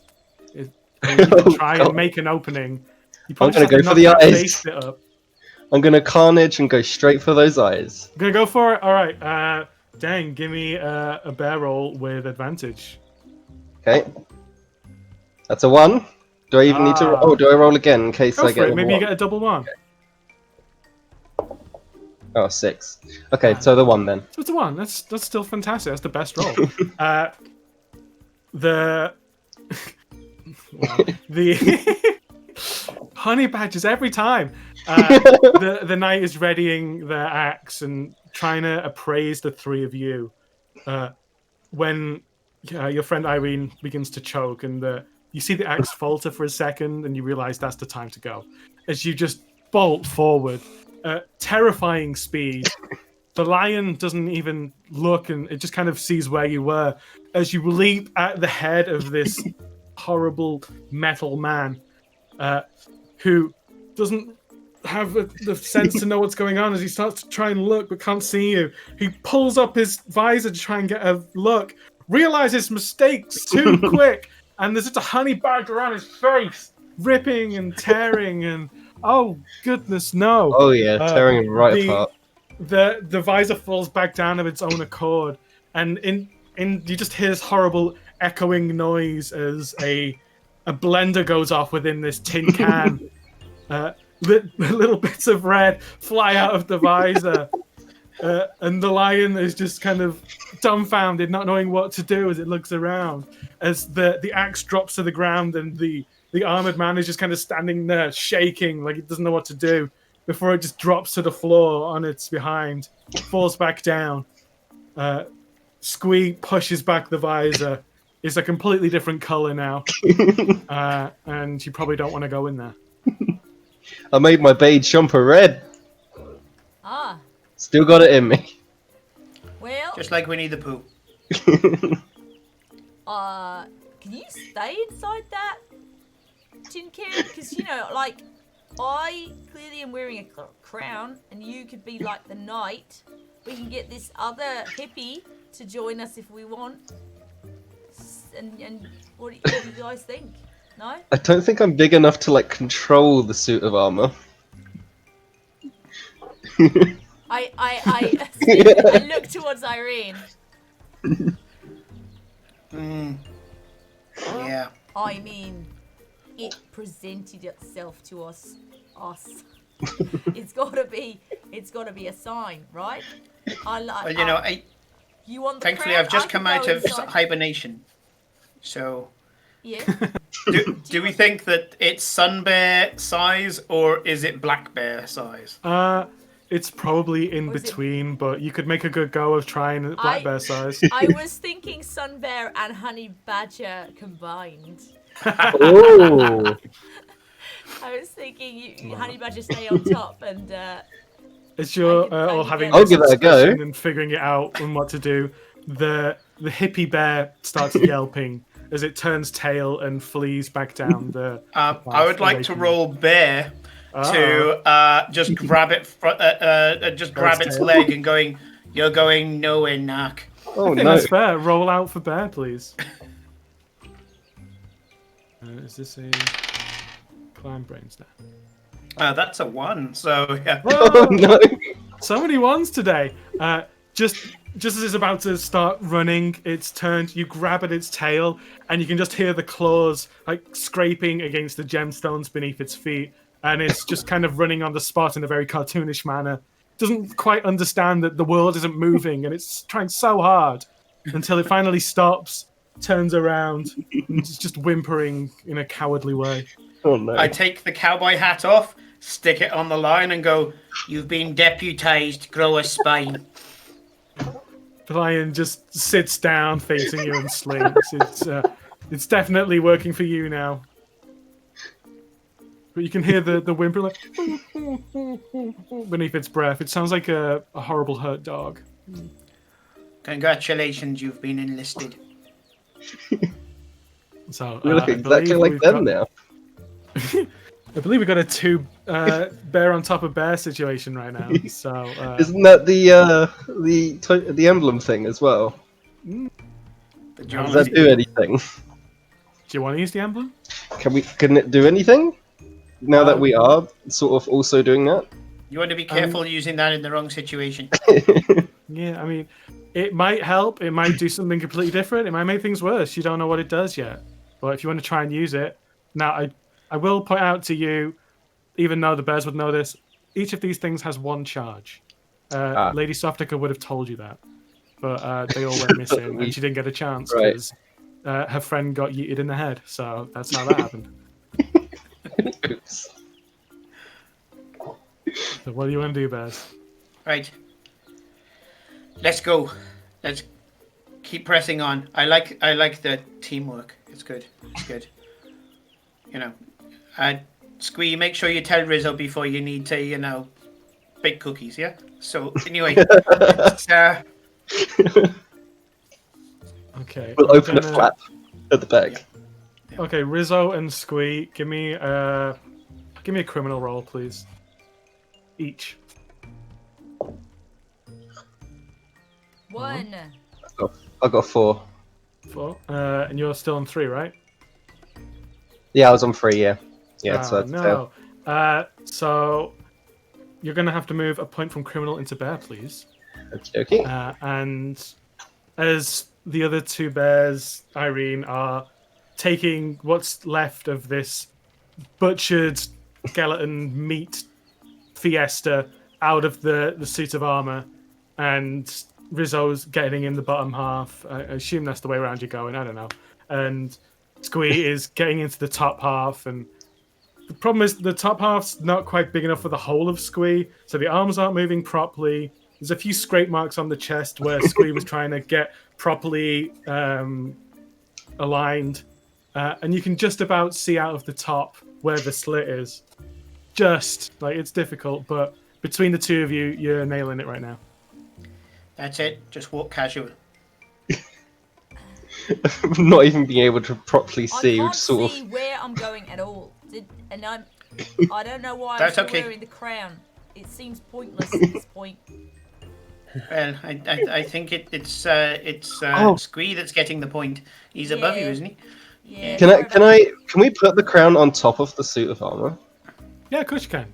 That's fine. That happens. Because- This is now a crown-wearing knight. So then now we're higher ranked than the other knights. Yeah. That's how it works. We have a Yeah. crown. Crowns That's give official. you That's how it works.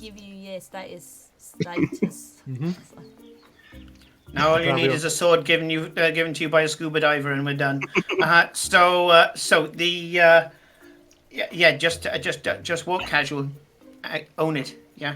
The three of you and your new hippie friend continue on down the Ambershine Road, acting casual, but a lot of the remainder of this journey is a lot quieter as you start heading up the steeper slopes towards the gleaming Topaz City. You get a little ways away, and you've got enough time on the hill before your final ascent, to just take stock and maybe come up with a plan or decide what your attack is. You've got a moment if you want it. We I'm don't just going to be really. staring them. So when they start walking off in random directions, I just turn. It happens a lot. Staring them back. Do we even know exactly where we're going? Because we just got told we have to go to like this place, right? We didn't Yeah, know go to the city. where. Yeah. Topaz City. But we know Okay. that the lady is the lady from a statue. So if she's got a statue in a small little village, she's probably got something even more impressive in the big city. So Makes a lot of look sense. for the biggest thing, because humans like to overcompensate. Yeah. So Yeah. because they're so small, really, and they need to build things to make themselves feel bigger. It's because they got small wasp names, claws.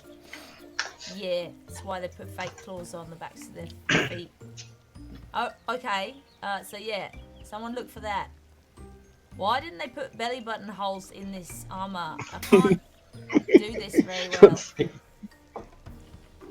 Well, when we can find one of them thingies, nail guns, I'll shoot you a couple of times so you can see through the holes. Sounds perfect. With the friendship achieved, the four of you come back, assuming your new friend continues on, which Oh, we haven't named him yet. Oh, yeah, yeah, you we can name still if got you a want. lion? We're still got a lion. Yeah, he's just been like Lion whimpering this whole time. Yeah. He's just How I been whimpering deputise this whole a time. bit of a badge. Yeah, he's always at least one step behind, but never far enough that he earns the ire of Irene. No, thank you. Like, I know it's good for me, and that's it. But the four of you crest over the hill and start heading up the final ascent along the Ambershine Road, lined with poppies as you get to a grand door. And as you have approached this city, it's walled and domed, and the whole thing is somewhat translucent. It looks like it's made of topaz. But you get to this big, arch door. That's the word I'm looking for. And there's a little slit in there where someone would pull back a little lucky luck or whatever. Oh, And there's Jump a along. little sign on there I think that we've says, lost Sean a bit. "Oh no, No, we haven't. am I here?" We're back.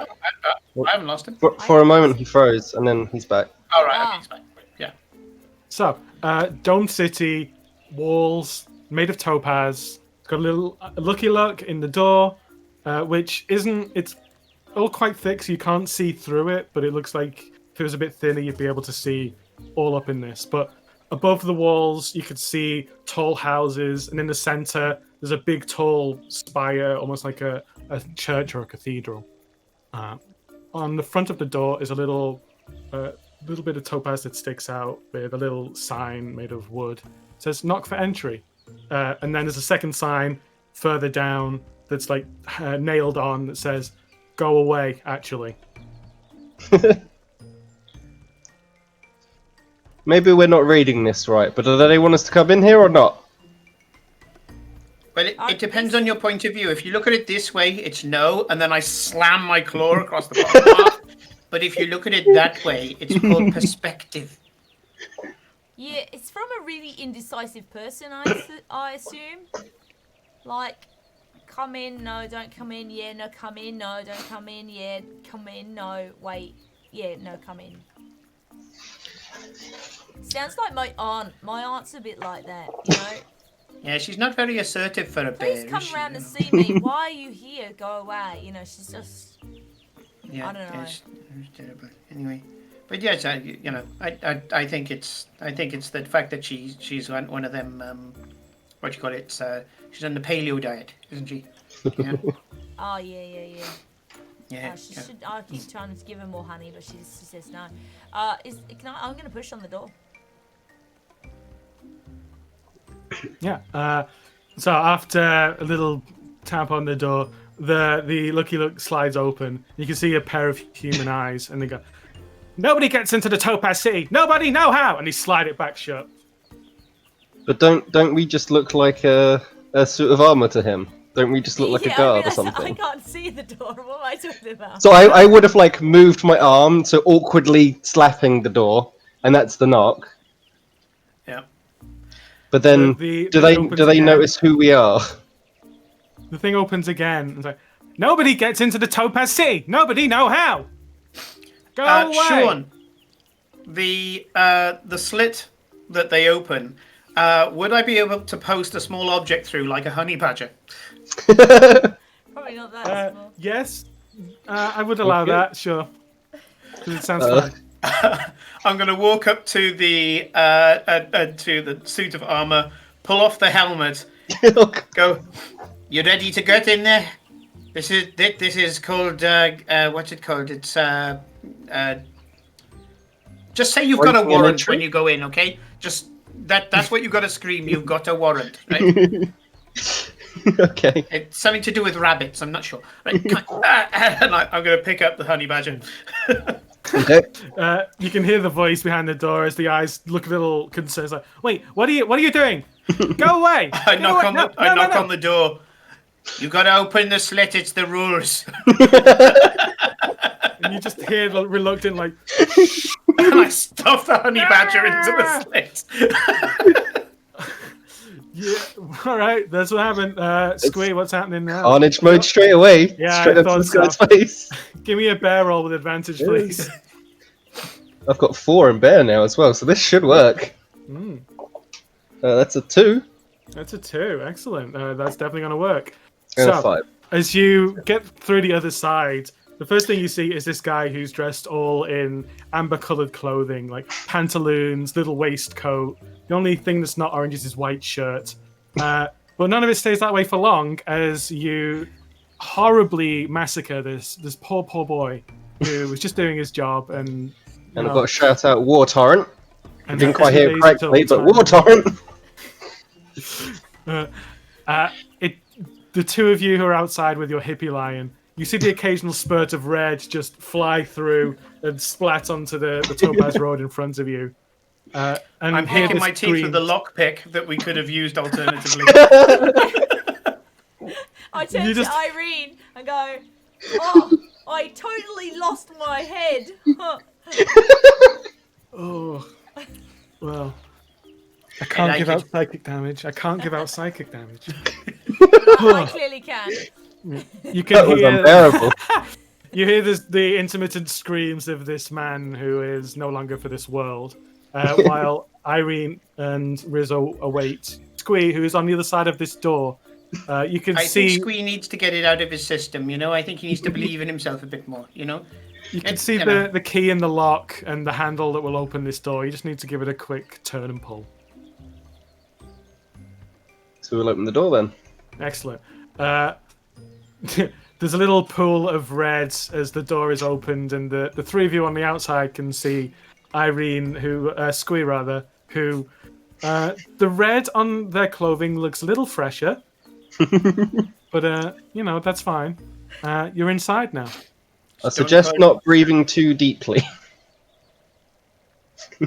So the four of you head into the city, and behind the door near the seat, the little chair that the man was sitting on, are sets of goggles on hooks that has a sign above for visitors. You don't have to do anything about that. They're all topaz colored.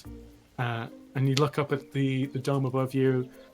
It's harder to see the sky, and everything's just this horrible orange now that makes you hungrier as it reminds you even more of honey.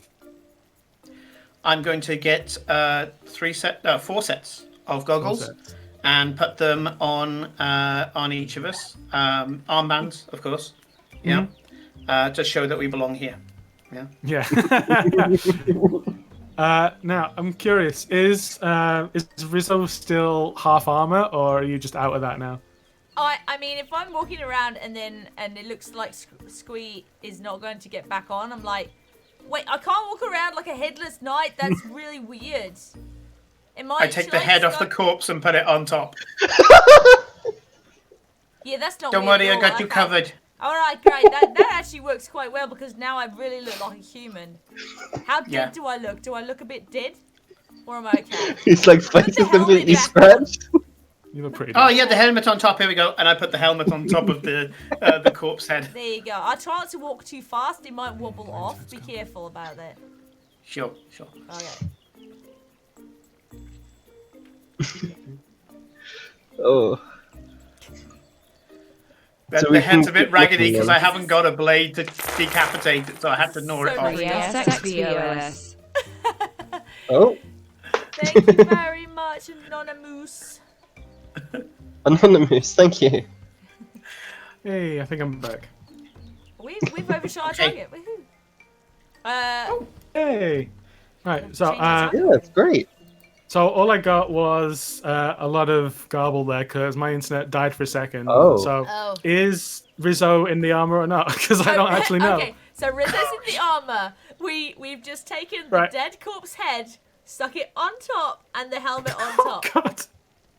And Rizzo's trying to walk so slowly, and the head is probably doing a bit of a bobblehead thing. Oh, good grief. That's definitely a criminal role, please. Well, I know. Well, I mean, like, Irene actually did it, but yeah, we all agreed. Yeah, but you're the one walking forward like this. It's the active deception, like right? This is, yeah, that's true, and it's yeah, this is dark. I rolled a 1. Okay, I'm rolling okay. Right? Oh no! Hey. Nothing yeah. moves unless it rolls. You roll above, right? Mhm. Yeah, you're so fine. It's only if you roll above. So, as the 4 of you are heading onwards, something about the swagger of Rizzo.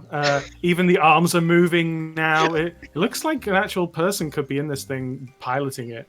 Hey, they said I couldn't be an actor. I think screw them. I definitely can. Look at this. They didn't know talent, did they? They didn't know talent. Maybe that was the problem. They were trying to let me be a bear and I couldn't roar. But if they asked me to be a human, clearly perfect at it. They would have been intimidated by you. Yeah. Would that have counted as driving? I mean, like driving the suit. You know what? I would accept that if you want to play that. I mean, you already got a 1, so I think we're good. But in the future, I'll that's definitely. I would have. Yeah. So the 4 of you continue onwards down these overbearingly high. What's the word? Streets, I guess, is the best one. Streets. Along the walls of each of these houses, you see lots of posters that are very much like bees are evil, bears are evil, water is evil. They've got very stylistic. It's a whole load of horrible propaganda that is just against all of these things. And if they're all telling you that if you see any bears, bees, honey, if there's any water in the city, you should report this to Sharp Castle. I'm going to read this and take it in. I'm just like, she makes a good point. Once in a while, you can hear the same like clang, clang, clang of metal against gem that matches Rizzo's steps, but is definitely not by Rizzo. I suspect there are more of these metal people walking around.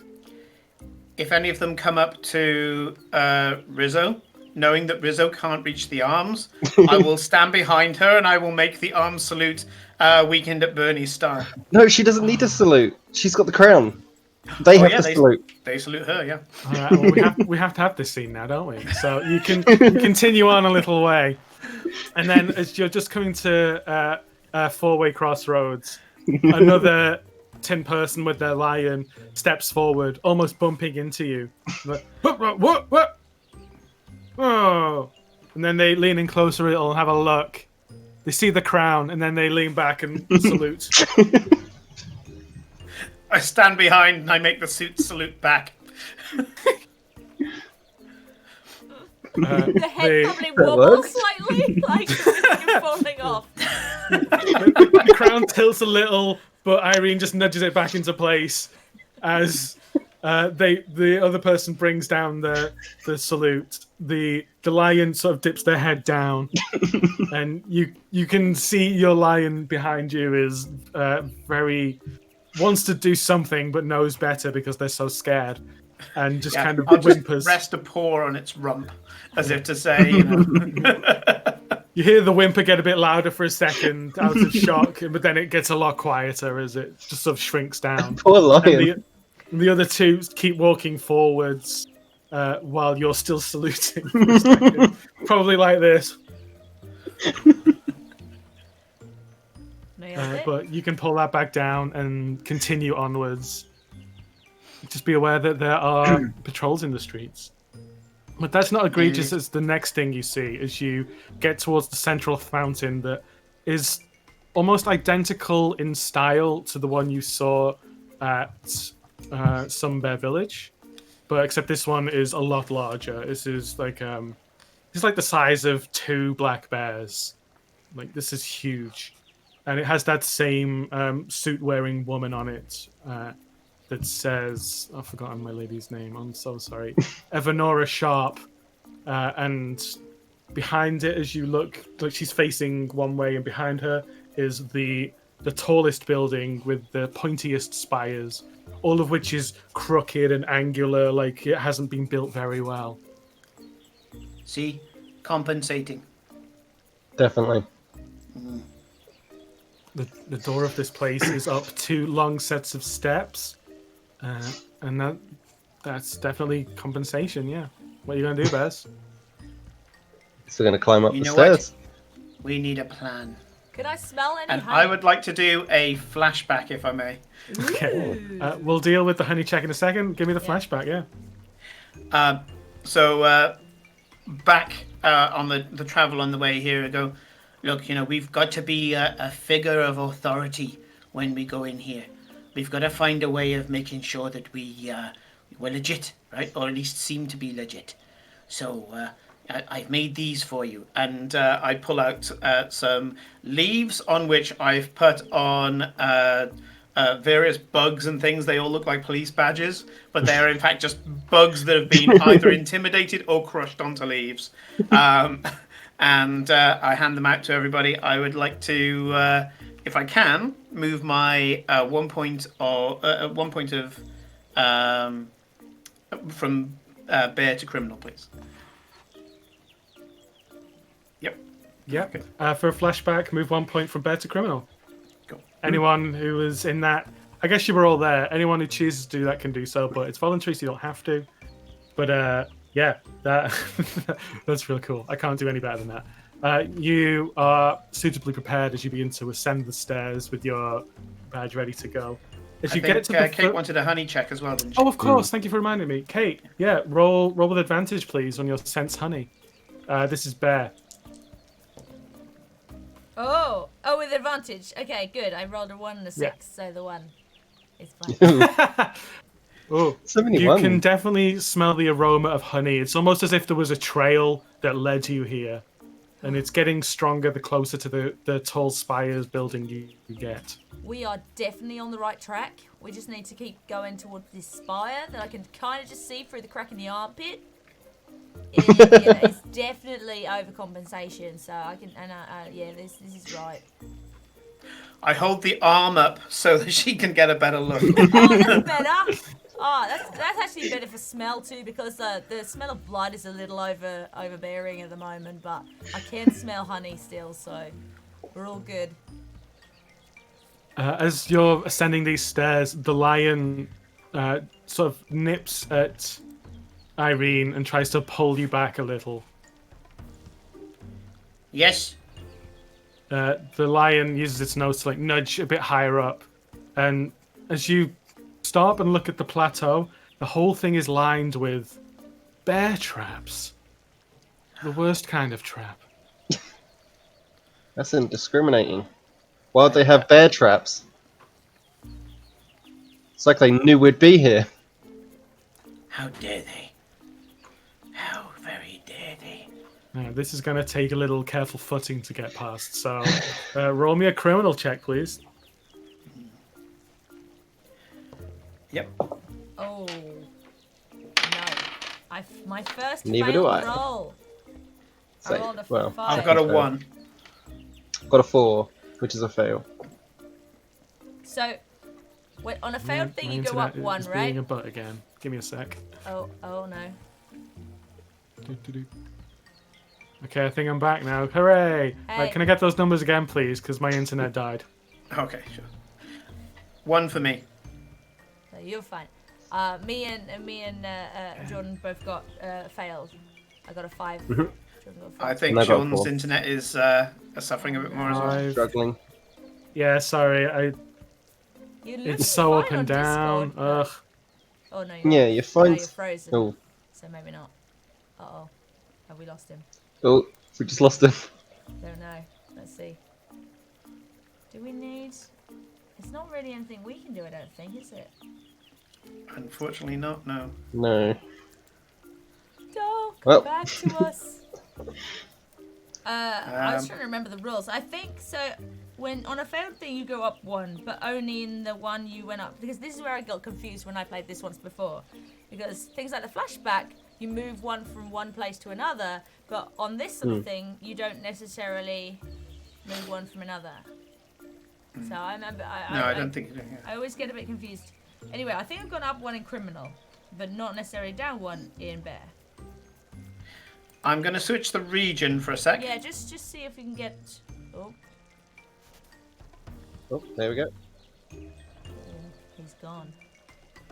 Sean out. He's gone. Let's see if he I can. mean, to be reconnect. fair, we're just getting to the Yeah. Oh, end of no. Saturday. Starting off in Europe, so Things are. I'm hoping the South Africa is better. I'm not seeing. Do we see any messages in anywhere of him going help? His internet might have just died completely for a bit.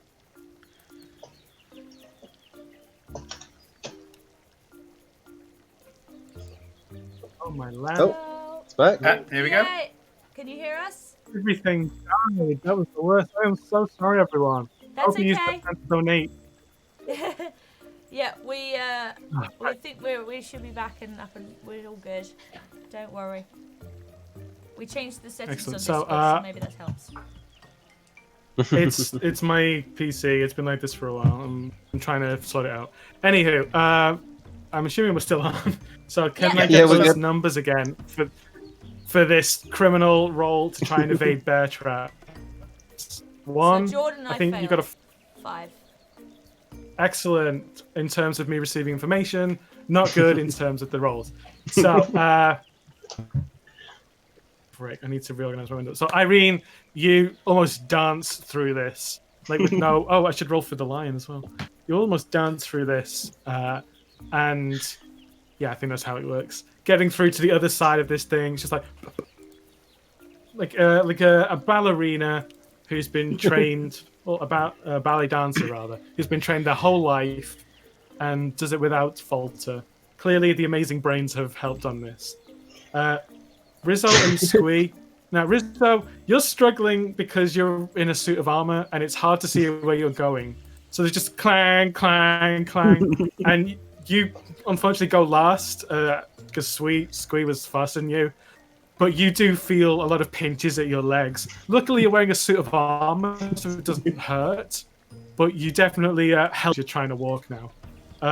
Rizzo, unfortunately, has a bit more of a struggle as you try and run along. The lion distracts you for a second, and the sound of Rizzo distracts you for a second. You fall onto one of these, right into the middle of it. You have just enough sense to stop and drop as the whole thing just above you, and you're just stuck there for a moment, not knowing what to do. You're a little shaken. and that was a bad move. So move a point from criminal into bear, please, as you get a little more frustrated. But no damage, because this isn't that kind of game. The lion Very spooked. yelps out as it steps on and traps its paw on one of the things, the bear traps. You hear its mighty roar for the first true time. But it continues onwards, and every so often there's a clang as the paw connects with the ground, holding the with the bear trap still upon it. Yeah. Stealthy. We're on a stakeout. So you head into the castle itself, and there is a grand arched doorway that is tall enough for 8 bears on top of each other to walk through as one. This thing is ridiculous. It's completely open. There's hardly anyone here, which is suspect. But you can see a beautiful floral design, big metallic door that's far across away from you. I shouldn't do that to the camera, I'm sorry. There's another one of these tall fountains right in front of you. Then there's a little stone square corridor that heads down behind that, which has a couple of guards who are standing and talking at each other. They haven't noticed you yet, but they also have 2 lions who look like they're just kind of lying down and sleeping. I think that's everything you can see. But the smell of honey there, Rizzo, it looks like you have to go straight across past that thing. Can we try and get the use bear one of the trap? items. What? Yeah. What about the bear trap? If it's still on the lion, I think we should probably try and get it off of the lion. Oh, right, yeah, okay. The lion's nodding and just holding up this waving paw now. I can't really do that without getting. Should I get out of this? I can't really help because my arms don't really reach through the little. No, you're a inside agent. You're an infiltrator. You're undercover. I'm undercover. There you go. That's the one. Yeah. Okay. Right. So, I'm gonna try and pry open the bear trap. I think that's a very bear thing to do. So give me a bear roll, please. 6. 6. Oh, awkward. You're like, and you're flexing and straining against it with all your bear strength. Wait, hang on. Climbing brains, yeah. You keep going, but eventually you just can't, and one of your claws slips a little, starts to cascade that slams the thing back together. You get your claw out just in time as the lion tries to pull it out. Let's give it a go, because I think that's fair. No, it's a 6. So, just as the lion's trying to pull it away, you just hear the shing, and you hear the roar of pain once more. And further ahead, you see the 2. You see the 2 steel armored men turn around and look at you very quickly, holding their axes. I'm there kind of looking around for something metal. I pull out the metal spoon because it's the only metal thing I've got, and I'm gonna try to mimic them and say who goes there, but I'm gonna point the spoon at them, and I don't know what the spoon does, but I'm gonna trigger it. You're gonna trigger the spoon. Okay. Oh. Interesting. So, I think the overriding action is the spoon. So, roll bear to cast the spoon spell, please. 2. Sorry. All right, this is a weird one. I didn't know what was going to happen with this. I'm just maybe curious just repeat now. what just happened, guys, because I might have frozen the OBS for just a split second with the whole spoon thing. Pointing at the spoon. I don't know if it froze. Yeah, my computer went. I cast spoon. Cast spoon. Yeah, the trying to remove the bear trap from the lion didn't go so well. The lion roared as it snapped back. The guards have been alerted, and now Irene is pointing the metallic spoon at the guards, and has successfully cast the spell of the spiral spoon. Irene, you feel incredibly hungry for that honey you've got on you right now. You can't even stop yourself as you just eat it. It's my neck honey, so I'm there. Yeah, just licking the thing, but you can't get enough as you're just licking, and it's all gone. The world turns into Technicolor for a second as you flash through the rainbow. You're seeing purple, then indigo and blue, and you just hear this, and then all of a sudden you're back at the bottom by the fountain, and you don't know how you got back outside, but the lion is pointing at the bear traps, trying to tell you to be careful of this horrible, horrible trap that you've just seen. You think this is weird.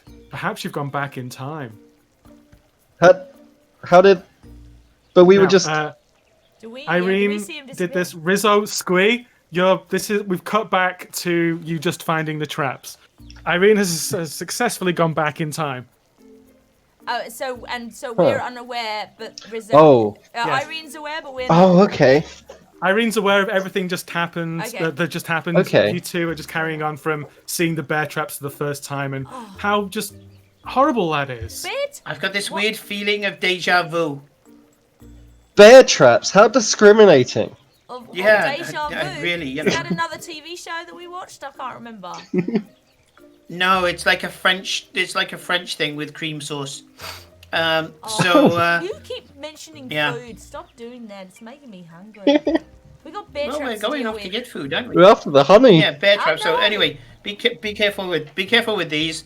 I had a terrible dream where where you nearly had your head cut off by one, and this useless piece of hippie here ended up with one on his foot.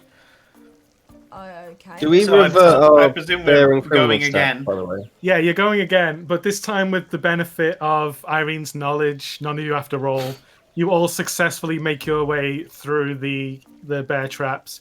Even Rizzo, who is in a suit of armor and can't see, successfully gets through thanks to the help of Irene. The Just to the lion left. doesn't have one. You hear the clang to the left. There's a shuffle, but you all get to the top of this thing. And to the same doors. You can see the fountain again. Further ahead, the guards are still talking. You can hear them. You can just about hear them from where they are in this large, 100-meter square courtyard where the fountain is. Let me just find my notes again because I had to remind myself what the frick that spell was.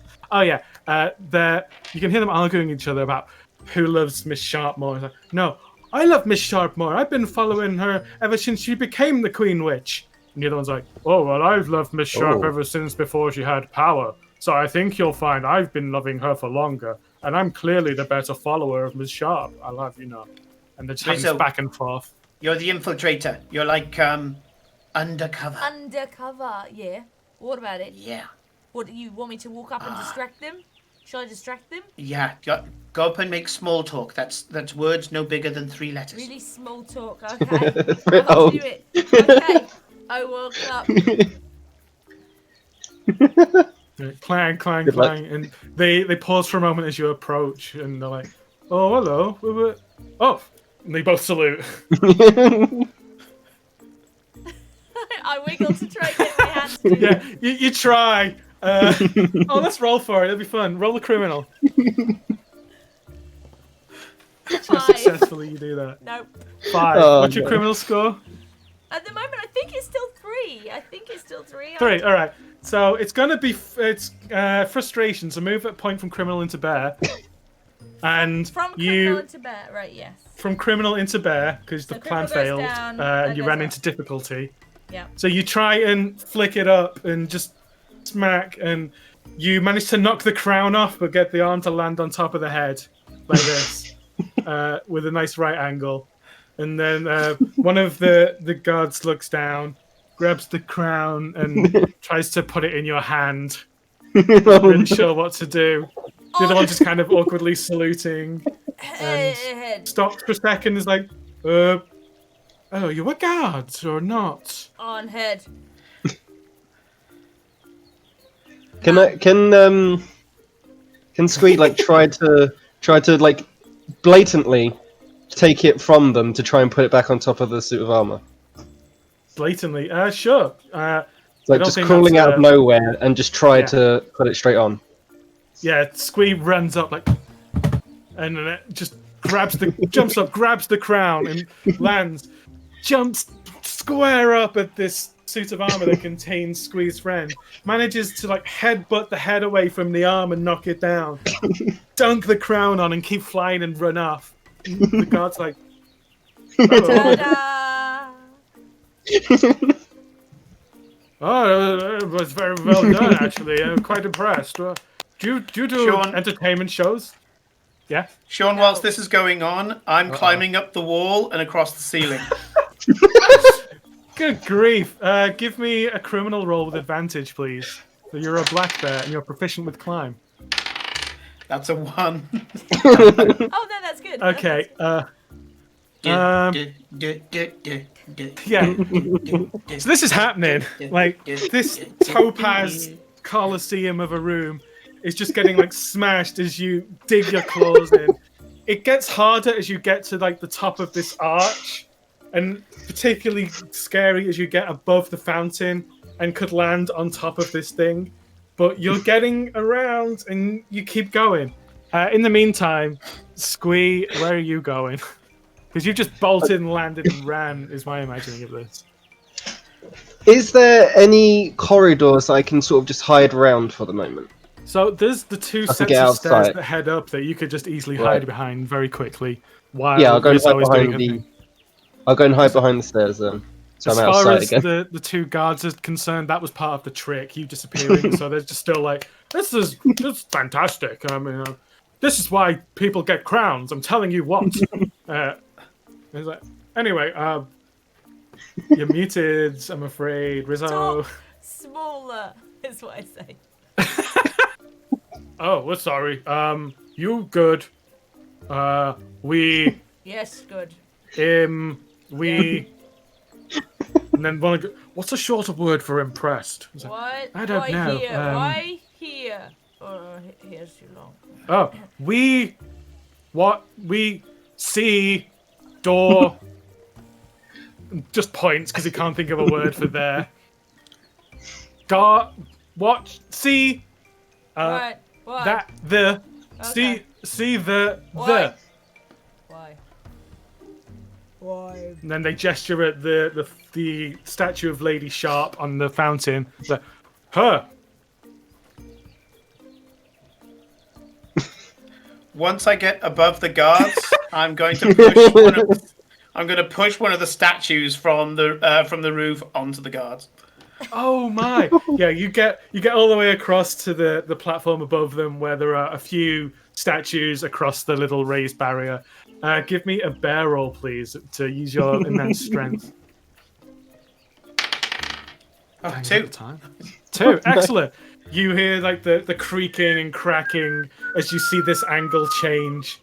None of you below have the time to really look up, and the two guards are still talking to you, Rizzo, trying to figure out how to tell you what you want to know. And then one of like, and then boom, as the statue falls on top of the two of them. The lion's eyes and jaws are wide and dropping as they don't understand what to do. As your lion scrambles across, stands behind you, and starts low growling, almost roaring, and the other two lions just kind of sit back and aren't really sure what to do. But their two friends are squished beneath a big topaz statue. I'm going to give the thumbs up to the lion because I know that Rizzo can't see me, and I'm going to point at the door as if to say, "Get her in the door." Okay, Rizzo, you start to feel yourself pushed. Enough more talking.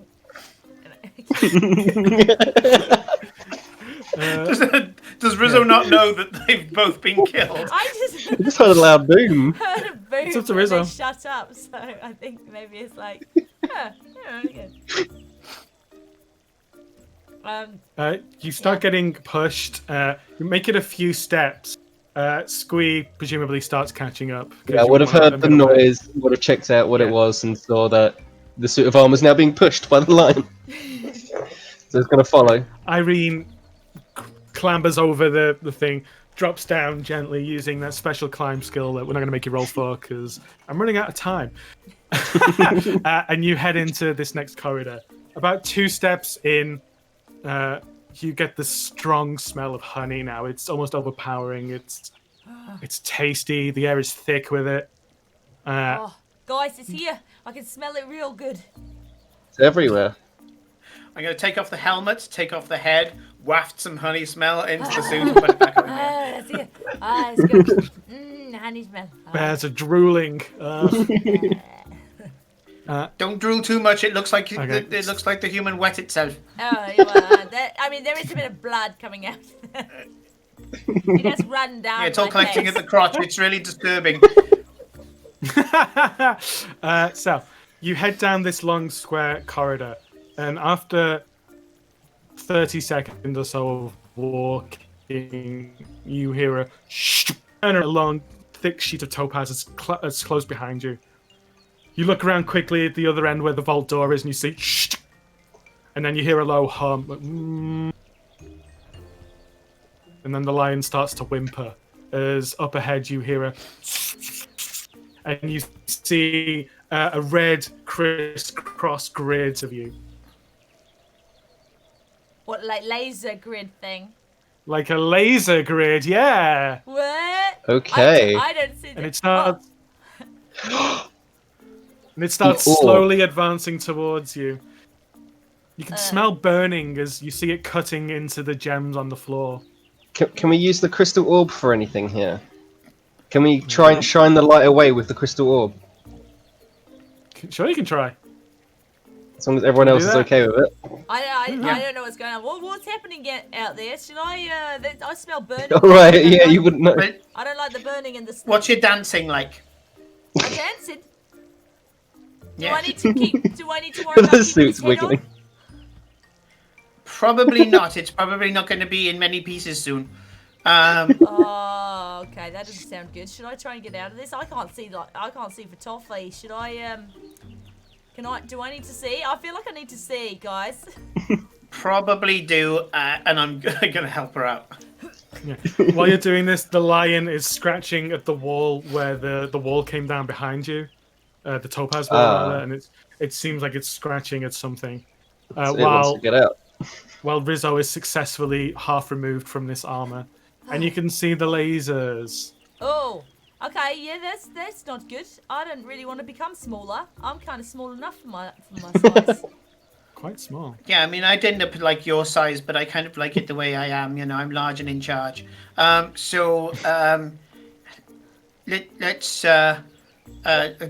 Did you say you were going to use the ball squee? Yeah, the crystal orb thing. We'll try and use that. Yeah. Try and deflect the lasers.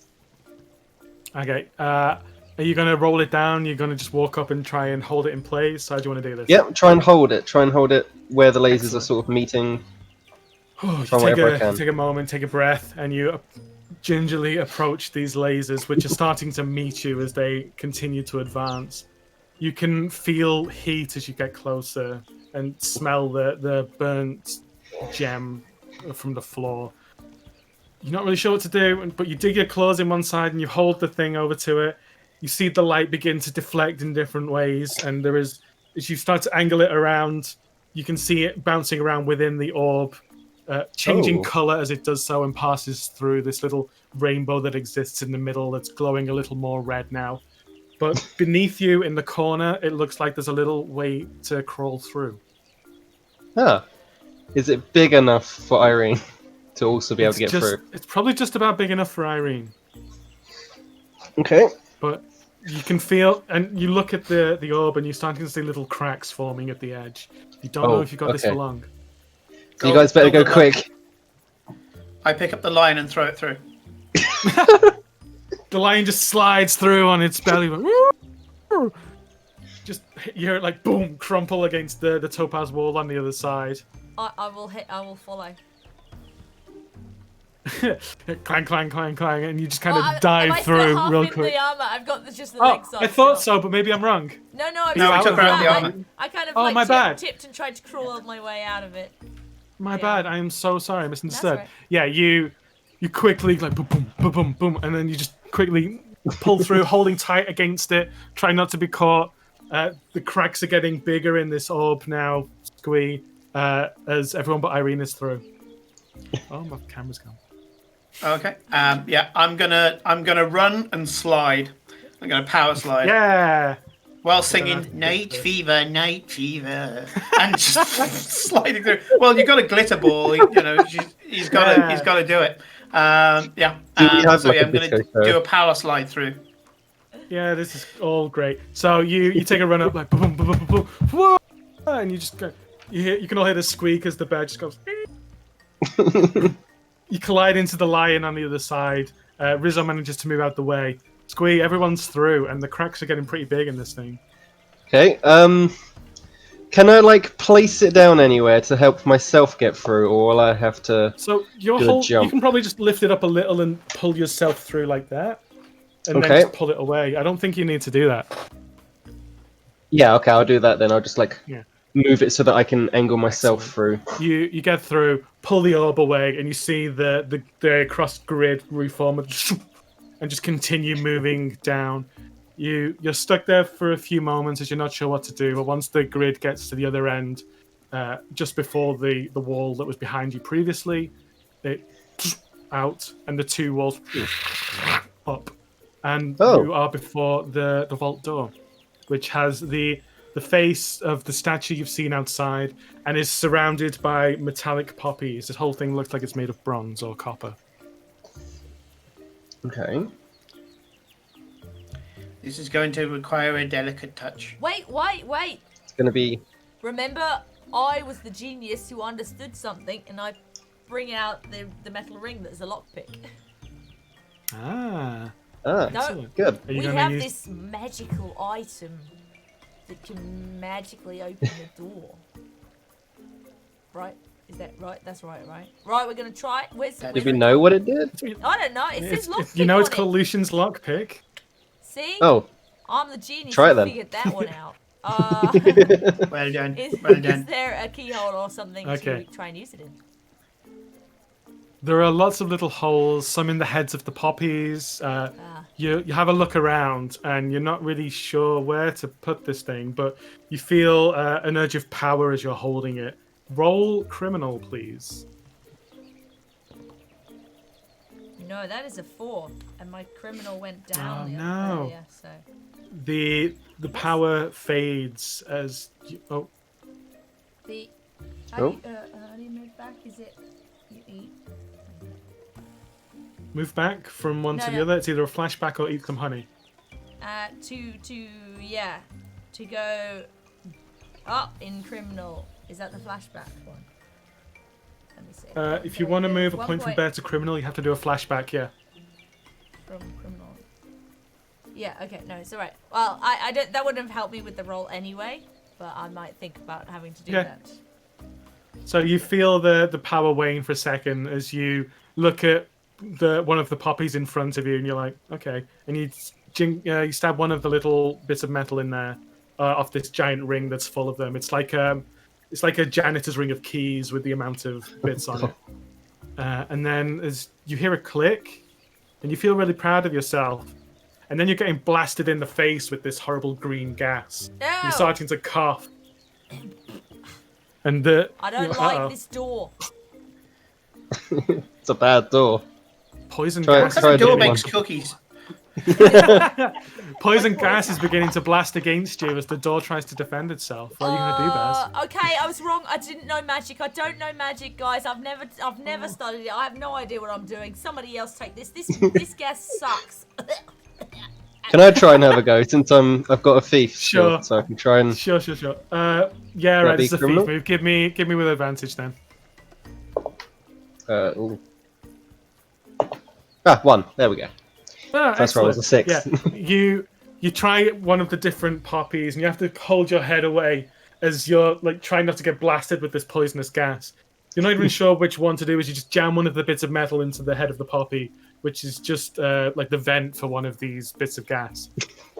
You feel a sense of power start from the ring and just erupt down your arm as you give this one push, and you hear another set of clicks and clunks and thuds as the door moves towards you. The rest of you see this whole thing just opening a little bit as the gas begins to and stop. And there's still a bit of it left in the air that's making you cough, but you're not so worried about that as the scent of honey is overpowering.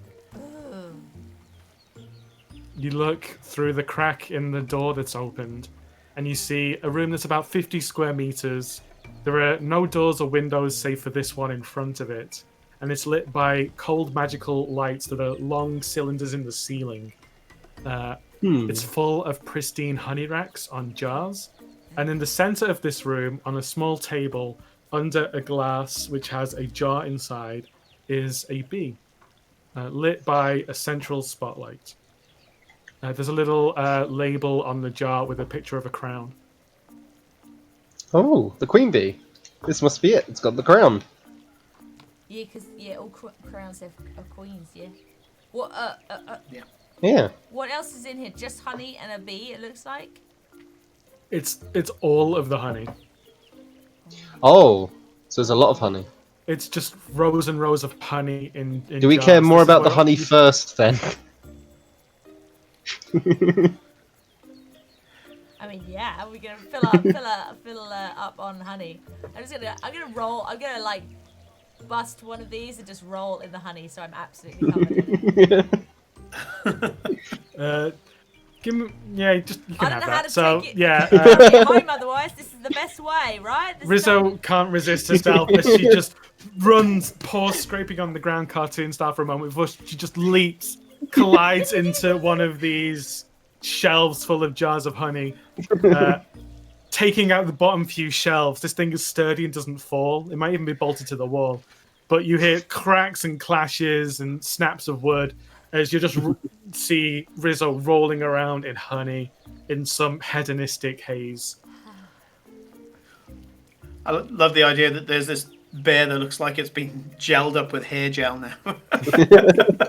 Basically, yeah. Like Rizzo hair and looks everything. more honey than bear at this point. Okay, so I'm gonna see if there's any cart or trolley or something like that I can put this honey on. Clearly, they got it in somehow. You wander past all the shelves, and right at the back, you can see a small little, shelf stacking one. They could probably take a fair few pallets worth of honey if they were in pallets, but they're all loose. It's going to take you some time to stack them up, but you can get a good few hundred of these, you reckon? Okay. I'm gonna get started with that. Let's say there's two, because why not? You can get two of these wonderful trolleys of honey carrying. That's the magical item name. Okay, a few minutes go by. The lion is helping as well. It's got a watchful eye on the queen bee because it's not really sure what to do, and every so often it stops and dips its head, and then sees Rizzo again and dips its head, but it's trying to help you with the honey now. Definitely full-on Stockholm syndrome at this point. And yeah, after about 15-20 minutes, you've got 2 carts full of honey in jars, and Rizzo is Squeeze. covered in the stuff. So the queen bee is in a jar, like a small jar? Mhm. Or Yeah, okay. a jar about the size of a honey jar. Okay. So Squee's gonna take the jar and put it underneath his jumper to try and keep it safe. So we have that with us now as well. Okay, so we've got Excellent. the queen. We've got a bunch of honey. Let's get out. Now we burn the place to the ground. No, there's still honey here. Are we? Wait, are we leave? Have we got all the honey? I mean, I No, quite you've like got the about a idea quarter of the burning it honey. to the ground, but I don't No, wanna actually, burn you've probably all got the like an eighth of this. Yeah, we there's a lot of this honey We here. barely got any of it. We Yeah. need to come back for more or send people or something. We should find the human who's overcompensating and tell her what for or something. What do they do in the CSI Texas? Well, what we got to do is go up and then at a dramatic point mention something that was convenient for the conviction. Just something really obvious, like you stole the honey because you have all the honey, and then there's like some music, and then we arrest her. Okay.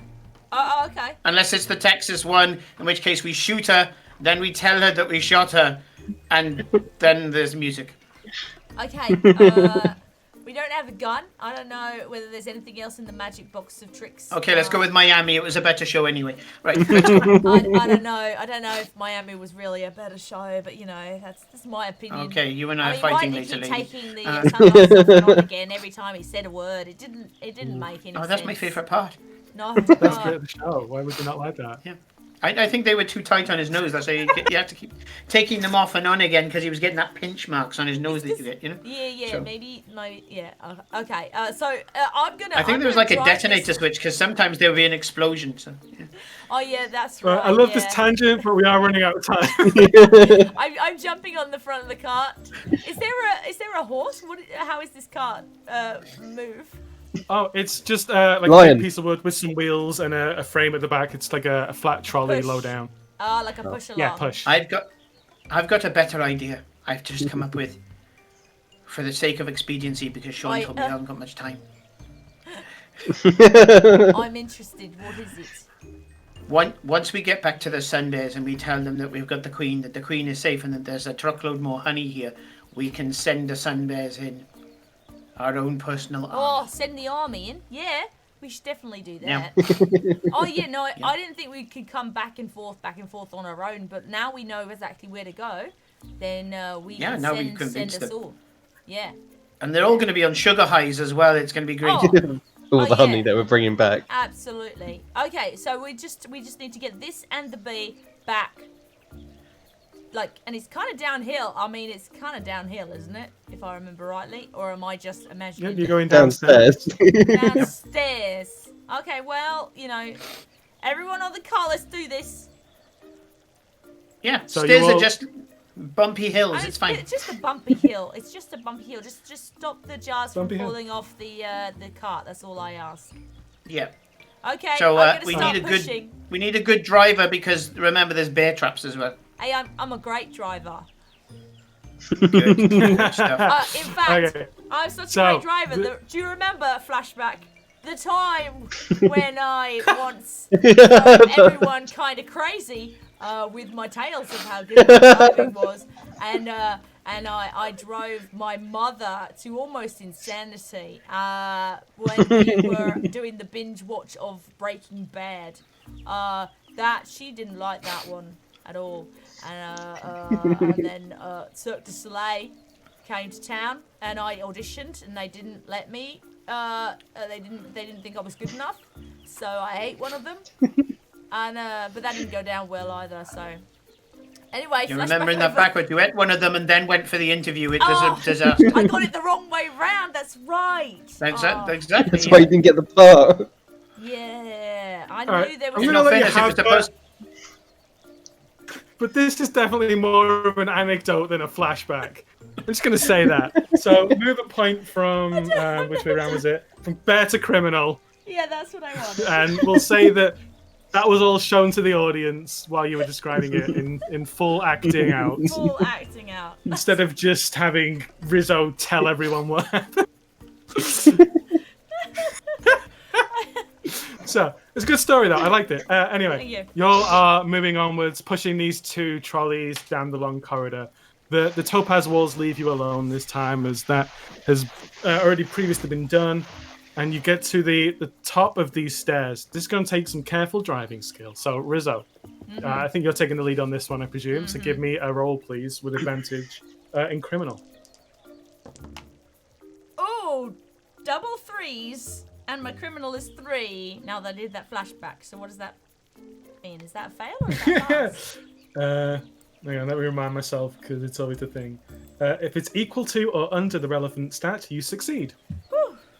Success. So you take a moment when you get to the top, and you're like, it's just bumpy. It's just bumpy, and you turn it around to try and stop the jars all sliding down, and then you're like, come on, and you just push it down from like holding it on, guiding it down carefully as you start going around. You navigate the bear traps, and you get to the bottom. You stop for a second, you think everything's cool, and then the 4 of you, the lions there, are overwhelmed by people going, woo, woo, woo, woo, as you see lots of these tin men running in, followed by lions. Some of them are holding up their things going, woo, woo, woo. Some of them are on large horse-drawn carts that they're just pulling forward, being pulled forward by the horses. The horse turns suddenly. The whole thing behind it skids in a cool Tokyo Drift style. And outside of the door which opens, you see Evanora Sharp step out. Black suit, very skinny, bleached blonde hair, all swept back like she just come out of the shower. She snaps her fingers. One of the tin men runs forward, pulls off his gauntlet, pulls off the other end where the hand bit is, giving her a cone. She holds it up to her mouth. She's like, "Return the honey bears and leave. You're stealing my honey.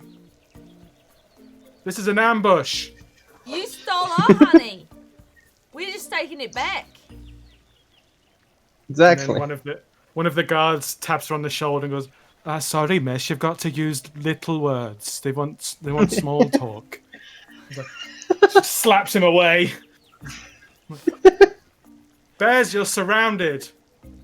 Give us the honey. You will be free to go in 100 years." How long 100 years. How long do bears live, Irene? I don't feel like it's that long. I think it's a fortnight. We only live a fortnight? Jeez, I should do more with my life. I slept for far Yeah. too long if we only live a fortnight. Yeah, live for the moment, girl. Live no. for the moment. No, we YOLO. won't leave. This is when we need a face. Okay, here's the plan. Yeah, here's the plan. You're gonna drive like a bat out of hell, and I'm gonna get to a vantage point. I've only got one weapon, and it's you, Squee.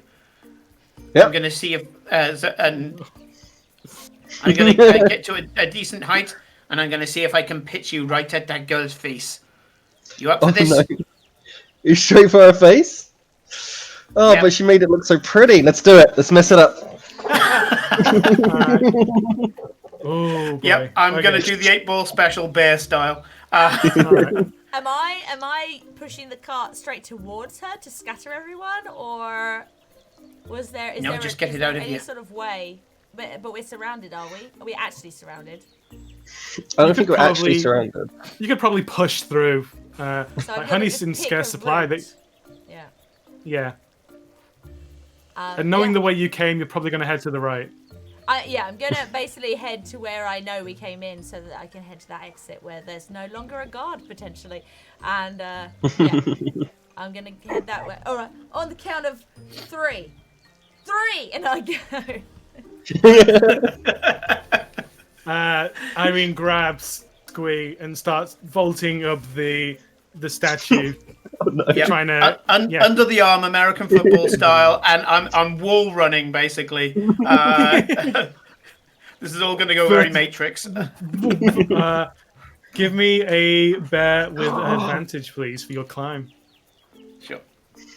This is going to be complex. Sorry, I've been playing way too much Titanfall with the wall running and being grabbed by the Titan. Let's a good see. So, game. 5. Let's see if we do better than that. And 1. Yes. It's good. Okay, so yeah, boom, boom, boom, boom. Like the claws are digging into the amber statue as you're just running up. You get to the top of this thing, you start to crest it, and just as you're vertically on top of this thing, the sun behind you illuminating you in this heroic fashion, launch Squee at Lady. I'm going to put some spin on Squee as well, just for dramatic effect. Whilst Squeeze being in mid-air, can I also do something else? Yeah, sure. Yep. So I still have my top hat. Can I go odd job on this and also throw my top hat at someone? All right. In attempt to clear the way for the car, I'm still going to be thrown at the at Sharp, but I still want to throw the hat at like the guards to try and clear away. Okay. Do you want this to be a bladed hat or do you want it to be a regular hat? Bladed hat. Just making sure. So, first things first. Irene, I need a criminal roll for a good throw of Squee. Sure. Especially if you're trying to put spin on this. Yeah, that's a 6. Okay. Oh, no, It's going it's to be gonna off go target, wrong. but it's still going to happen. So, meanwhile, Squee, Okay. you're still trying to do this. I'll do the give hat me- throw first, I guess. Yeah, this is a hat throw more than a maul, so give me a criminal roll, please. Mm-hmm. Oh, I won! Oh, excellent. So, first things first. Irene, you were rolling criminal, right? Yeah, I was rolling criminals and Yeah, throw so Squee. frustration. So move on from criminal into bear, please, which apparently is the only move I do today. As Squee, you're busy trying to deal with the spin that you've been put on as you're flipping around. Every so often you get back to the top and you've got long enough to just line up the shot. You spin again. You confirm it. You spin one more time. Hat's gone. Rizzo, you can just hear like a buzzsaw approaching. You look around. A little bit of your cheek fur is just kind of sliced away as this hat flies by. One of the guards lifts up his visor and says, "What the hell is that?" His head is gone in a second. A big of blood as he drops to his knees with a clang, falls down. The next one looks around and goes, "Trevor!" And he clambers down, trying to help his friend who's now dead, creating a massive gap for Rizzo to just go straight through down this slope as you're going rally style. Meanwhile, yeah, I'm gonna say this happens. So Squee doesn't quite hit the head, but you land firmly on the stomach. Meanwhile, Irene, you lose balance and you start to fall backwards into the fountain, which has no water in it at this point. But Squee, you're free to do your dark work. Well, carnaging time, I guess. Yeah. I guess that's the only option I have. There's the ripping sound of clothes as your claws dig in and you try and get a good leverage to spring up as Irene's the bear, as Evanora looks down and goes, "No, no!" And just Honey Badger leaps at her face. It's grisly, and I'm not going to describe it fully, but where a there lot of was a blood. face, there is now the front part of the skeleton skull. Oh no. It's pretty grim. It's almost perfectly circular cut. Like, this is masterwork. It's grim and horrible, but you're not being worried by this lady anymore. And all of the guards don't really know what to do as they look around. One of them points towards Rizzo, and then they're like, and then behind you, the lion prances out with the crown on its head, strikes a regal pose, and all of the guards point at the lion and go, start saluting, leaving the rest of you to flee in safety. A liberal government, it'll never last. And I can start chasing after Rizzo. Rizzo, you careen round to the door. You see a pile of flesh and bone where the doorman used to be. And you get to the outside of the city where you can see green and trees and everything nice again while you have time to wait for your friends who you can see bounding along behind you. Squee is freshly coloured again. Red looks good on you. It's like quite a nice colour.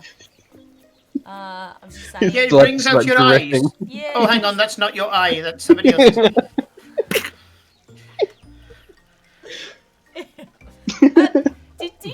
Squee, do you still have I was the saving that on for you? later. Checks like underneath the shirt like that. Yep, still got it. Oh, yeah, good. It's quite talented. God, look at her. She's seen some shit, hasn't she? I've never seen a bee with PTSD. The queen is just sitting on the bottom of the jar, buzzing regally and probably a little displeased, but trying to appreciate freedom, you would imagine. And she You gets a always lot lady. happier. There's a buzz, regal and defiant, but agreeable, as the three of you start wheeling this back, all the way back to where the beehives were. And you see Lady Sloftica and Slump Strawman, who is leaning against a tree, fanning himself with a bit of grass. Lady Sloftica still in her white guise and smiling. The bears! You're back, bears! You brought the honey! And the queen! She gives a little bow to the queen. How did it go? There's Well- more honey back there. Yeah. There's quite a lot more. Wonderful. Well, now that we have the queen, she can help them rebuild the hives, and we can make more honey as well. That's true. Yeah, that'll be great. Cause I start licking my arm. It's covered in honey. Tastes good. It's a bit hairy, but you don't care. Lady Softica looks down and messes with her dress a little as she scratches her knees, and you can see the silver shiny slippers that she's put on since. She looks at you and goes, "You can, if there is more honey and we have the queen bee left returned, perhaps this is all your honey as a thank you." Oh, You promised us more than we could ever eat. And you will have more once we have the hives returned. A down payment. Got it.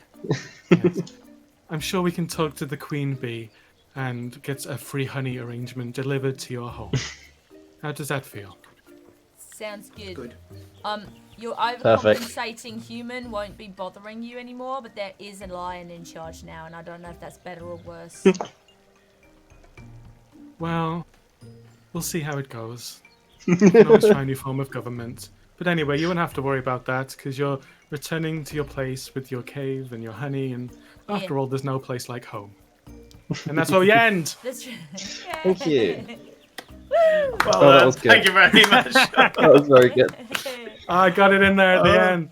Thanks everyone for playing. That was Honey Heist in a weird Wizard of Oz pattern that I had to do. That was brilliant. Yeah, I'll share the notes later. But thanks for watching. Thanks for playing. Keep donating. If you like Honey Heist, it's by Grant Howitt, like Simon said earlier. You can find it for free online. The guy who made it has got a Patreon, so search for Grant Howitt, 2 T's. Maybe give him some money after you've donated to all these people who really, really need it. But yeah, that's it. Thanks. And I don't know, Simon's probably going to lead us out. Thank you very much, Sean. And Honey Heist is one of those things where I don't know what it is. For some reason, I don't feel I can run it. But whenever I've got a good GM running it, suddenly the silly just comes out of me. So, thank you very much for that. And happy to finally have you as a GM on stream. So we're going to take a break now, and we might be switching off the stream for a very short period of time while we switch over between producers. I don't know whether you're going to be bowing out now, Kate, or after the next one. I probably need to talk to Corinne and find out then in the next 10 minutes while the break is happening, and we'll figure it out. Yep, so we will take a 10-minute break. If the stream goes off, don't worry about it. Just stick around, and the stream will come back on. And that's just us transitioning over because I wasn't going to commit any one producer to 12 hours. So the coming up next is Rodrigo with Blades in the Dark. I'm going to take a little bit of a rest and have some stuff to eat. I will do the intro for it, but then I will hand over to Rodrigo for Blades in the Dark. But stick around. It's an amazing game. I've only played one session of it, but it's really, really good. So we will see you after the break. Bye-bye. Bye. Thank you.